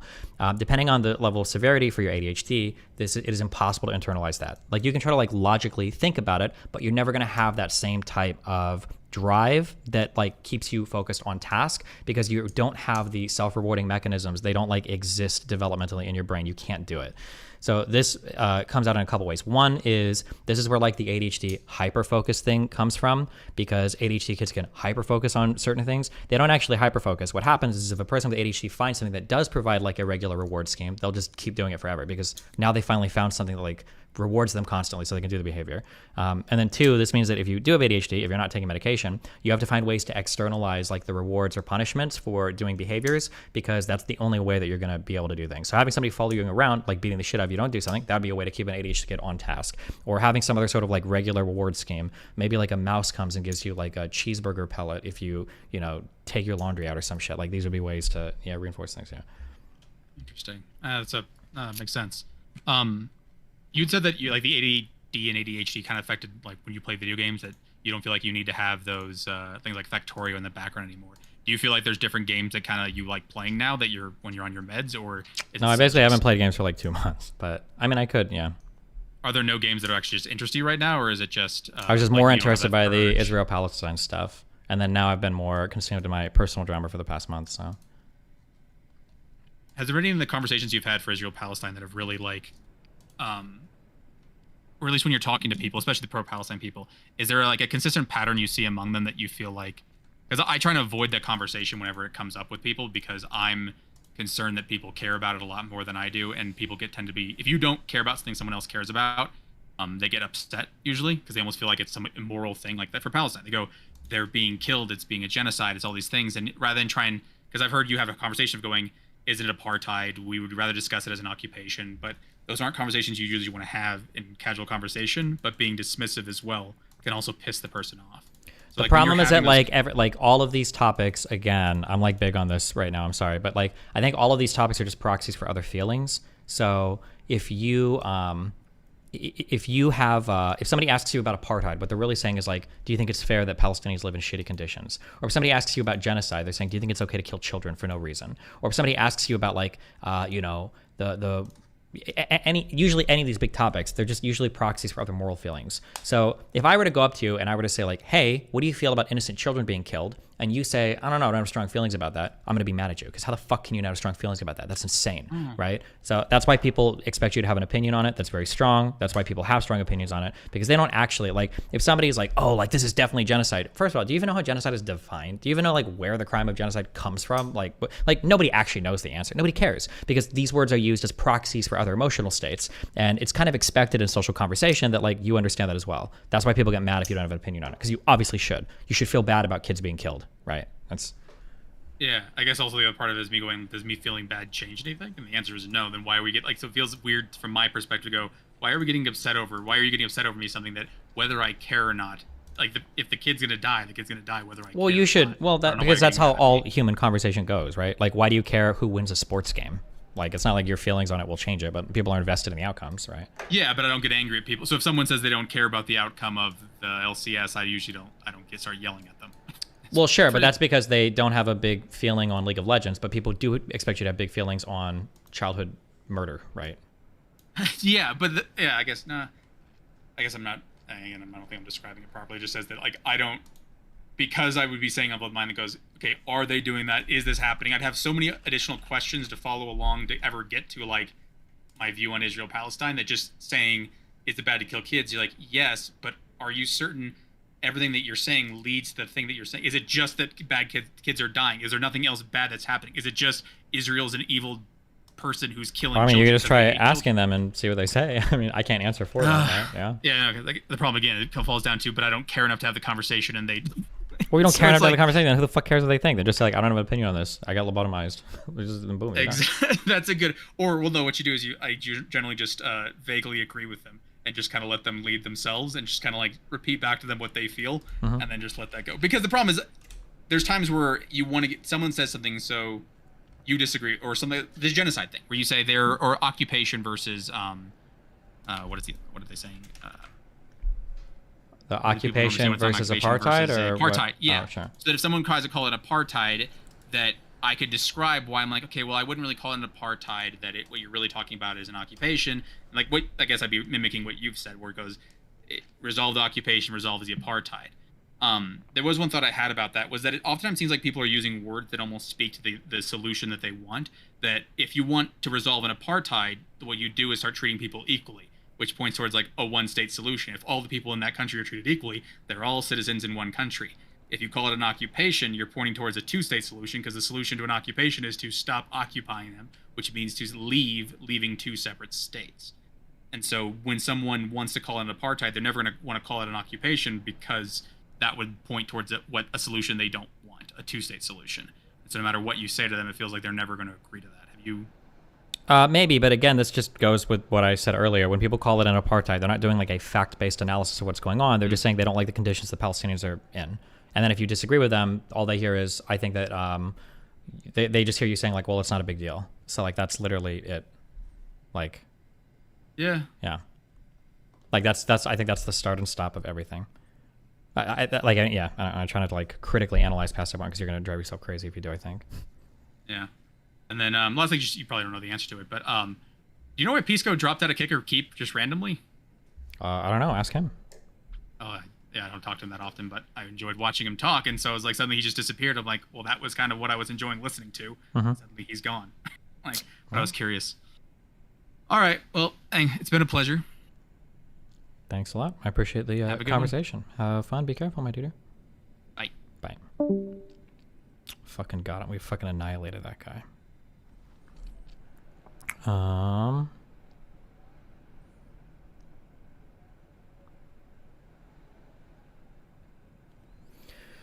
Let me use the rest quick. I'll be back.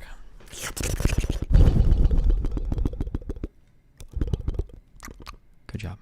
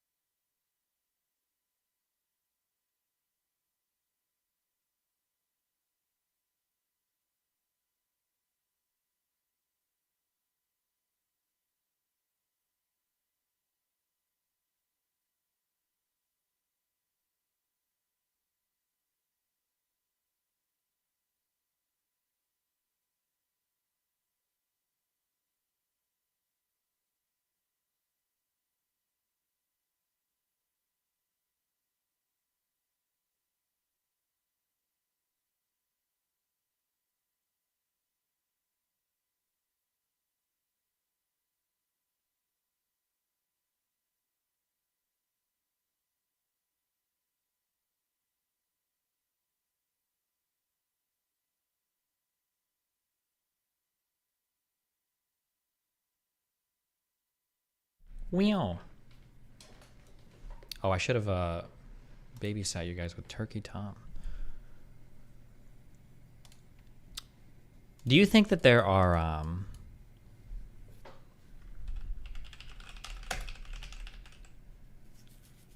is there a name for like collective delusions where we all pretend one thing but we know we're like meaning another? Fuck, I had a second good example for this, but like one of them has to do with like, I firmly believe this, okay? When we talk about speeding cameras and people make arguments about like the right to be confronted with your accuser, like these are unconstitutional, these are just scams, blah, blah, blah, blah, blah. Everybody makes arguments about speeding cameras, but in my opinion, I feel like what everybody's really communicating is they think that speeding laws are bullshit. Most people are like, I speed, I don't want to get a ticket every time I speed, because most speeding limits are fucking stupid. That's the feeling that I get. And I try to think of like how to test this. And I'm like, imagine if there were cameras that were put in such a way that like anytime somebody was abusing a child, it would like be able to detect it. Or something. There's like anti-child abuse cameras. I feel like people wouldn't be making the same arguments for this. They'd be like, oh, okay, well, you know, if it's a camera, it can tell anytime a child's being raped. Fuck it. Okay, I guess, blah, blah. I feel like people would have, like, they're on street corners or something. You're like, okay, fuck it. The anti-child rape camera, you know, I'm okay with that. I feel like they wouldn't make the same arguments. I feel like there are sometimes people argue against things, but it's not actually for one reason, for a different. But then we all, like, kind of agree. We all kind of, like, delude ourselves, or we, like, pretend, you know. Like, oh, I remember the second example I had. When you're in California, this happens all the time. In California, at least in the influencer world, everybody is late to everything always. And every time you show up late to something in California, what do you say? Somebody say it in chat, okay? What is the answer? When you show up late, what are you supposed to say?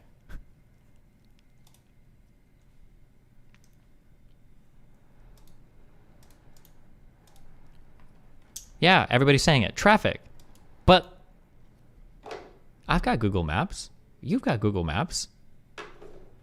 Traffic's no different today than it was yesterday. But you never call someone out on it. Nobody's gonna be like, what do you mean traffic, bro? We live in LA. There's always traffic. Were you not ready for it? Did you not expect it? Did you not plug it in your map? The reality is you're late. But then like the person looks at you like, oh, okay, traffic was bad. And then we all kind of like engage in like the collective delusion. And we're like, oh, okay, yeah, that makes sense. I don't know. I feel like there's gotta be like a name for like these types of things where we're all kind of like playing a game and pretending that that we're saying something when we're actually saying something completely different. I'm not sure.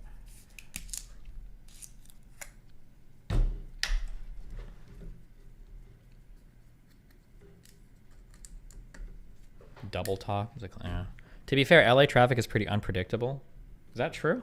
I feel like that wasn't true.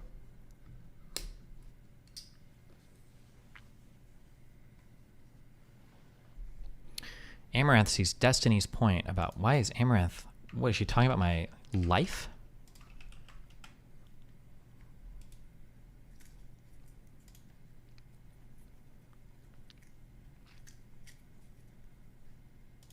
I'm pretty sure I even said it as much in the chat logs, but she's like, you lied about that. Probably trying to make it sound like I lied about everything. Which, yeah. But anyway. I see his point. Yeah, I think, yeah, I think that's like about... Wow, Chain. What an amazing link. Thank you. I agree. Thank you so much for this. I think that's like all I want to say. Destiny, watch this. People that pretend not to see my point here are being delusional. You don't have to... I think that we all have an intuitive understanding of the fungibility of money. You might not be able to... You might not know what the word fungibility means. You might not be able to express it in clear words. But I think all of us have an underlying understanding about the fungibility of money. I can express this very easily. If I see somebody on the street and that person is starving and they're like, can you please buy me a cheeseburger? And I give them $5 for a cheeseburger, that's fine. If I see somebody on the street starving and they've got like a $20 bottle of liquor with them, I'm like, no, I'm not giving you money for food. And they're like, well, why not? And they're like, because I'm not subsidizing your fucking drug habit. They're like, well, hold on. I'm not going to use your $5 for drugs. I'm going to use your $5 for food and my $5 for drugs. It's totally different. Do you see? No, it's not different. Fungibility of money. If you're buying a thing and I'm giving you money, in a way, I'm essentially like, I'm kind of funding all the other things you're buying. That's how that works typically, you know? Yeah. I think we all understand, like, intuitively, yeah. Destiny, sure, that's true, but saying that you pay for the apartment sounds way worse. True noise. I have never said it in my entire life. Point me the logs. I even say, this is why I hate, I don't know why I qualify myself. I know why I qualify. I'm sorry. There's always going to be one random retard that needs to be exterminated from reality. I'm sorry. It's funny because even in the chat logs, I think I explicitly state exactly what I'm talking about. And then some people are like, well, you said that you paid for the apartment. I don't think I ever said that ever. I don't think I ever said that. Fucking retard. Please off yourself in a video game. Jump off a building in a video game. Spider-Man. Don't watch a web.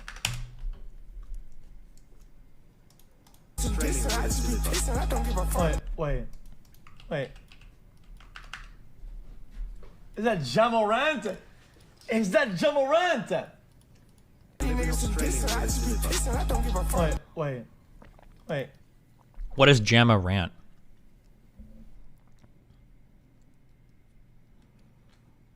Oh yeah, my message in chat was, normally I don't care about money, but after realizing that she had let this jobless loser move into her apartment for free without telling me, I felt really annoyed paying anything for her because I was basically subsidizing this toxic loser. That's a pretty concise statement. Fuck you guys. Ja Morant is the guy, the gun-toting basketball player. Oh, okay. Is this racist? I love that anytime you mix up two black people, it's suddenly racist based.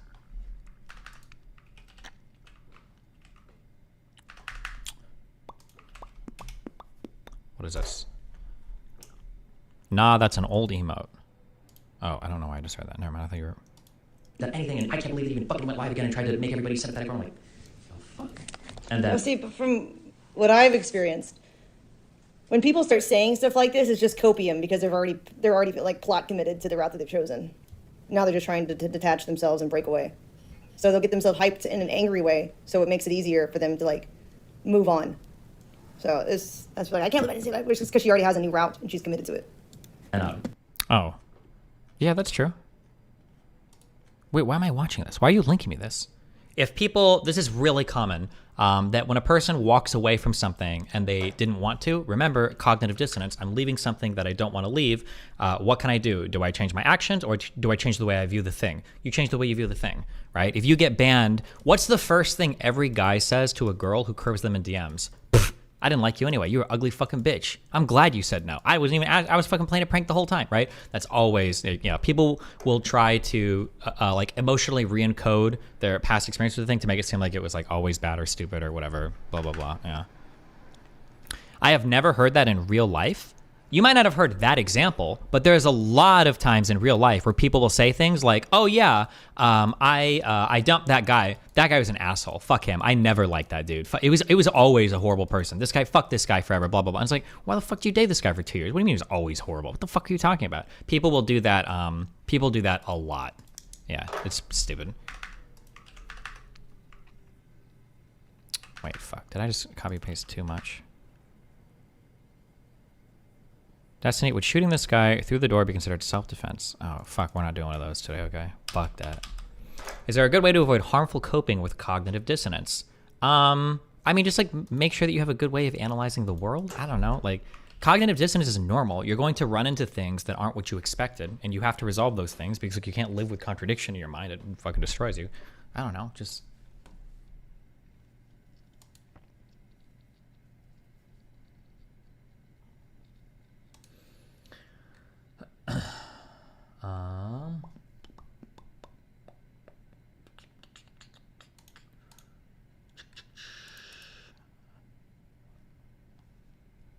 Have you seen this video from Peter Zehan about the Middle East post-America?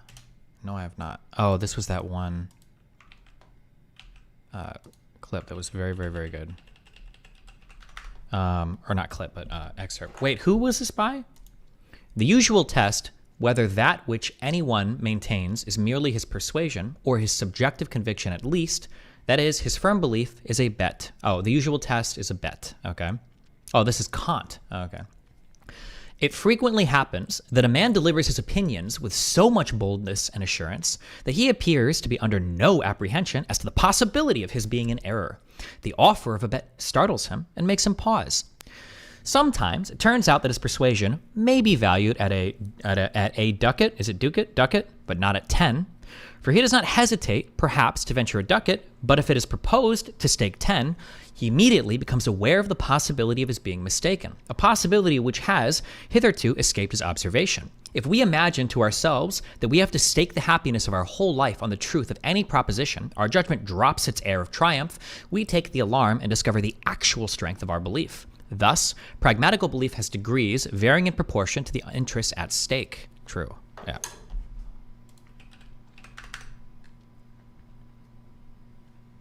It's the ducat.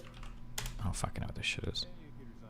For the next in our series of the regional geopolitics in a post-American world, we're going to talk about the Middle East. And as with all of the others, you kind of have to break it into 3 chunks. First of all, the role of the United States as it leaves. Number 2, the role of the regional powers as they rise to take actions. And 3, the role of whatever extra regional powers might play. So first of all, with the United States. The United States has never been involved in the Middle East for oil, or at least not in the way that most people think about it. Throughout most of modern history, the United States has been the world's largest producer of crude, and especially now with the shale revolution, it's a net exporter again. But even when it was importing, it got almost everything that it needed from the Western Hemisphere, with Canada being a large supplier, Venezuela, and Mexico. Even at the height of American energy independence, the vast majority of sourcing was from within North America, with then a bit of a kicker from Saudi Arabia. The reason the United States has traditionally been involved in this region isn't oil for itself. It's oil. Is it oil for its allies and the security interests and geopolitical interests of its allies in the region that are heavily invested in oil? It's my guess. Oil for its allies under the global trading order. Yes. So that is your Germanys, that is your France, that is your Italy's, that is your China's.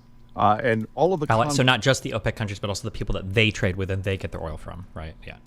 Which the United States has been involved, have been there to, As soon as you're arguing with somebody and they break out like the whole, we just went to Iraq for oil. It's like, bro, kill me. Okay. Keep gas in the tank for the global system by really however you define it. So keep that in mind when you think about the United States and oil in the Middle East. It's usually in order to empower others. That's no longer relevant to the United States. Now that the United States is a significant exporter of crude, we see our European allies as either getting crude from us or being on their own. That seems like a pretty wild statement. While we might be a leading exporter in crude, it's not like we can supply the whole world with crude. Like if there's like 1 million barrels of crude being shipped a day, I know the numbers are far out, right? There's 1 million barrels of crude, and now we can provide 500,000 while somebody else is providing 450,000. It's not like we certainly don't care about the other people. That seems like that seems like a. But he's also doing a smaller video, so I don't know. For Japan, which the Japanese have signed onto that quite expeditiously, which means the primary reason for the United States to be involved in a war for oil in the Middle East is now to encourage Chinese growth. And let's just say that's not a politically popular position in the United States anymore. So put that to the side. Aside from doing some legacy anti-terror operations in places like Syria, the U.S. really doesn't have a pressing need in the region anymore. So there's the United States. Let's talk about the regional powers. The one that matters the most by far is Turkey. Its Air Force, its Navy, its Army aren't simply among the largest in the world. They are larger and more capable than that of all of the other powers in the Middle East combined. And the only reason to expect that the Turks will not dominate this region as the United States leaves is simply because for the Turks, this is just one theater of operations. They also have stuff that has to deal with the Eastern Mediterranean, where they're going to kind of be competing with the French. They also... That's not true? Is that not true after the collapse of Iraq? My understanding is that Turkey's army is, and whole military is quite sophisticated. Syria is a failed state. Israel is a itty-bitty country. Like Saudi Arabia, do these Gulf states possess these massive militaries? My understanding is not really. They might have like some tech and some like planes and shit, but Egypt is pretty strong these days. I don't know where Egypt sits right now. They get a fuck ton of money from the U.S. It's not like they're fighting battles and shit all the time. Iran is the IRGC. Yeah, I mean, I'm not sure. I don't know. I feel like Turkey is a pretty big duder and has like a high level of military sophistication. I don't know why I think that though. This is a feeling I've had. I mean, I don't know. That's just a feeling I have, I guess. I don't know why I have that feeling though. Where does that feeling come from? Because it's not like I can't think of any like huge military operations that Turkey's been involved in. I don't know like what role they played in like NATO missions and shit. I know they have planes. I know they can shoot planes down. They shot Russian planes down when they were flying towards Syria. They obviously pushed into Syria with little to no resistance, but Syria's basically a failed state. Yeah, I'm not sure. Somebody said Turkey has the largest army in NATO, larger than the U.S. Or yeah, I don't know. I'm not sure. Saudi Arabian military budget is 69 billion. Turkey's is 15.5 billion.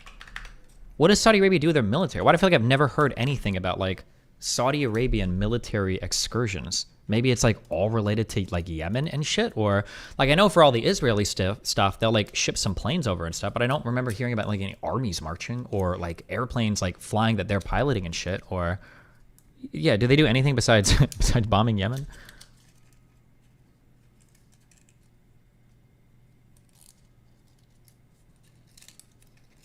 Huh.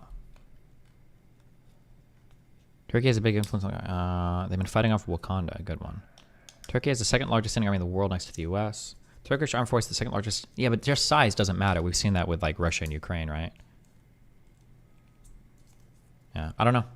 I truly don't know. I don't have a lot of information here. Are interested in the Caucasus, where there's some Russian influence, but their primary field of competition is going to be in the Eastern Balkans, with German power and especially Russian power on the other side of that table.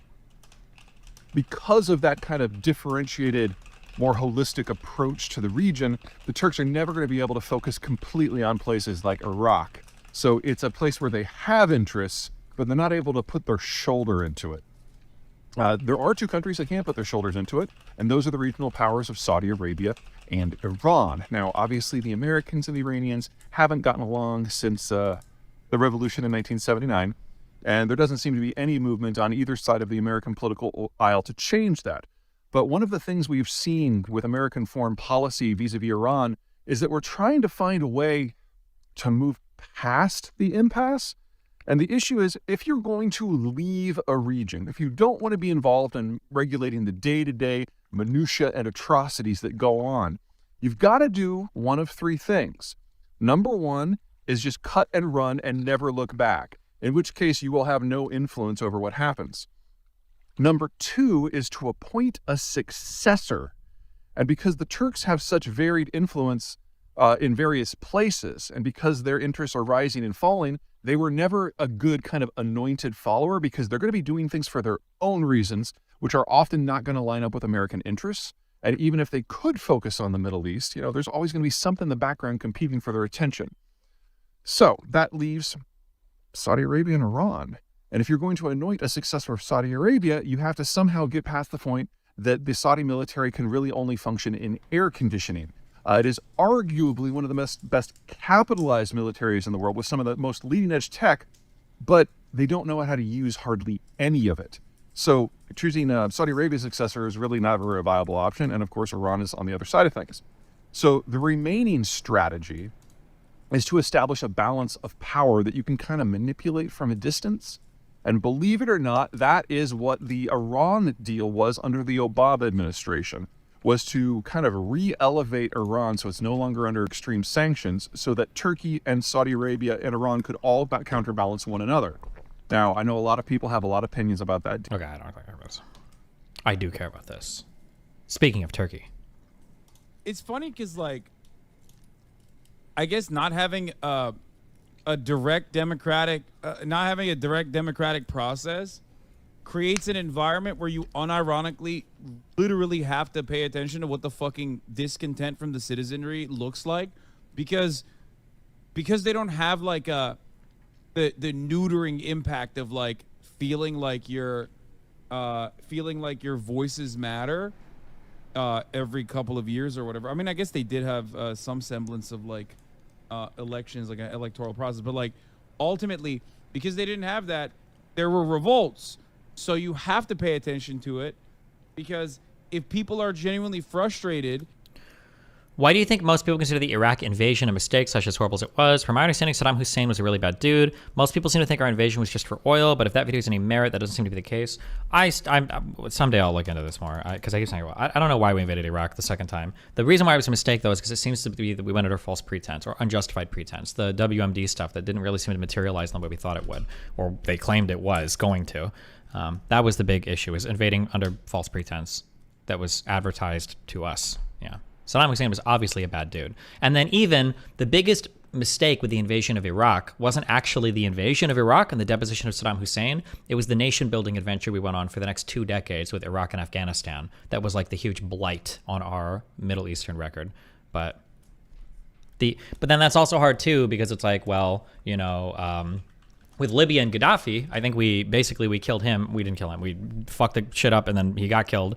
And then we just bounced, and Libya like fell into disarray afterwards. So yeah, I don't know. Rebuilding countries is hard work. All right, need a lot of Lego pieces for that. There were revolts, so you have to pay attention to it, because if people are genuinely frustrated and they're not happy, then they just revolt. In which case, it's entirely unavoidable. Like, then you're totally fucked. So, in a weird way, the lack of like modern democratic process that you that we look at and enjoy and celebrate is almost neutering that old way of forcing everyone to actually try to pay attention, so there isn't like a built up resentment that causes actual systemic collapse. Modern representative bourgeois democracy is the ideal form for capitalism because it tricks the masses into thinking they have any control over the government. Seems familiar? Well, I mean, it's like the closest that you can get to is like the Chinese form of governance. Even though there is obviously a democratic process in China as well. There's like elections and whatnot. Wait, just checking. China is a country where you only have a single party, right? At least as far as I read, the people have to, like, the people in positions of power have to pay attention to their citizens getting angry, because that could lead to genuine rebellion. Is the difference between neoliberal methods of control versus more authoritarian mechanisms of control, where in an authoritarian mechanism of control, you personally recognize that you are being controlled. So as long as the government is doing things that is like relatively right by you, you're like, okay, there are a lot of stuff that I don't appreciate, but I'm not like, I'm well fed enough to not revolt against it and get angry and do something about it. Whereas under neoliberalism, you feel as though your choices matter, and you actually are contributing to the process in a meaningful way, and actually by design, it's almost less responsive to public opinion, less susceptible to public opinion, because there's always a way that you can democratically show what your discontent is. As long as you can also, especially in like the American process, as long as you can categorize that democratic structure into two neatly organized, neatly confined capitalist boxes that are marginally different from one another, it gives you this opportunity, like you are choosing something and it's like marginally better than the other thing. And therefore, like you're voting, you're speaking with your vote. It's funny. He's got like some theory here that's not completely incorrect. But the fact of the matter is probably, my guess would be completely incorrect. Somebody said, Destiny's partly right here. Autocracies have to keep their people happier than democracies because the leader can't be voted out, so you revolt. This is a really basic poli-sci fact. I disagree with that. This is going to be I think you would be like half right. This is going to be my guess on how this plays out. This is going to be my guess, okay? If we're getting to the truth of this, okay? This is going to be my guess, okay? Let's say that this is the realm that our democracy can exist in, okay? If this axis right here is our happiness, okay? Let's say this is measuring happiness, right? My guess is going to be that for democracies, you can probably exist between like here and then up here, right? That'd be my guess, okay? To where, or here, and then I'll do autocracies or whatever. I'll do them like over here. This is gonna be my guess, all right? So basically, if you're up here in a democracy, your people are fine and your people are happy and your people are big chillin', okay? Your people are fine, your people are happy, you're big chillin', okay? If you're fucking up right here, people are gonna vote differently, okay? People are gonna try to vote you out of office. They're not fine, they're not big chillin', and they're happy. And if shit gets super fucked, they're revolting, and now we're in big trouble, okay? However, because it's a democracy, my guess is gonna be that your tolerance for government fuckery is going to be a bit higher because you think you can still vote and you've got democratic alternatives, so you can keep voting, blah, blah, blah. So you're not going to like revolt right the fuck now, but you will revolt eventually, right? If it gets like so fucked. Now, because autocracies or authoritarian things can't be voted out, you're basically big chillin' until you hit a certain point. However, at some point, you're probably going to revolt, but because you have no democratic remedies, that point is probably going to come a little bit earlier than down here. So there's probably some threshold here where you'll revolt quicker than you would in a democratic society. But in the democratic society, you're going to be pushing for reformations and stuff way quicker than you would in an autocracy, because your only way to reform the government in an autocracy is to coup the government, essentially, right? That'd be my guess for how this works. Yeah, that'd be my guess. But also I'm basing this is all a feels argument. I could be totally fucking wrong on that. Stay mad. But also, all of the other underlying analysis of like the neoliberal controls and blah, blah, are fucking stupid. So, fuck him.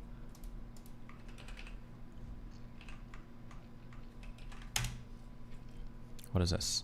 But you're actually killing them all right now. It's not theoretical. We can all see the dead babies. We can all... dead babies, dead babies. Like, you know what? I'm just gonna be honest. Who the fuck cares about dead babies, okay? Eat shit. I hope more babies die. Fuck you. The breath the breath Jesus. Beneath the crust donated $2. I wonder Hamas would, but you're actually killing them all right now. It's not theoretical. We Okay. Just a vegan gains moment. That's fine. What is this? Guys, I went on a date this week and I felt the feminism leaving my body. I live on the east side of LA, and if you don't know what that means, it's sort of like the artsier part of LA, you know? It's people say it's like Brooklyn and New York. Like, so I go on dates with a lot of men and women who, you know, live over here. There's always a negotiation about who pays, and that's great. I like to pay for people, all that. But what I will say is that I sort of fell into going on a date with the most guy's guy I've ever been on a date with. And he's from West, you know, Santa Monica. He's a bro, right? A guy's guy is usually not my type. Like, I cannot remember the last time that I went on a date with like a straight bro, you know what I'm saying? But it befell me. It befell me in an organic fashion. So I'm on this date with this guy, and the thing about a guy's guy is he's putting his card down. He's paying for everything. And I really it sort of activated something feral in me, I'm not gonna lie. We went to like another bar, and he was gonna go to the bathroom, so I was getting prepared to pay for our drinks because he's been paying all night. Of course I'm gonna pay for the next round, but as he's going to leave for the bathroom, he turns to me and he hands me his credit card, and he goes, "Here's my card, get us whatever." It might be time for me to get away from all these, you know, liberal snowflakes on the east side. I'm so curious if this is a... I actually could totally believe that this video is real, but this is also like, it's the perfect bait video. There are like so many different, like perfect bait moments in here that it's impossible to tell. Like, yeah. I will say this, okay, that if you are a super progressive woman and you spent a ton of time only talking to, I don't want to sound mean, but like super soy, effeminate, ultra progressive guys, that if you go on a date with somebody that is more masculine, or if you go on a date with somebody that is more, I'll just say more masculine, that can actually be a really good feeling where you're like, oh shit, this guy's got a backbone. I don't have to worry about like pronouns or whatever. He just used retarded as a joke. He seems like to be like more confident and assertive and blah, blah, blah, and not like asking me if it would be offensive, blah, blah, blah. Like that actually can be a really good feeling. I've heard this from a lot of progressive women. Okay. I hear this shit all the time. Okay. That is super true. So that's why even if this is exaggerating, I do kind of believe it. Okay. The thing is that people will cite this as like example for why progressive guys suck because they're too effeminate and blah, blah, blah, blah, blah. And it's actually kind of true. But what you don't see videos of is you can also run into conservative women that when they go on a date with a guy who's not an unbelievably schizoid, emotionally retarded man-child that has no concept of how to hold a conversation, how to not be completely self-centered, and how to be a little bit considerate of the person that they're hanging out with, that's also an addictive feeling. Because like, oh shit, like I can go on a date with a dude who doesn't make the entire conversation about himself and is actually like somewhat attentive to the things that I'm saying, right? So this is always, there's always like, I've always said this when I go on these shows and no one believes me. I don't care if no one believes me. Fuck it or whatever. Having a healthy balance of masculine and feminine traits is really important because it helps you catch a whole wide variety of different people. It makes people are attracted to a healthy balance of masculine and feminine traits. If you take a super progressive girl who's only been with like effeminate soy boys and throw into a conservative dating pool, she'll like that for a while. But on the flip side, if you take a conservative woman who's only dated like the ultra bravo, fucking schizoid conservative types and throw her into a pool of effeminate guys that are more emotionally in tune, she'll also like that. It's like, yeah. So women want what they don't have. No, everybody just enjoy it. Like the grass is always greener for everybody. That's not just women. That's men too. That's funny though that you would assume that men don't also want things they don't have, but okay.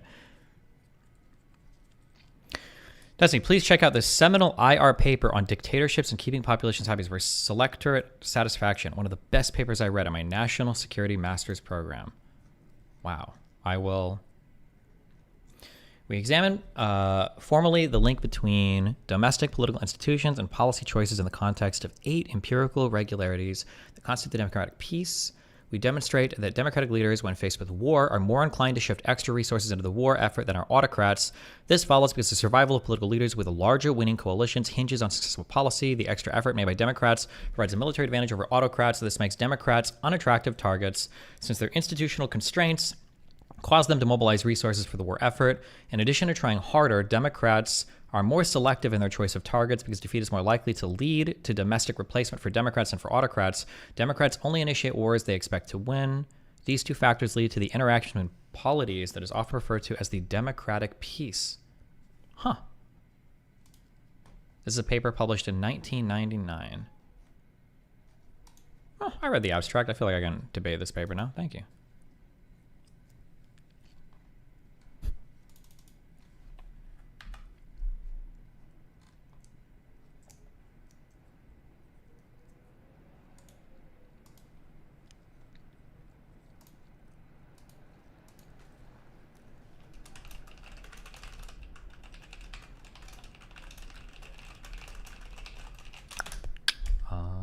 Let's see.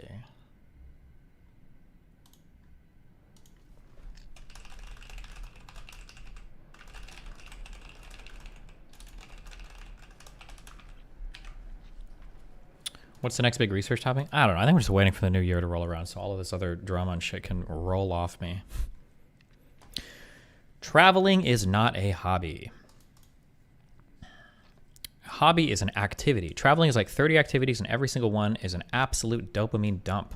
Of course you like traveling. You literally spend a shitload of money to experience novelty. Oh wow, I really enjoy being able to go to a new place, do new things, and experience exclusively new stimulus. Good reminder that if someone says like to travel as a personality trait, they're literally as close to retarded as you can be without trying to be 21. I mean, like, this can be true and it could also not be true. It just depends on how you engage with it.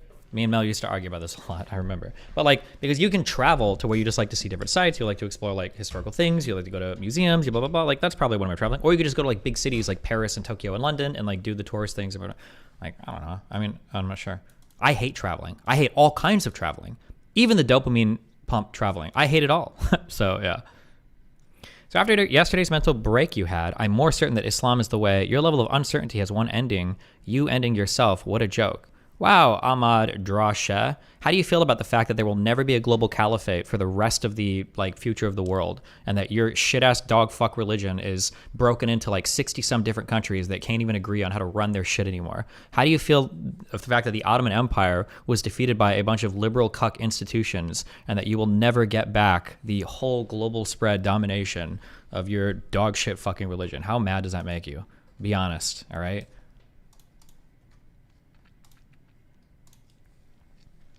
I hope you tie your camel's reins around your neck when he floats you up to heaven. Good luck, my dude. Destiny, I'm a psychiatrist, and we call the phenomenon the scarcity effect. Gotcha. Thank you. Psychiatrist that felt the need to spam that message 15 times in chat.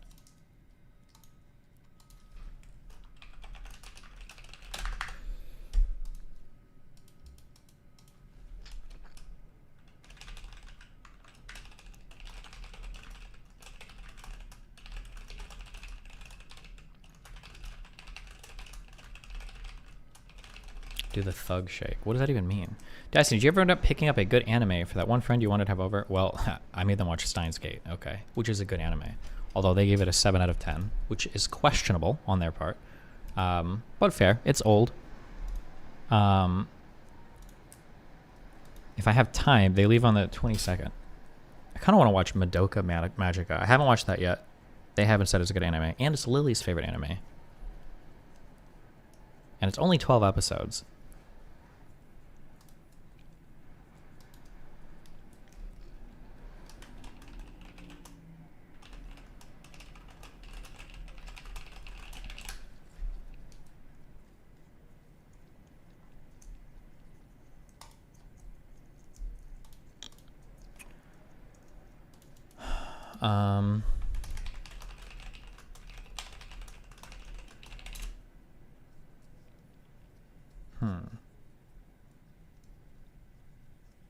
Madoka Magica is overrated garbage. You're going to be 100% disappointed. It's one of those shows that pretends it's way deeper than it actually is. Uh-oh.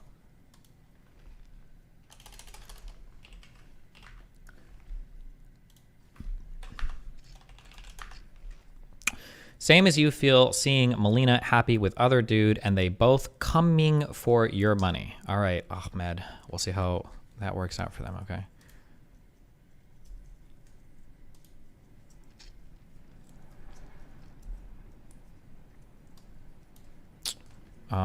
Let's see. Destiny, could you address this criticism from a big fan? Is that like code word for you posted this and you didn't get enough traction on it?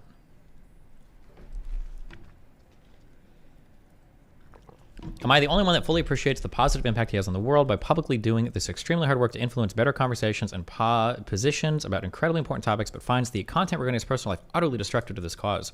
His conversation with Cenk was incredible and has the ability to influence so many people, yet when you share this conversation with friends and family, they're immediately hit with him airing out the dirtiest laundry about his divorce. If he feels he needs to keep this drama farming aspect of his content up for views, can he at least put it on a separate channel? I keep waiting for him to grow the fuck up, stop placating his young audience with juicy drama, and blossom into the positive force for humanity is capable of being. Hold on. Edit. Addressing common responses here. Destiny needs views. He's always been public about his personal life. While I acknowledge that interpersonal drama yields a lot of views and views are necessary for business, I'd argue that Destiny's exceeded the need for drama farming. As Destiny and his audience grow in age, interest in his personal life will wane, where interest in his ability/transparency as a researcher and debater will grow exponentially over time. What are the most popular shows right now? Isn't it like the Kim Kardashian shit? But 2, everyone loves drama. The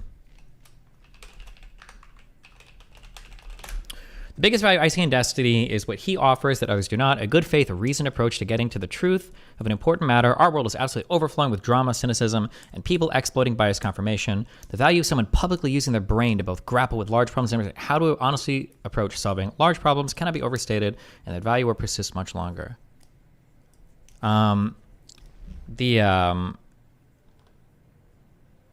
Yeah, without getting... Fuck, I don't know how to do these without sucking myself off. I'm not trying to suck myself off.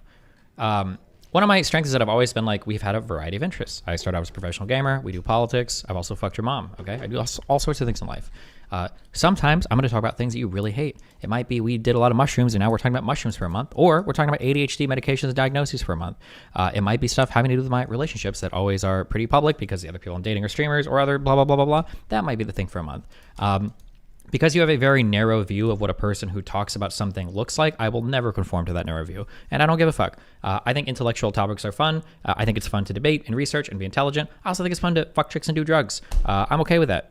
I'm okay with having all of these facets of my life being relatively open. And if you don't like it, or if you are worried that if you share a video, somebody might see other things, then that's fine. I'm probably not the content creator for you. There's plenty of other people whose only lives exist online to show you like one sliver of who they are, which by the way, I'm not even insulting that. That's fine too. You could do that. Nobody knows what Ben Shapiro's personal life looks like or what video games or movies he enjoys the most, because he doesn't talk about it. That's not as much what he shares, but that's fine. But I don't know why you would watch me if that's the thing that you, if that like super triggers you, because a lot of my content has been like bombastically outside of just very narrow political debate research stuff. But criticism makes Destiny very mad. True.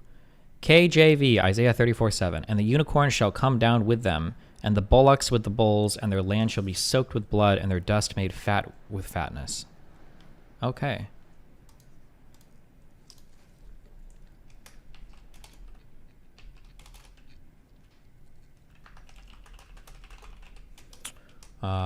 Hey buddy, here's my uneven donation once again. Thank you for content. We love you. Wow, thank you, Zaku-san.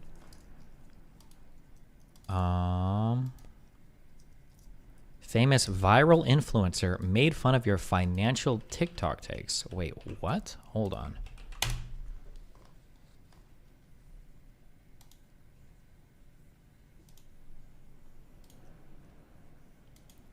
How the IRS knows how much money you have at the end of the year. I'll tell you a secret. All right, they don't. The IRS only knows what's reported to them. So if you work a traditional 9 to 5, you get a... Is this? Hold on, wait. Who linked this? You're getting permabanned if this guy doesn't mention me. It's Charmander in Kick Chat. Good luck. Better hope he does. W-2 form, right? And your employer files a similar W-2 form, and if those two numbers match up, you're fine. You're in the green. If they don't, that's when you get an audit. All right? Now let's say you never file a W-2, and you never get a 1099. Well, the IRS has no idea how much money you have.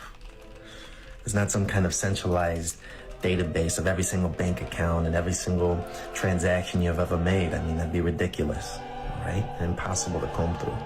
Now, I'm not saying they can't have access to any bank account they want, sure. He won't, just wanted you to click. Okay.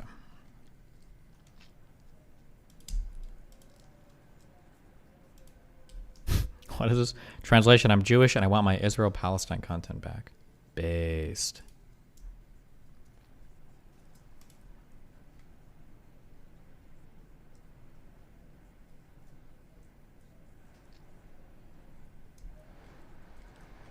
Jesus.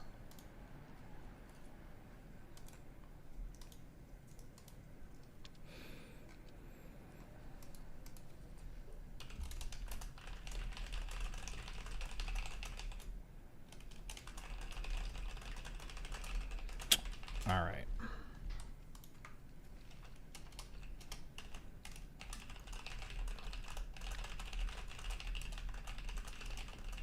Please play video games again. Should we just finish out the year playing fucking the new Dyson Sphere program?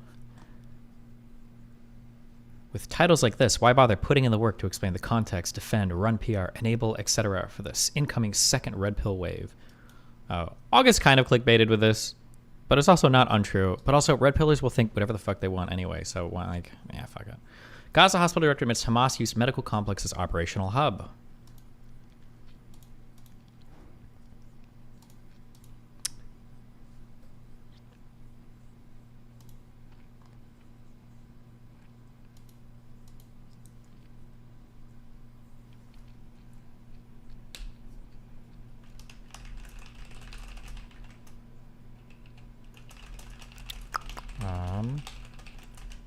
Let's finish the year with the Yi vs Pepe Olympics. I feel like the Yi vs Pepe rivalry has died down a bit. Appreciate Abin Preach for putting me on you. Love your content and jokes. Thanks, T. Lee.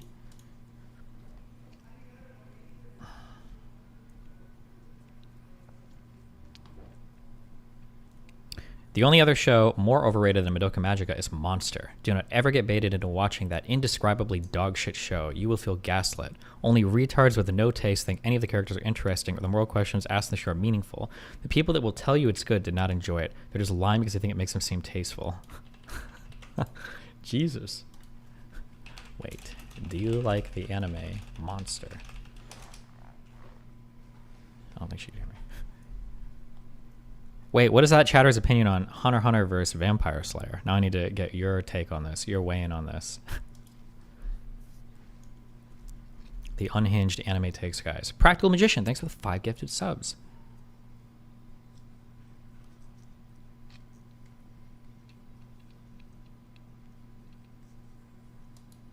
Oh, she said never seen it, but I've heard it's Garbo.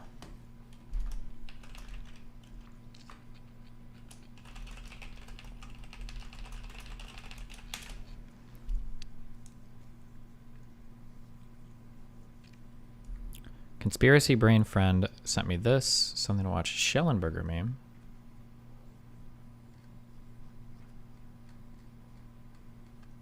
At least Melina only asked for 10k Omega lol. X has Adept asking for 10 mil.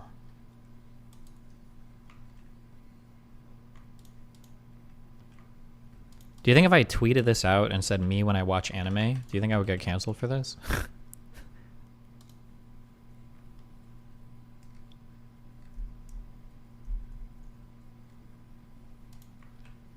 I'm just kidding. I would never do that.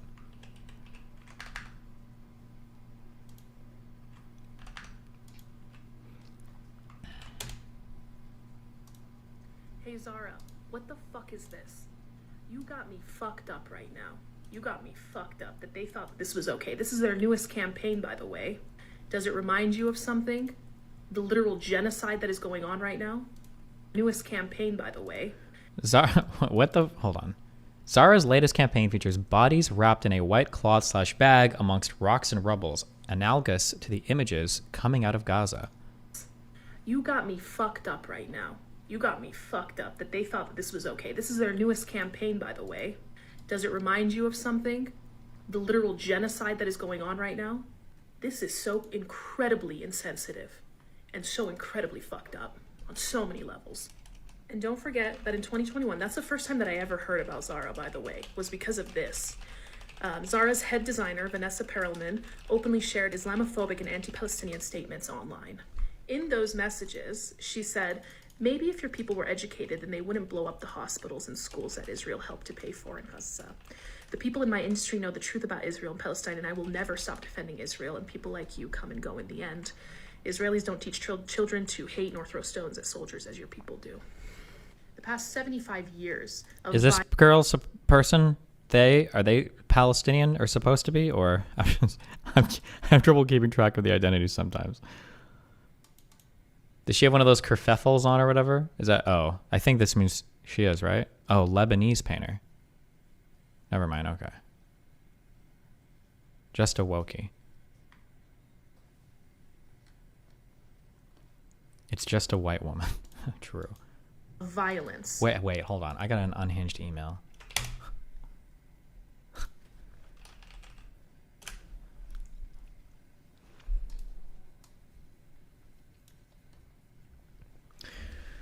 Subject: college-age white girls are worse than most literal Nazis. Schizo rant. First things first, I'm not an Andrew Tate dick rider or conservative. I'm a Chinese immigrant who is in general pretty far left-leaning, so this isn't pure unbridled misogyny. I'll be fully honest here, I'm pretty racist growing up in China and all, and I'm not the biggest fan of American women in general, but holy fuck, I swear to God, these people are on a whole different level of retarded. This isn't even about them having extreme views. I don't give a fuck about that stuff. I'm homies with IDF simp Ashkenazi Jews, while at the same time being friends with hella pro-Hamas Palestinians.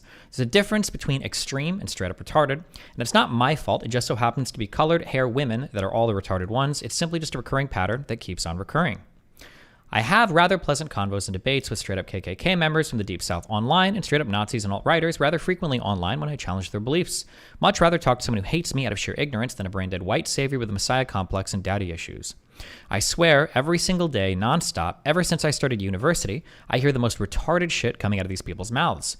Oh my god, that's like so BLM. Slay. Oh my god, yes, queen. Slay. ACAB, those pigs deserve to die. Literally every single thing wrong with society is all because of capitalism. You would think that this is a joke and that I'm exaggerating, but I swear every single last one of these phrases I have heard in real life from an actual living, breathing human being's mouth, colored hair white girl, used unironically with a sense of self-righteous entitlement, confidence, and narcissism that makes Hassan sound humble. For example, I was having a convo with a black friend of mine after a class about how racist East Asia was in general and how American racism is overrated as fuck in comparison to literally everywhere else in the world, and this white girl out of nowhere starts screeching at me, calling me a Nazi, racist, transphobic, homophobic, entitled piece of shit. My guy, there's no fucking way a prissy-ass, upper-class suburban white girl who lived her entire fucking life sheltered by mommy and daddy, wasting their money, partying around, getting drunk, and scrolling through TikTok 7 hours a day in college, with dog shit grades and no scholarship is lecturing my ass on racism. During Corona, I legit got called slurs in public and got sucker punched in the face once for speaking Chinese on the phone in public while talking to my grandma. Oh, by the way, this exact same girl later got found out for falsely accusing 2 guys of rape and didn't get expelled for it because her family was loaded. Like, how do these people exist? Is this rage bait? I didn't actually read this whole email before. Now I'm kind of wondering. I would kill myself if I was that fucking stupid.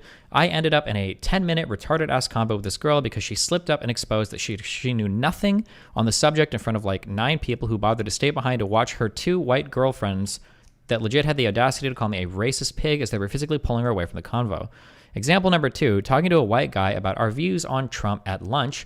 White girl with short rainbow-colored hair jumps in and starts verbally attacking the white guy for having a relatively reasonable positive opinion of Trump. I stay out of it, but the moment he starts whining, or winning, this bitch starts using me as a prop for her retarded opinions and starts calling the white guy a racist and makes a whole scene out of it in public and says she was defending me from his racism. I do the natural thing and call her a schizophrenic, manic, pixie, retard basket case, and she starts trying to act like she's doing it all for me. After another 20-ish minutes, I forgot how long that convo was, but it was fucking long, she starts breaking down and crying in public at me and the white guy, and we just walk away. To be completely honest, these are 2 out of the norm, batshit insane examples, but I want you to understand there are limited to examples that I personally engaged in, and there are way more examples of the shit I see happening around campus. In summary, they're fucking retarded at the end. If you bothered reading through this, thank you very much. If you'd be interested, I would like to have a debate or convo with you about China's domestic and foreign affairs like the Taiwan situation, India border conflict situation, genocides, black market, and uber-rich corrupt CCP officials' kids going to American community colleges. Jesus.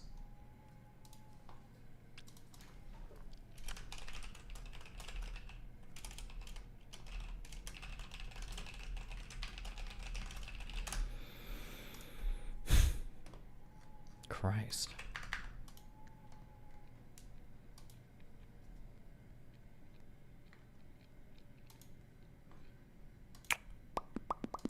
Oh, sorry, we weren't even done with this. That Palestinians have suffered at the hands of the IOF and the Israeli government. And that's what she has to say. Stones versus literal tanks and guns and bombs. The Palestinian people have never been allowed to defend themselves in any capacity, even with a fucking stone, because that's the type of shit that people would say. And then they come out with this fucking campaign. Let's also not forget about the allegations of Zara working with forced labor in China. And these allegations were made by 28 civil society organizations. What are these allegations? Zara has been accused of ongoing using Uyghur forced labor. Canada's corporate ethics czar says it has launched a fact-finding investigation. Allegations that Zara Canada, etc. Inc. is working with companies that use forced labor in China. The Canadian ombudsperson for responsible enterprise. What is ombudsperson? Is that spokesperson? It says an investigation in the apparel company stems from allegations made by 28 civil society organizations. Okay. Civil society organizations. Whoever was in charge of that campaign is a fucking idiot. A heartless fucking idiot. Shame on them and shame on the fucking company for allowing that campaign to go through. Shows you exactly who the fuck they are, and it solidifies the fact that they have been a shit company. Fuck that broad, Vanessa, whatever the fuck her name is. Fuck her. Fuck Zara. Okay? And fuck anybody that continues to support them. And this isn't one of those situations where you boycott for a month or 2, you boycott for a year or 2. No. You're never going back to Zara, okay? There's better clothing anyways, elsewhere. You don't need it. You can also just buy it secondhand. I find that shit at the thrift store all the time, okay? Seems like people buy it, they don't end up really liking it. So, shame, shame, shame. Jesus. Anti-Israel protesters targeting a Zara store in Reading, England. Turns out the protesters have no idea about why they're protesting Zara specifically. When there's an anti-Israel protest in Reading, we've heard that they're heading to Zara. I'm intrigued. What did they have to do with this? Let's find out. Genocide! Zara, you can't hide! You support the genocide! So I'll tell you in a minute why they're supposed to be protesting Zara. Okay, wait. If it's over the Uyghur shit, don't most of these people think that the Uyghur genocide is fake anyway? I'm so curious what they actually think about it. Oh, Reading is pronounced Reading? Or whatever. Spell your shit right. Fuck you guys. But let's ask them why they think they are. Can someone explain why we're protesting Zara, please? Anyone? Innocent kids are dying! But what's that got to do with Zara? Zara's funding them. Sorry, you just said Zara's funding. Zara says something disgusting about Palestine. Go and ask them. We asked why you're protesting Zara. The reason... Wait, this guy's going to tell us. The reason is because of their campaign. The one that was filmed in September? Yeah. So before October? I don't know what, but you know exactly. Okay, so I'm back in the studio now, and I can't tell you how happy I was to have actually found someone who knew why they were supposed to be protesting, even if he was a little bit frisky with his hands. So this is the campaign in question. Zara have explained that it was shot in September, conceived in July, long before the Gaza conflict, and it's meant to depict sculptures in a sculptor's studio. And these low IQ anti-Israel activists think that it depicts corpses in Gaza. Why on earth would any fashion brand troll Palestinians and mock the dead? It's insane. It would be the worst. You should put an American flag under the gun on your wall. Oh my God. We should hang flags back there based on what we're doing. Can I buy... Wait, is it? You can buy like flags from other countries. Can I buy like an Israeli flag? You must be able to, right? Wait, I could just be able to buy it off Amazon, right?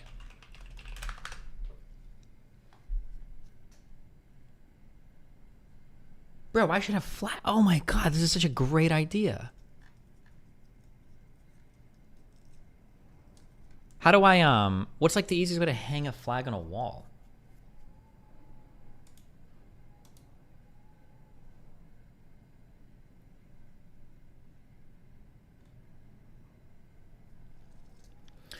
Monster asks deep moral questions like, what if you were a surgeon and saved baby Hitler's life with no knowledge he would grow up to be Hitler? A great exploration of complex moral decisions about life and death. I'm going to kill myself, and I'm paying an illegal immigrant $50 to upload the video to the My Anime List forums with the tag, he watched 30 episodes of Monster. The show is indefensible trash for people that regularly use Sanders on their brain.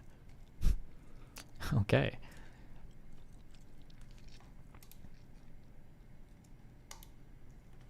Use command Velcro strips to hot swap flags. Damn, okay. We need to have more flags on this stream. I agree. That'd be based. Advertising campaign in How is there still a minute left on this these video? Low IQ fools genuinely believe that's what Zara's doing. Actually, I tell a lie. Half of them didn't know why they were there. These protesters were so clueless. I can't stress how ignorant they were. Take this wee lass. She'd painted the wrong flag on her face, didn't know why she was protesting the brand, and yet there she is screaming at the top of her voice like she's some sort of moral authority. Can someone tell me why we're boycotting Starbucks? Get lost. They put a camera on me, bro. This protest was the perfect example of anti-Israel activism. Most of them had no idea why they were there. They were just going along To be fair, this is like all activists marching and shit, right? Like, with the chance. And the leaders, they knew why they were there. And the reason they were there was absolutely bonkers. there needs to be like a study on, I've brought this up like several times over the past few days now, where somebody is an otherwise reasonable person, or even extra reasonable. They're like, they've done exceptional work in journalism or stuff in the past.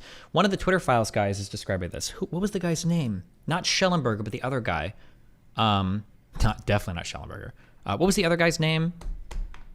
Destiny, you said a life goal is positive impact / reach, satisfy the current niche. Do you think a more austere decorum would compromise authenticity versus reach? Also, I don't know. I'm working on it. Okay. Oh, is it Tybee? Tybee? I forget how to pronounce his name. Matt Tybee, right? This guy, was it over Afghanistan and Iraq stuff? Or what was the big thing that he uncovered? Hold on. Or what was the big... He was known for, like...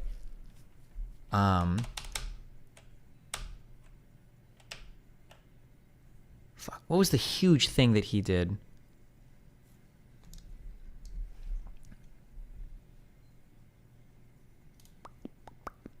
Was it financial crisis stuff? Maybe it was that. But like, I'm pretty sure that Tybee was considered, like, everybody had immense respect for this guy as a journalist. Oh, maybe Barry Weiss might be the person I'm thinking of. I know I've heard Matt Tybee, though, spoken of as very, very, very highly as well. I think Barry Weiss as well, right? Where these guys have these like huge media things, and then they cover some event or something like breaks their brain, and then they just go full retard for like the rest of their lives. And so for these guys, it was like the Twitter file stuff, and it was like, what the fuck? What happened? Man, forget that. Where's our Taliban flag? Put that up there instead. I wonder what will Nathan grow up to be, knowing he is Destiny's child and been co-raised by Melina and her boyfriends. Well, how can your kid possibly grow up to be masculine when he only has one father, as opposed to my kid that's being raised by the most masculine bulls ever known to mankind, and dozens of them? How could you ask for more of a masculine influence in your life than that?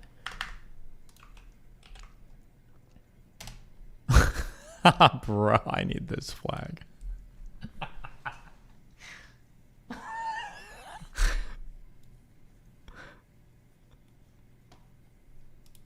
Holy shit.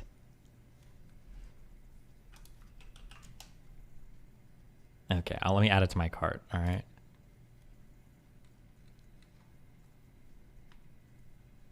Oh my god. What an unbelievably based flag.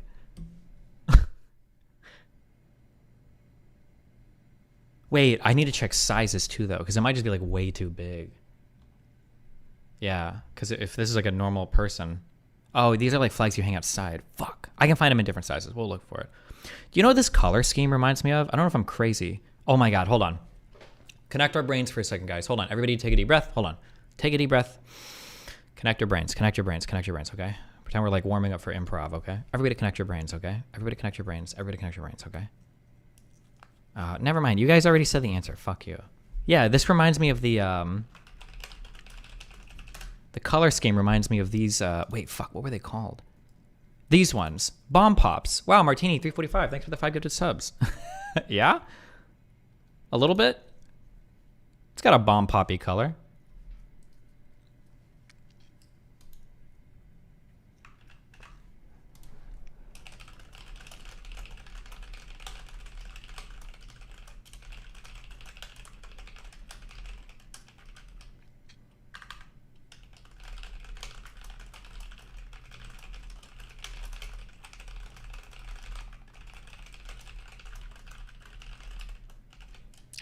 We're in your brain. Nice.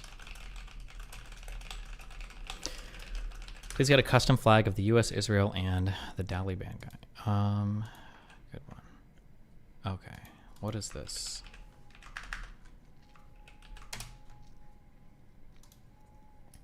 Trump can't be on the ballot because he attempted insurrection. It says Colorado Supreme Court, but he didn't. January 6th was a riot, not an insurrection. Behind the Democrats' turn against democracy is years of planning, including a secret effort to undermine the 2020 election.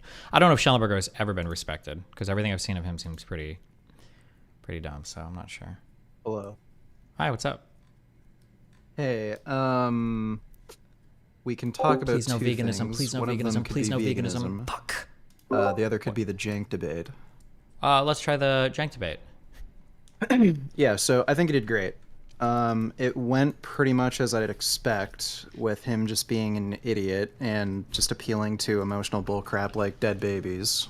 Okay, I wouldn't call him an idiot, but I understand what you're saying. I think he engaged in poor argumentation, but go ahead. Yeah. I disagreed with at least one thing you said pretty strongly, but I agreed with most of what you said, and I think you missed at least one pretty good opportunity to criticize him. Okay. You said something to the effect that Israel basically cares about Palestinians on a like 50-50 basis. I think you said like you lean 49 to 51% in the direction that they care about Palestinians. What do you mean? What was the context of this? Like that they care about like their future or their outcome, or what do you mean? Well, no, like Palestinian lives, I believe was the context. Like Jenk said, okay. like asked you, like, do you think Israel actually cares about the lives of Palestinian civilians? And you said something like you lean. Oh, I lean towards like, thinking they maybe... probably don't. That's my guess. Yeah. Well, I would disagree. Well, first of all, I'd actually like to know what you mean by that. Like, do you mean... I think that when like, in Israel terms takes a of- whole bunch of effort to preserve the lives of Palestinians in the Gaza Strip in advance of like bombing campaigns and stuff, or when Israel is investigating extreme forms of terror or whatever against Palestinians in like the West Bank, I think that Israel does that to, one, maintain good standing with the world, and two, maintain like the Western world for the people that support them, and then two, to not inflame or enrage the Arab states that have now like hesitantly aligned themselves with Israel, like peacefully or whatever. I guess, yeah. I think that absent those two things, I don't know how much the average Israeli cares. I mean, I'm sure there are some, obviously, like Bet Salem and shit was formed, I think, exclusively just to keep track on like the Palestinian situation. There's a lot of left-leaning people in Israel that are somewhat compassionate towards the Palestinian cause, but yeah, that's like the feeling that I have. But I mean, I could be wrong. Yeah. Okay, so you're basically talking more about this idea of like some sort of internalized empathy rather than actual policy decisions. Yeah, or the policy way they... decisions, I would say clearly they have some care, because you can see obviously based on how they conduct themselves. But where it comes from, yeah, I was talking like, do they actually care about Palestinian lives, or is it like a strategic choice? That'd be my... Okay. Yeah. Because from me, from what I got from it, I kind of thought you meant like on a 50-50 basis, they may or may not have proper discretion when they say do a bombing campaign. Yeah, no, I feel like the discretion is pretty good, but I also don't know 100%. It's hard to like measure that. Like, it's possible that an evaluation comes out that goes over internal military records and like actually the considerations they're making are woefully inadequate. That could be the case. Or there could be an analysis that says, actually, they probably do it about an appropriate amount of evaluation. There's just not much more they could do to limit deaths here and still be mission effective. That could be the case too.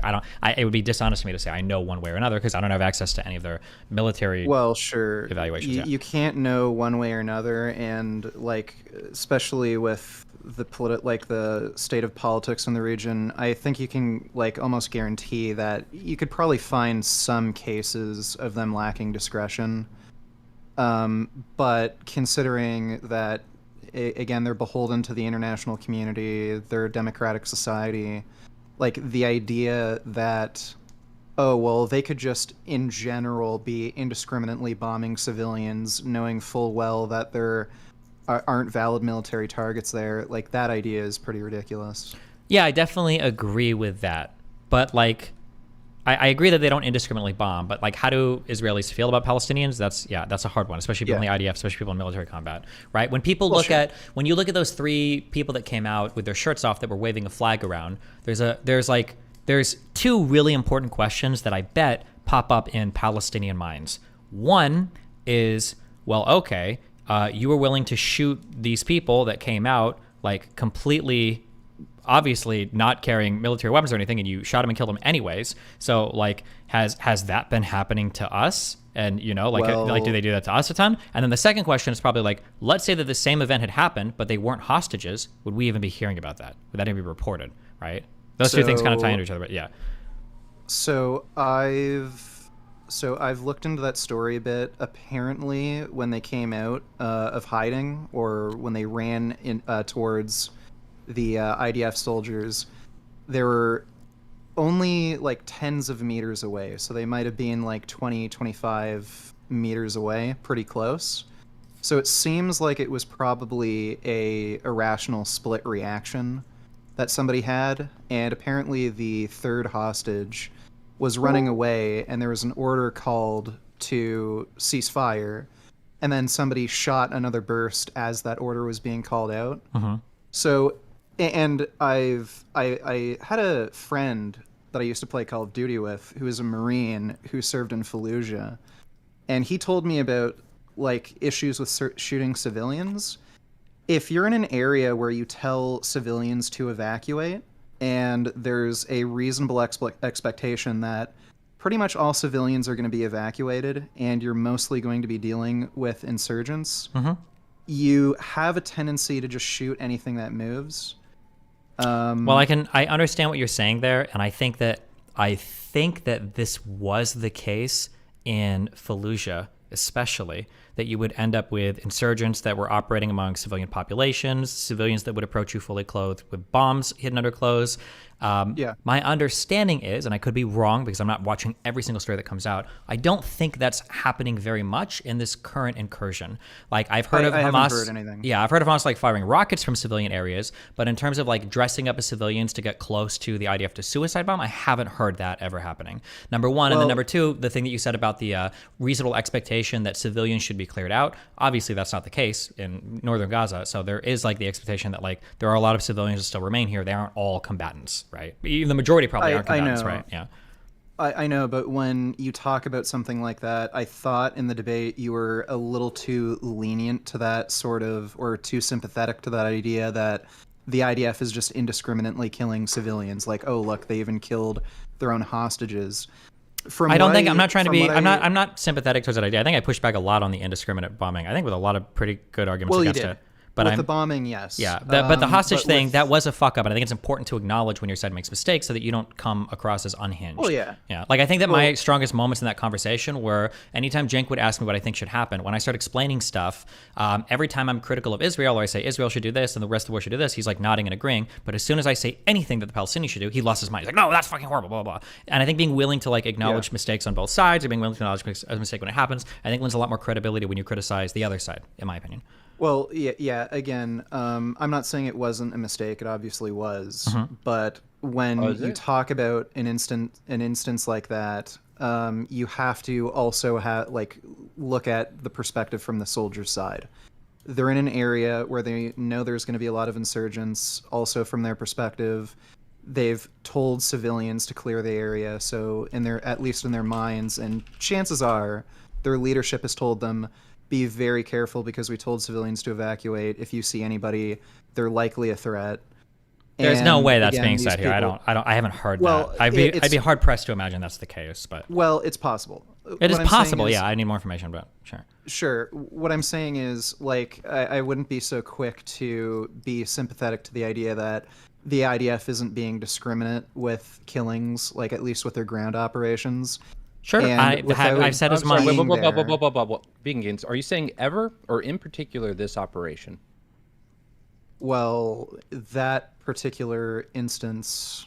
Well, no, because before you said you don't believe that the IDF would be reckless with civilian lives, and you made it sound like well, I'm sure they have been before. Like again, I'm sure they have been before, but I haven't seen any evidence of like widespread. Allow me to elucidate you, my friend. Let's talk about three operations. Operation Cast Lead 2008 to 2009, Operation Pillar of Defense 2012, and Operation Protective Edge 2014. Let me also direct you to a report that you can read called Breaking the Silence, where you can read accounts from 60 different IDF members, only one of which is actually remorseful for any of their time in the IDF, that say explicitly that during those operations, in particular Protective Edge, that they were told, shoot everything, don't take a second to think, and then we can go through the civilian casualties through each of them, the methods and operations. And wait, before you go on there, did they tell civilians to evacuate? They always do, to some degree or another. Right. Doesn't mean that they actually... Well, no, hold on. Telling someone to evacuate and giving substantial time. I'm glad you brought up Fallujah, by the way. You know how many weeks of fighting happened in Fallujah? Both times? How many? 10 total. 4 and 6. You know how many civilian casualties there were during each of those? How many? 600 each, so 1,200 total. You know how many people have died per week during this conflict? Well, are we talking about bombings included? Yep, because there were airstrikes in Fallujah. Circumstances are quite a bit different. Yeah, the circumstances are that the IDF has had no regard for the damage that they're going to do. And also, Stephen, where Cenk failed to push back on you was when we talk about indiscriminate bombing. You need to stop getting away with just pointing to the number of civilians dead. Civilian infrastructure is protected too. One, no, it's not. Not if and they're two, a military target. Yeah. No, stop. What is a military target? Vegan Gains define that. How does the civilian infrastructure become a military target? And go through the full spectrum of what has to be decided upon before you go for and fire. If there's military equipment, if there's military personnel, if there's military bases. You're missing a key component. What? two key components. One, that the attack, the way that you execute that target, has to be done in a way that is proportional to eliminating the threat and achieving the second part, which is an explicit, direct, strategic military objective. So you don't get to just say there's a grenade in the basement there, we get to bomb it. You don't get to say there just happens to be a Hamas person there, so we get to bomb it. If it's a civilian infrastructure or there are civilians around, you have to have one, an immediately recognizable strategic advantage, and two, it has to be a proportionate attack. Can you link me something explaining the proportionality? Yeah. Because I've never heard that part of the argument before. that. I know that individual militaries will have how they evaluate it, but all I've heard is that once civilian infrastructure is being used for any sort of military purpose whatsoever, that target changes to a military target. Now, there's still like weighings of like, you know, civilian damage or collateral damage, but it's still evaluated as a military target. Mm-hmm. Wait, can you just can you link me what you're referring to there? Yeah, when we talk about the proportionality thing. Noodles. Yeah. Let me get the fucking ICRC stuff on it. Like, what is meant by proportionality? So proportionality would be, while I look this up, proportionality would be if you have a house, right? And you're taking sniper fire from it, but you've been under observation of that house for a significant amount of time, and you know that there are civilians, women, children, whatever, in that house. You don't get to just drop a Hellfire missile on it. You still have to consider what the threat actually is. Are they impeding significant troop movements? Are a significant number of your troops being taken out? Or is it just kind of holding you back and there are other methods that you can either go around? Or is there a way you can attack that isn't dropping a Hellfire missile on it? If you have a way to, say, use your own sniper... Okay, so this is entirely subjective. It is subjective, yes, and it's important. Right, so when the IDF sees a large cache of rockets in a building, and they know those rockets are going to be used to fire at Israel, and it costs Hamas about $1,000 per rocket to fire those rockets, and it costs about $50,000 for Israel to use the Iron Dome to intercept each one of those rockets, and there's, say, 100 rockets in the building. You don't get to do that you don't get to calculate that math into human life. That is not going to be done. Absolutely Yeah, you not. absolutely do. You absolutely do. Sauce, baby. You absolutely do. Bullshit. Shit bowl. No, you don't. You don't. Sorry, so you're saying one human life is infinitely valuable? There's no I never said that. What a expense? weird fucking pivot. So, when you take into that calculation, first of all, under the under the Geneva Convention, you cannot take the lives of soldiers and put the protection of those soldiers entirely over that of the civilians, even if they're the enemy civilians. Two, we're not talking about the Iron Dome. We're talking about how they have to go in and eliminate the threat. So the threat is there's a cache of rockets, right? Those rockets can be used, right? So you then have to evaluate the propensity for those rockets to be used anytime soon. You have to evaluate the propensity for those rockets to be fired in a way that is going to impact the conflict you're in. And you have to evaluate whether or not there is a different method of attack on that cache of weapons than one that will do maximum civilian and infrastructure damage. So you don't get to just bomb it. If there's another way you can go about doing it... I totally disagree with you. You're wrong. You can say you disagree. Yeah, so what you're basically saying is Hamas essentially has free reign to use civilian infrastructure. No, that's not what I'm saying. And anytime, yeah, that's essentially what you're saying. No. And then when Israel goes in and actually invades, you're gonna fucking complain Did I about say how you can't attack any civilian infrastructure? Did I say that? Did those words come out of my mouth? You didn't say that, but you're basically fucking suggesting that. No, I'm suggesting that war's a little more fucking complicated than this stupid shit you keep saying. Okay, wait, so then here's a question then. Can we think of an attack that Israel has launched that wasn't taking this into consideration? Yeah, sure. Do you want to go through the Goldstone report? No, for the current objective right now, for the Gaza stuff. Yeah, I'm saying the fact that North Gaza, that Gaza City is uninhabitable right now, yes, I'd say absolutely. Wait, so you think that the current attacks on Gaza City, you without any of the information available on the Israeli side, you think that you can make the calculation that their attacks right now are too dramatic without knowing how they've identified targets, what might be stored in what areas, Like how many civilians they Yep, even know are absolutely, present? because again, it has to be immediate strategic advantage. Yeah, but how are You you to take these evaluating out. the strategic advantage? Because you don't get to, again, massacre civilians and civilian. Wait, hold on. To infrastructure be in order- clear, you do get to quote unquote massacre civilians. You just have to do a proportionality calculation. I'm just wondering, how can you do the proportionality calculation?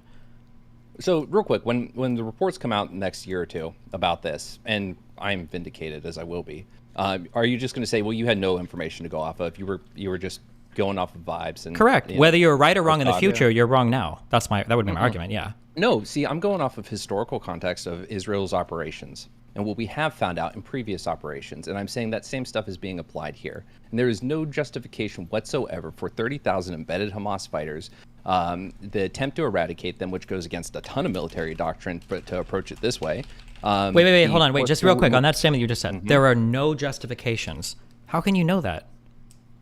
Like, what if it was the case? What if a report came out after? I doubt it. But let's say a report came out after, and there were 50,000 tons of like enemy explosives and 50,000 AK-47s that were all blown up as like a collection of these attacks. When you say there's no justification, aren't you speaking in opposition to international law that says you can weigh the strategic advantage, and in some cases, even civilians can be killed when you're attacking military objectives?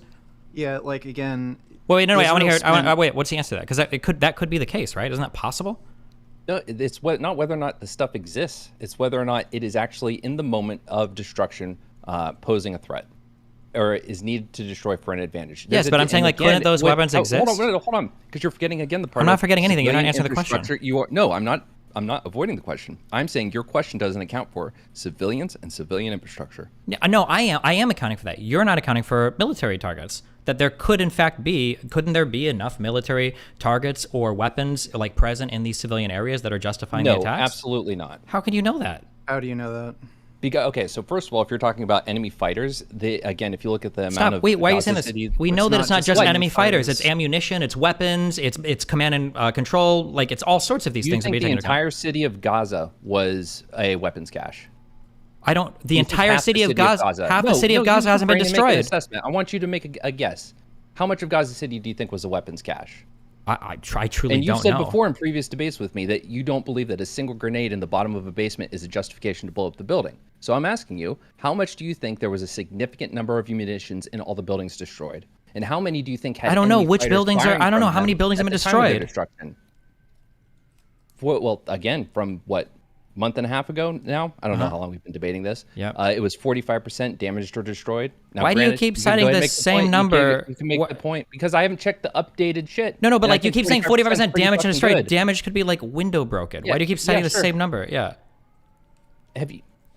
The groups have come out and said sorry, choking on a noodle. The groups have come out, the human rights groups, and have said Gaza is uninhabitable. Gaza cannot be returned to in the state it's in. So I think it stands to reason that destroyed probably means a little more than just a broken window.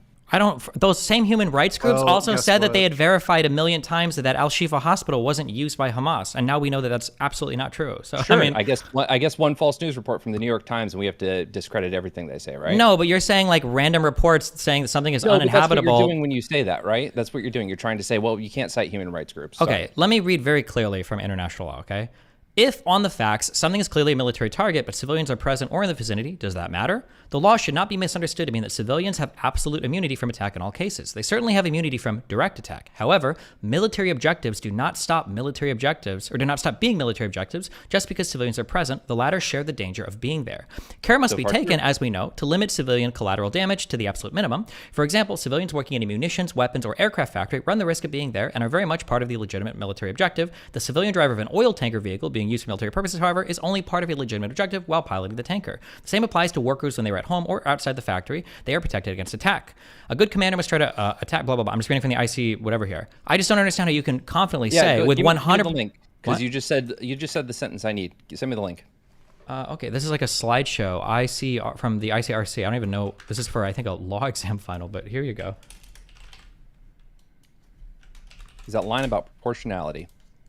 Yeah, but the thing is that you claim that you 100% know that it's not proportional without even knowing what's there, which is impossible. Like, by the way, if you look at the expenses to defend against Hamas, like it's just insurmountable. No other country would fucking accept those sorts of losses.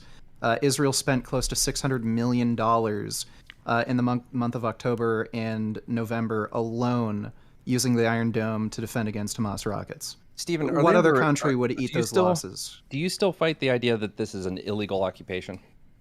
I don't even have a strong opinion on it, but but do you think it is? Probably not. Do you lean one way or the other? What about you, Vegan Gains? I would say no. Okay. Well, everything I read, but this comes from, discredited bodies such as the United Nations and the ICC and the United Nations. Hold on. Also, wait, we got to be super clear. When you say from the United Nations, are we talking about like a United Nations panel that was Security convened? Council versus Human Rights Council, right? It's whichever one. We've been through this.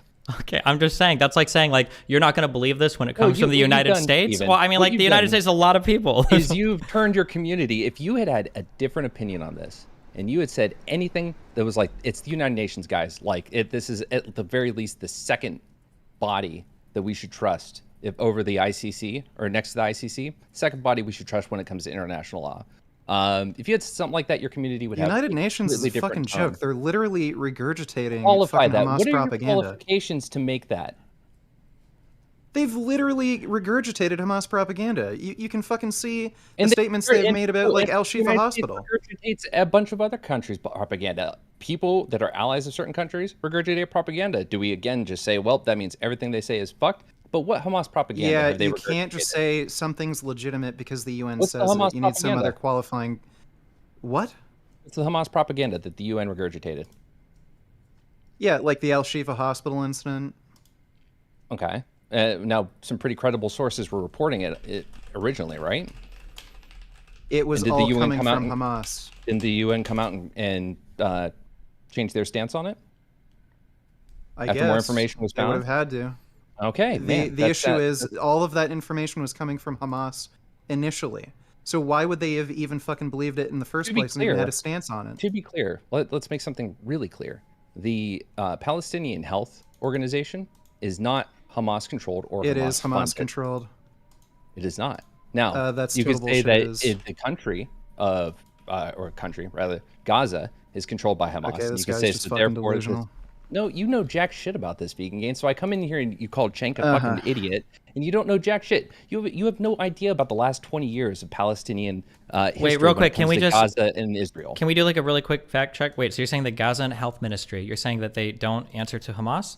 My understanding is that they did. Is that not true? That my understanding is they are not controlled by Hamas. No. Okay, I mean, we just look this up. It's an easy like fact check.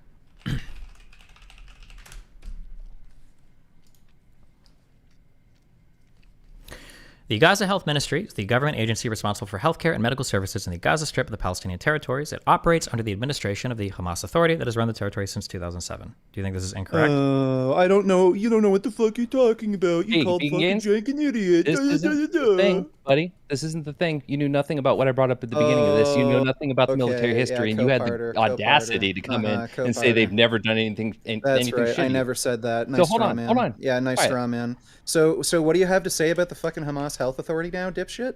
I'll say I was wrong if I'm wrong. So give me 2 seconds. Because I didn't pull that out of my ass. That wasn't a feels thing. So give me a second.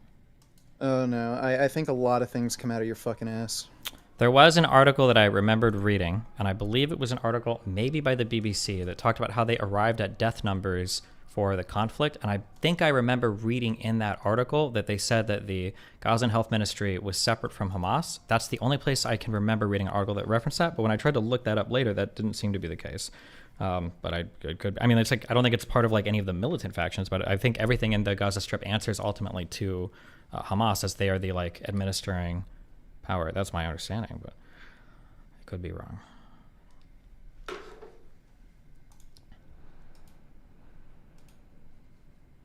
Yeah, so the only other thing in the jank debate that I wanted to mention was the I think you missed that he basically said Hamas was defending themselves on October 7th. At an hour 50 minutes in, he seem to have slipped that accidentally. That claiming what happened? That the October 7th attack was self-defense from Hamas. It seems like he said the quiet part out loud, or he might have said that accidentally. Sure. I mean, like the justification there is going to be that the Palestinian people are defending themselves from the aggression by Israel. Yeah, you're using a broader sense of violence here, but that would be the argument for that. Well, I think that's fucked up and insane. I think you could have... I don't know if you missed it, but because it did go by pretty quickly. But he did let it slip that he thinks the October 7th attack was self-defense. Yeah, I mean, I would have to go back and like bring that point up and see what he thinks. So I was trying to stick to like broad level points. I wasn't trying to get him like gotchas or anything, but yeah, I mean, it happened pretty quickly and it was subtle, so I'm not surprised if you might have missed it. Sure, maybe I did. I'm not sure, but maybe sometime we can debate veganism again. I think I've got some new arguments for you. I'll keep that in mind. Okay.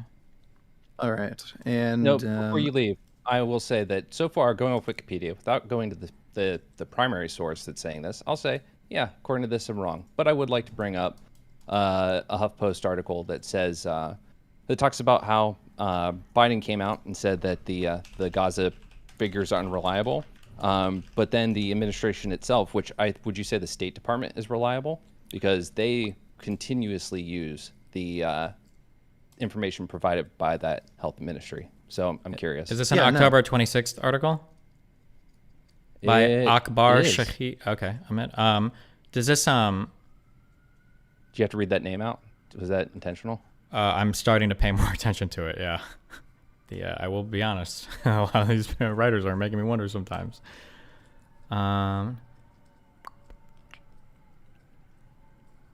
be curious what Biden is speaking in reference to, because if Biden is saying like he's not trusting the numbers, like for instance, right after the one like hospital attack, that would make me understand what the context of this is. But was Biden saying that he doesn't trust the numbers at all? You're talking about the number. Yeah, he's talking about the numbers killed in Palestine. Justice must be done. Fuck, can I speed this up? But I caution this while you feel that rage. Don't be consumed by it. After 9/11, we were enraged in the United States. While we sought justice and got justice, we also made mistakes. I'm the first U.S. president to visit Israel in time of war. I've made wartime decisions. I know the choices are never clear or easy for the leadership. There's always cost, but it requires being deliberate. It requires asking very hard questions. It requires clarity about the objectives and an honest assessment about whether the path you're on will achieve those objectives. The vast majority of Palestinians and for years, are not the UN Hamas. and Hamas does not. Other organizations have used those numbers and said that they turn out to be pretty accurate. I don't know if I believe that 100%, but yeah, I have those might be the only numbers they have access to. So it is the only numbers they have have access justification. to. But also, I don't know. You can hold on. You can go to it's either Haaretz or Bet Salem. You can go to like the operations from like Protective Edge, and they not only tell you how many died, but then they give a detailed accounting of who they are, how old they are, where they were, and what happened to them. I understand what you're saying, and I've already done the research on this. And if you have something contradictory, I'd be interested in hearing it. But my understanding is the process that I read is what they do is they take the published numbers from the Hamas ministry, and they have context they have contacts in other hospitals. And what they'll do is sometimes they'll call around to those hospitals and they'll try to confirm with their records, do you have this death for this person, for this cause of death, and is this what you see? And as long as the doctor there says, yeah, then they'll say like, okay, well, we'll write this down. But all of it is run by Hamas. That's my understanding. Wait, I'm sorry. Amnesty and International. Correct. All verified this way. All these others Yep. are all doing it through Hamas. Yes. The underlying fundamental assumption they have is that the doctors that they have reporting in these areas are giving them accurate and true information, maybe more so than like Hamas militants with themselves, but more or less all of it is being confirmed through the Gaza Health Ministry and then individual doctors that they're contacting. Now, their argument is that we've used these contacts for a long time, we trust them and we believe that they're honest and everything, which is fine, but I think something recently that hurts that credibility a little bit was the assurance from these same international organizations that say we have doctors that we know that operate out of these places, like the Al-Shifa Hospital, and we know that these places are not used by terrorists. That's IDF propaganda. But now that we've gotten video footage of hostages being taken to these hospitals, and when we've had Amnesty Internationals themselves in 2014 reporting that there are wings of these hospitals that are used for interrogation and torture, that really hurts their credibility when they say we trust these doctors that work in these hospitals. We don't think they're biased at all. That makes me wonder. That's pretty damaging, I think. Wasn't one doctor actually found out to be a Hamas member too? It's possible. I don't know. But yeah, I think one of the doctors was actually a Hamas member. I mean, if they work for the Gaza Health Ministry, it's all, I believe, like they operate in conjunction with, I think it's Hamas and the Palestinian Authority is what Herc said. But I mean, like if you're working as part of the government there, you're all part of that like administrative thing of Hamas. Like that's, well, it's not just, it's not just like an administrative part of Hamas. Apparently he was an actual terrorist. Oh, okay. And he also happened to be that's what I heard anyway. Sure. I mean, technically under Hamas, I have to look this up. There's a name for like the militant wing of the government. It's not like all of Hamas is like the name of the government, and then there's a name for the is ad-Din al-Qassam Brigades or whatever is like the militant wing of the org. But all right. Well, this conversation was great. Yeah, let me know when you ever want to read up and do a debate. Well, I'm trying to find this proportionality thing. Like, I don't understand how we can know for a fact that these attacks are all disproportionate. I can't think of a single one that seemed like this was clearly disproportionate. I'll talk to you about it offline, because I don't think we can have this conversation online. All right. Well, take care. Nice You too, buddy. chatting. I love you, Vegan Games.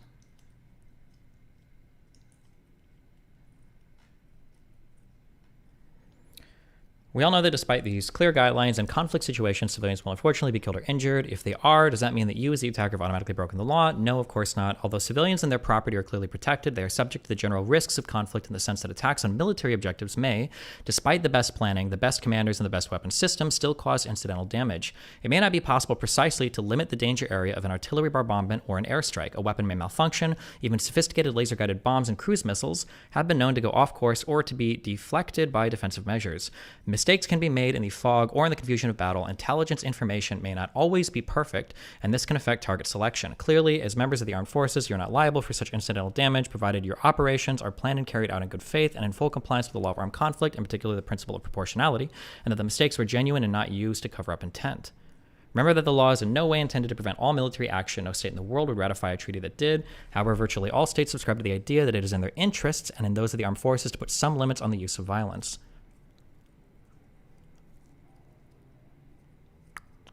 Yeah, I don't know. I just feel like I would need access to more information to say if something's clearly wrong or clearly right, because I don't know how the evaluations right now are being made on the Israeli side. So an example I've used when people have said that the destruction at the level it's been is justified because, hey, it's Hamas using those structures, is if those numbers are accurate. And destroyed means a little more than a broken window, or damaged, rather, means a little more than a broken window. That Hamas would have to be playing whack-a-mole and posing a threat from each of those locations they pop out of. They're just going from one place to another super fast and in such a way that they are a danger to Israel and the Israeli military in an imminent way that justifies the destruction of civilian infrastructure. So with my understanding of that in international law, I would say that that's likely not happening. And that a lot of things that have been destroyed. Wait, real quick, can you explain that? You said that what's not happening? That Hamas isn't playing whack-a-mole. Okay, hold on, wait. I don't understand why when you use like the most ridiculous and wacky comparisons, it makes it seem like you're afraid because you're absolutely incorrect. No, because the idea is wait. So wait, hold on. No one is saying that they're playing whack-a-mole. What they've been charged with is storing ammunition in civilian areas, which I believe has already been verified. that they're operating out of civilian areas. That might be tunnels underneath apartment buildings and whatnot, which have been discovered, or that might be operating under hospitals or in hospitals, which has been discovered, or that might be shooting rockets from areas that are designated humanitarian zones or other areas that they shouldn't be firing rockets from, which have also been, I think, discovered. All four of those things that I brought up, I'm pretty sure have been, like, everybody agrees that these things have happened just in the past, like, month alone. So I don't know why we summarize this as, well, are they playing whack-a-mole? Well, no, but they hide things in and operate out of civilian areas, like, pretty openly, and everybody's seen this and nobody's even disputing this. So to say that, like, it's insane to imagine that, 15% of the North Gaza city could be destroyed, is that really that insane? I don't know if that's that insane at all.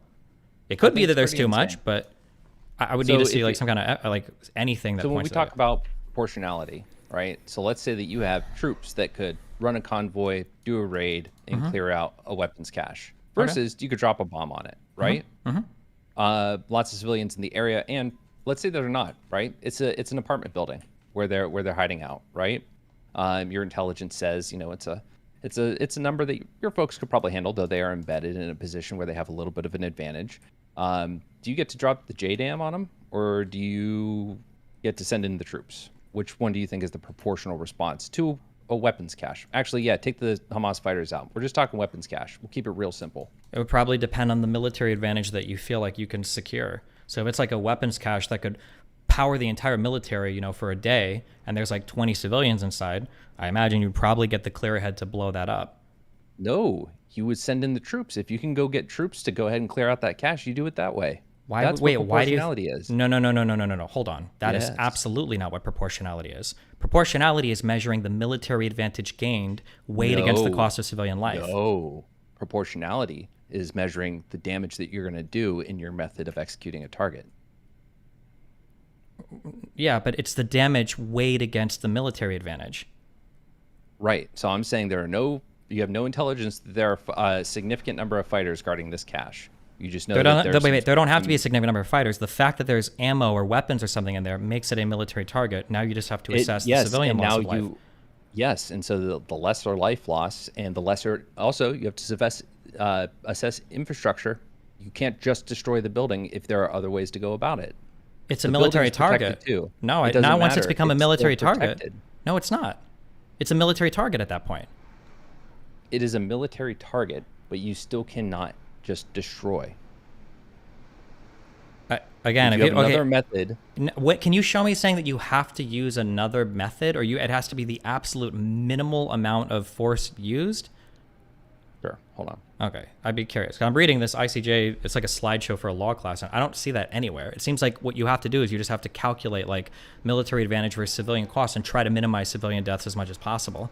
But you don't have to use the absolute minimum amount of force every single time when there are civilians around. I've never seen that anywhere.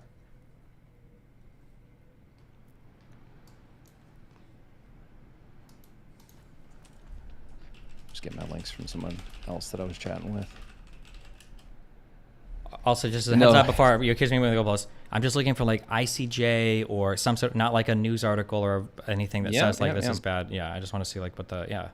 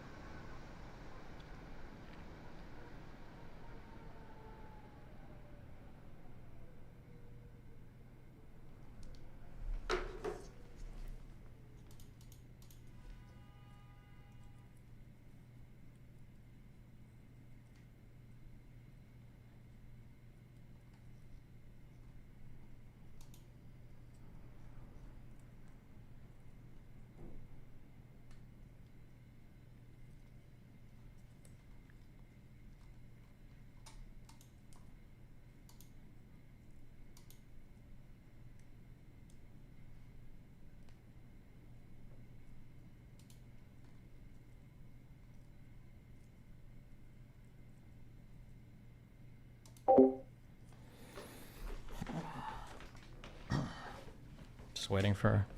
Once we're done with this, I'm probably taking off, boys. Oh boy.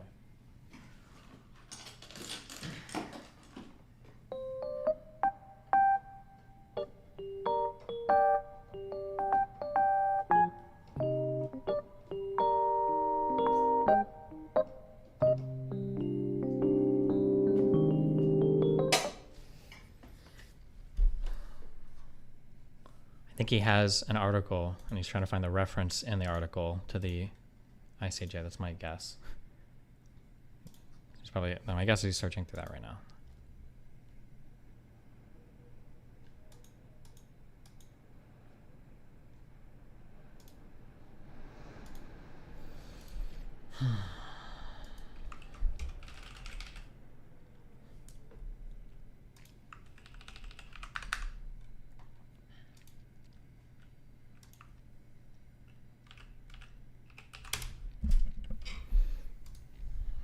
What's this? They were like, 10 mil, and we're not, and we're gonna stop this. And I was like, I'm good on that. My response is that I told my lawyer that I wouldn't do it for $1. If I had to pay $1, right? I still wouldn't accept it. That was the official response, and they knew that. Hello? I don't know. I don't know enough about how these types of court cases work, but it could be that maybe Adept was actually asking for 10 million, or maybe for these types of cases, you just enter in like a crazy ask initially before the court case starts. That could be the case. I don't know. So, like for instance, I think with defamation cases, I think you open those with you just put like an arbitrary number, like $50 million is what I'm asking for, and then when you actually go to court, then the jury awards like whatever. But I could be wrong. I don't know. That was a settle amount that was asked, not for the case. I don't know. Let's see. Principle of precaution second. The conduct of military operations consequences taken to spare that civilian population, civilian objects, all feasible precautions taken to avoid it, and in any event to minimize incidental loss of civilian life, injury to civilians, and damage to civilian objects.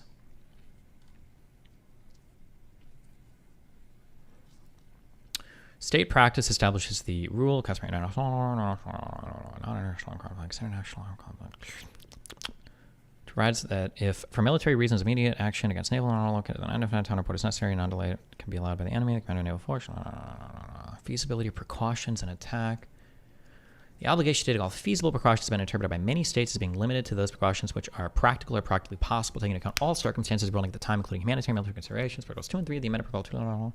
Upon ratification of additional Protocol 1, Switzerland stated that the obligation imposed by Article 57.2 on those who plan or decide upon an attack to take the specific precautionary measures set out in the article create obligations only for commanding officers at the battalion or group level and above. It previously expressed its concern at the diplomatic conference leading to the adoption of the additional protocols that the wording of the chapeau of Article 57.2 might well place a burden of responsibility on junior military personnel, which ought normally to be borne by those of higher rank. Also, okay. Precautions and attack. Numerous states express the view of the military commanders and others responsible for planning, deciding upon, or executing attacks necessarily have to reach decisions on the basis of their assessment of the information from all sources, which is available to. Okay, well, that's. Proportionality of attack. Launching attack may be expected to cause incidental loss of civilian life, injuries, civilians, damage to civilian objects, or a combination thereof, which would be excessive in relation to the concrete direct military advantage. Okay. Summary. State practices establishes this rule as a norm of customary international law. The principle of proportionality in attack is codified in Article repeated in Article France voted against Article 15, paragraph 5 by its very complexity to seriously hamper the conduct of defensive military operations against an invader and prejudice the inherent right of legitimate defense. Principle of proportionality in attacks also considered Protocol 2 and amended Protocol. Large number of military manuals laid down bullshit. Okay, what is this for international? For non-international? Interpretation. Several states have stated the expression military advantage was the advantage anticipated from the military attack considered as a whole and not only from isolated or particular parts of that attack. The relevant provision of the statute of the International Criminal Court refers to the civilian injuries, loss of life, or damage being excessive in relation to the concrete and direct overall military advantage anticipated. The ICRC stated at the Rome Conference on the statute of the International Criminal Court that the addition of the word overall to the definition of the crime could not be interpreted as changing existing law. Australia, Canada, and New Zealand have stated that the term military advantage includes security of the attacking forces. Ooh, unless I'm reading this wrong. this part here completely shuts down every single thing Lycan has said about this. Because Lycan always said you can't take into account the risk to your own soldiers ever. I think he said that a number of times. Upon ratification of Additional Protocol 1, Australia and New Zealand stated that they interpreted the term concrete and direct military advantage anticipated as meaning that there's a bona fide expectation that the attack would make a relevant proportional contribution to the... Okay, wait. If you're about to like bomb a target and there's and there are like civilians present, can you take into account like danger to your soldiers, like that you could strike it with an airstrike instead of like marching your soldiers into fight? Only to a certain degree. You cannot put the well-being of your soldiers ahead of civilians. What do you mean when you say ahead of civilians? The risk. So if the risk is like, well, if we go anywhere near that, like we're going to lose some people. Like you can't say, okay, well, we're dropping a bomb. Well, but what if you're only going to kill 2 civilians? Then you could, right? No. I don't know where you get that from, I guess. Sure, hold on. So I'm looking at, right now, I'm at the International Humanitarian Law databases. This says the ICRC stated at the Rome Conference on the Statute of International Criminal Court. Oh, about the law. Okay. Australia, Canada, and New Zealand have stated that the term military advantage includes the security of the attacking forces. So it seems like you can consider like damage to your own military while you're weighing the proportionality of an attack, if you're looking for military advantage after the attack.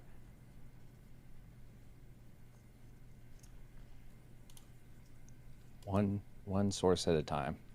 This makes it look like I'm in research, but you're asking me for sources, and I didn't show up with a list of notes for everything I'm going to say. Sure. I've heard this claim a lot, though, about the proportionality of attacks, but because I've gone through all these international sets, yeah, I've never the seen... audience now is looking at this like I'm fumbling when I'm reading through fucking 15 different links. Okay. Well, I just need one thing about this proportionality argument, because it's been brought up a ton, and I've never seen any international law thing say this, ever.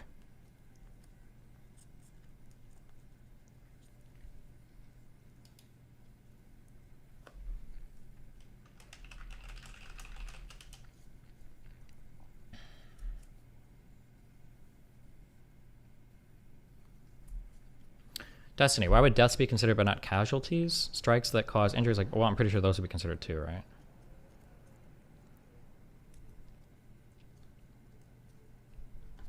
So here's one thing. Do you think that Israel's bombing methods have struck other targets that weren't the direct target? Yeah, that's by definition collateral damage, right? Cool. Then I'll link this for now until I find something that further supports the claim that I made. Section 5, I think. Section 5B. Okay, Section 5B. Among others, the following types of attacks are considered as indiscriminate. 5B, an attack which may be expected to cause incidental loss of civilian life, injury to civilians, damage to civilian objects, or a combination thereof, which would be excessive in relation to the concrete and direct military advantage anticipated. Okay, what is this supposed to demonstrate? Do you think that, would you give a percentage, how many of the attacks that have destroyed other infrastructure than what's being attacked, how many would you, if you had to guess, do you think were in consideration of this rule of war? But the answer is supposed to be 100% of them. Well, that's what it's supposed to be. I'm asking how much, looking at the destruction. And you keep saying, hold on, you keep misunderstanding this. You keep saying, looking at the destruction. We're making an argument of proportionality, not of zero allowed stuff. I don't know why you keep saying, look at the destruction. How many Israelis die a year to Hamas? This is a huge pivot. You say we're asking. So you're talking about proportionality. You're talking about the danger of Hamas, right? And you're talking about them eradicating Hamas and attacking that threat. So proportionality is not measured in civilian deaths. They're measured in military advantages. That's what we're talking about when we look at the ICJ sets. No. We're looking at the International Humanitarian Law database. Yes, we're talking about military advantage. Even this law of proportionality is talking about concrete overall military advantage. That's what's being said over and over again. Not have they killed more civilians than you've killed. You're not going to find that anywhere in international law. So when you say, again, looking at the destruction, well, I don't know the destruction.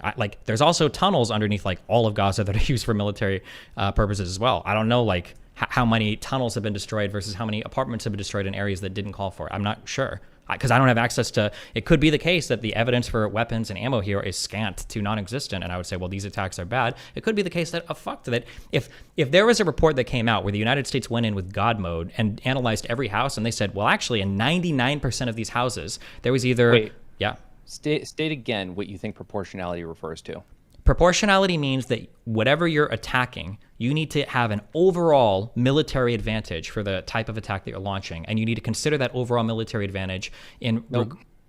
First paragraph. First paragraph of what? What I just linked you.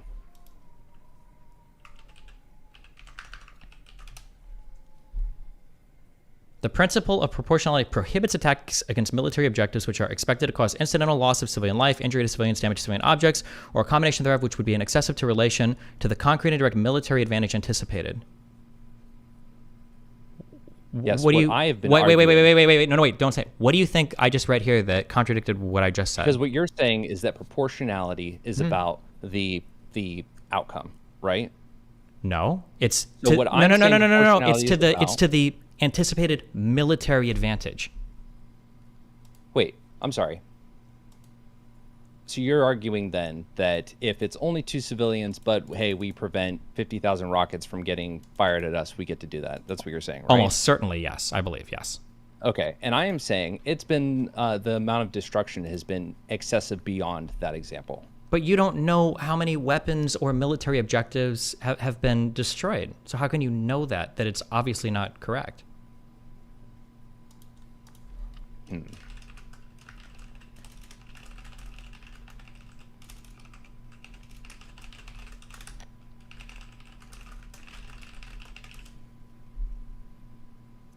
Like, for instance, do we agree that there are tunnels under almost all of Gaza that are used by Hamas? Do we agree with that? Yeah. Okay. Do we agree that Hamas is operated out of hospitals that were said to be civilian hospitals? Yes. Do we agree that Hamas has launched rockets from civilian areas and from humanitarian zones? Yes. Do we agree that Hamas has stored ammunition inside of civilian houses, like apartments and residential areas? Indubitably. And then, so if we agree with all of these things, I don't know how I can look at all that and go like, well, obviously they've blown up too many houses. Like, I don't know how I can say that. Yeah. Because, okay, it's about the advantage, right? And advantage is going to be evaluated on a case-by-case basis. And a lot of it's going to be done after the fact. Do you think... Wait. What do you mean after the fact? Can you explain what you mean by that? Because we're going to have to wait for a lot more dust to settle before groups can come in and gather information. Yeah, right? Possibly, yeah. And you know, a lot of that's going to depend on Israel's participation, I assume, because otherwise you're going to be very dubious. You'll find it very dubious, the reports that come out, I assume. Well, no, neither of us would. Ones. I mean, well, no, because I trust the United Nations Human Rights Council, and I trust the human rights organizations. Okay. But what about it? So based on, well, see, here's what's frustrating me right now is that we've gone down this road before, but I'm going to cite the UN Human Rights Council. I'm going to cite that's fine. It's not fine though, because I'm going to cite those organizations, and you're going to say, yes, well, they have a history of bias against Israel. I'm not saying any. Wait, just tell me what you're going to cite about them. I don't disagree with every single thing these organizations say. All right, so the Goldstone report, right? That goes through a litany of incidents directly in line with my claims, right? But the underlying problem with the Goldstone report is it's actually the exact same problem that you have, and that they're trying to make a claim of proportionality, but they don't have any of the military justification for any of the targets they're attacking.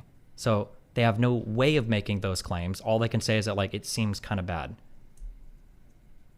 I think where I'm getting hung up is that Hamas was able to do something horrible on 10/7, but overall has not been able to do a significant amount of destruction over the years. Doesn't matter. That's not part of what we're weighing here. It has nothing to do with it. No, but when we're talking about military objective, right? What is the objective? Is the objective to destroy the enemy military that attacked it? There's never in the history of weighing war crimes like, well, how many? Like when we went to invade Iraq, we weren't the proportionality question wasn't how many civilians has Iraq killed in the United States. Like these questions are never asked. This is not relevant to any of the calculations.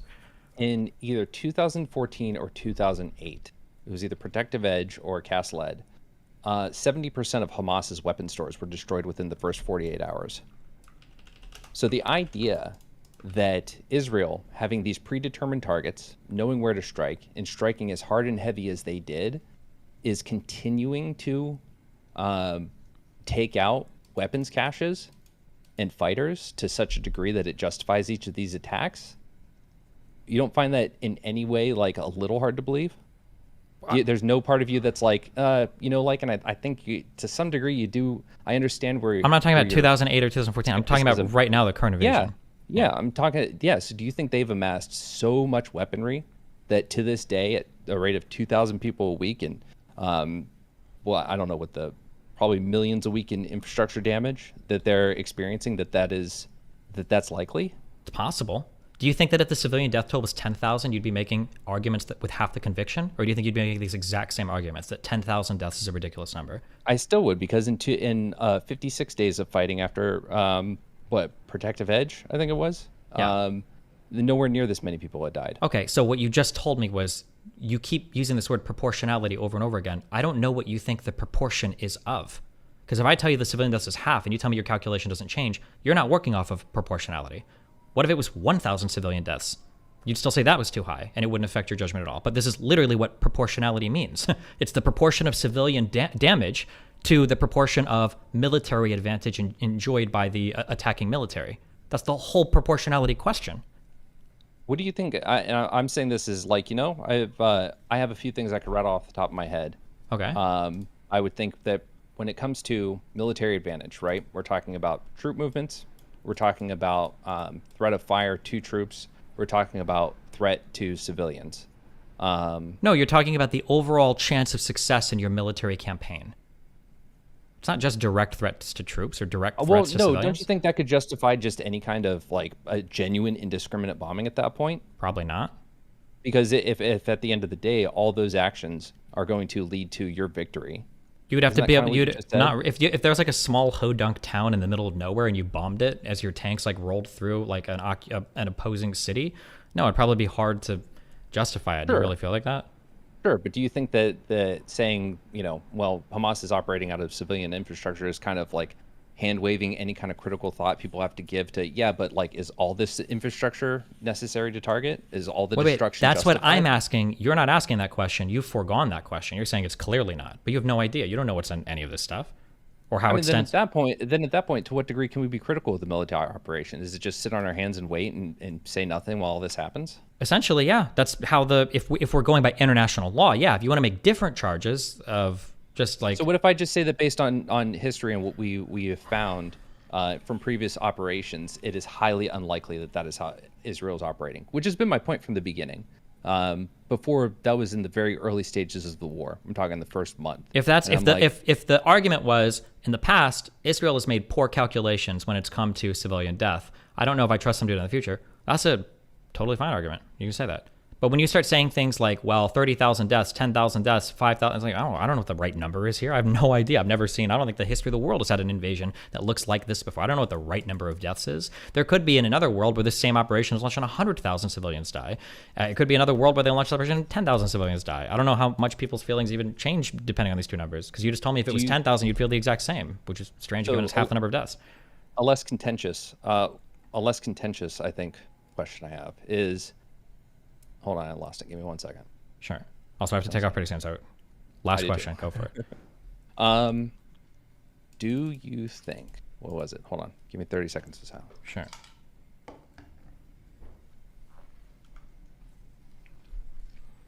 Do you think that Israel is going to be able to achieve their military objective of eradicating Hamas?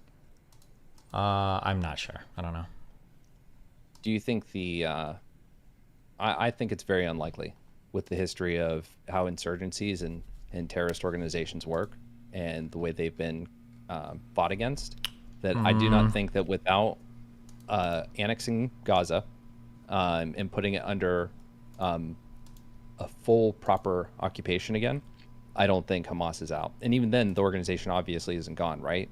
Leadership is elsewhere. A lot of people are going to retreat. They'll recruit from other places, and and Israel isn't going to have fully eradicated this threat, and the attacks are probably going to become Sure, less frequent. but the than all difference rocket between attacks. it's not just like an insurgency or just a terrorist group. They're like the government that are administering to the region. So there's a higher chance Sure. of eliminating them. That's than, why I said they're probably going to have to annex it and have military troops. they're not going to patrolling the annex streets. Gaza. That's not going to happen.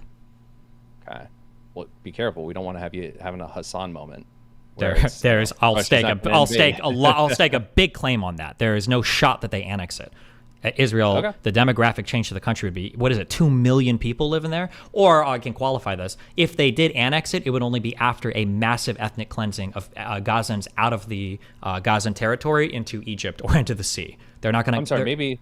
So I'm thinking annex, but maybe I'm wrong. I didn't think that annexation, because I didn't think annexation necessarily required them to get Annexed? franchised. Am I wrong?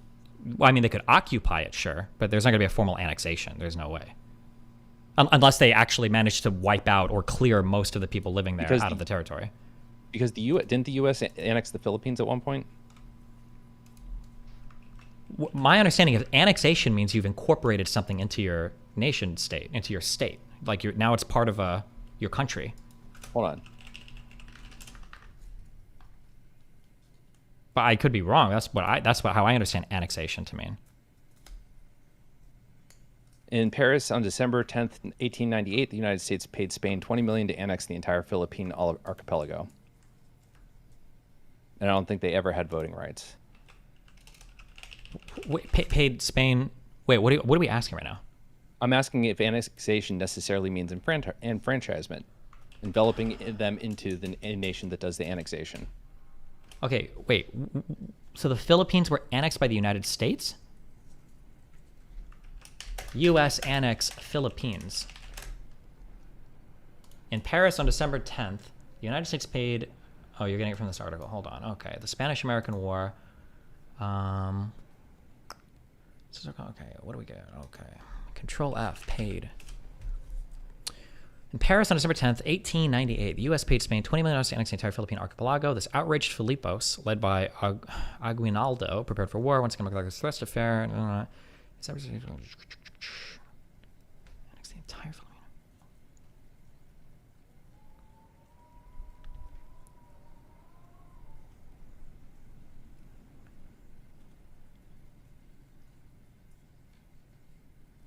Did we release it afterwards, or what happened? I'm so confused. Hold on, I have no idea what the fuck this is. Let's see. Philippines, Control F, United States.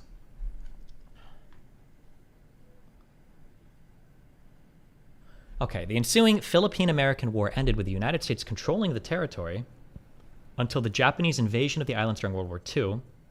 After the United States retook the Philippines from the Japanese, the Philippines became independent in 1946. Okay, so yes. So I guess the United States did annex this as a territory owned by and administered by the United States, but then eventually the Philippines declared independence. But yeah, when you annex something, it means that you have now like formal control over the territory. So it's either a territory Yeah, so that's all I'm saying. I'm not saying that they're going to enfranchise them, which is, they definitely don't want Well, that. but if they That's one of the annex reasons. it, they have to do some sort of enfranchisement.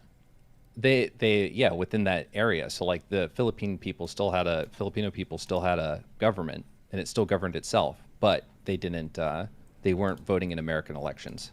Okay, so maybe. All right. The makeup of Sure. Israel wouldn't have changed. We can talk about this later. I love you. We'll go over this. Find your source for the international law shit, and then we'll do that. Okay. All right, baby. Okay. See you soon. Be careful. Bye. Okay. I love you guys. It's been fun. I was supposed to leave this a long time ago. Peace out. Ripper, cappuccino, Alpacino, my tuners. I'll catch you guys next. Streamer. Peace out. Stay mad.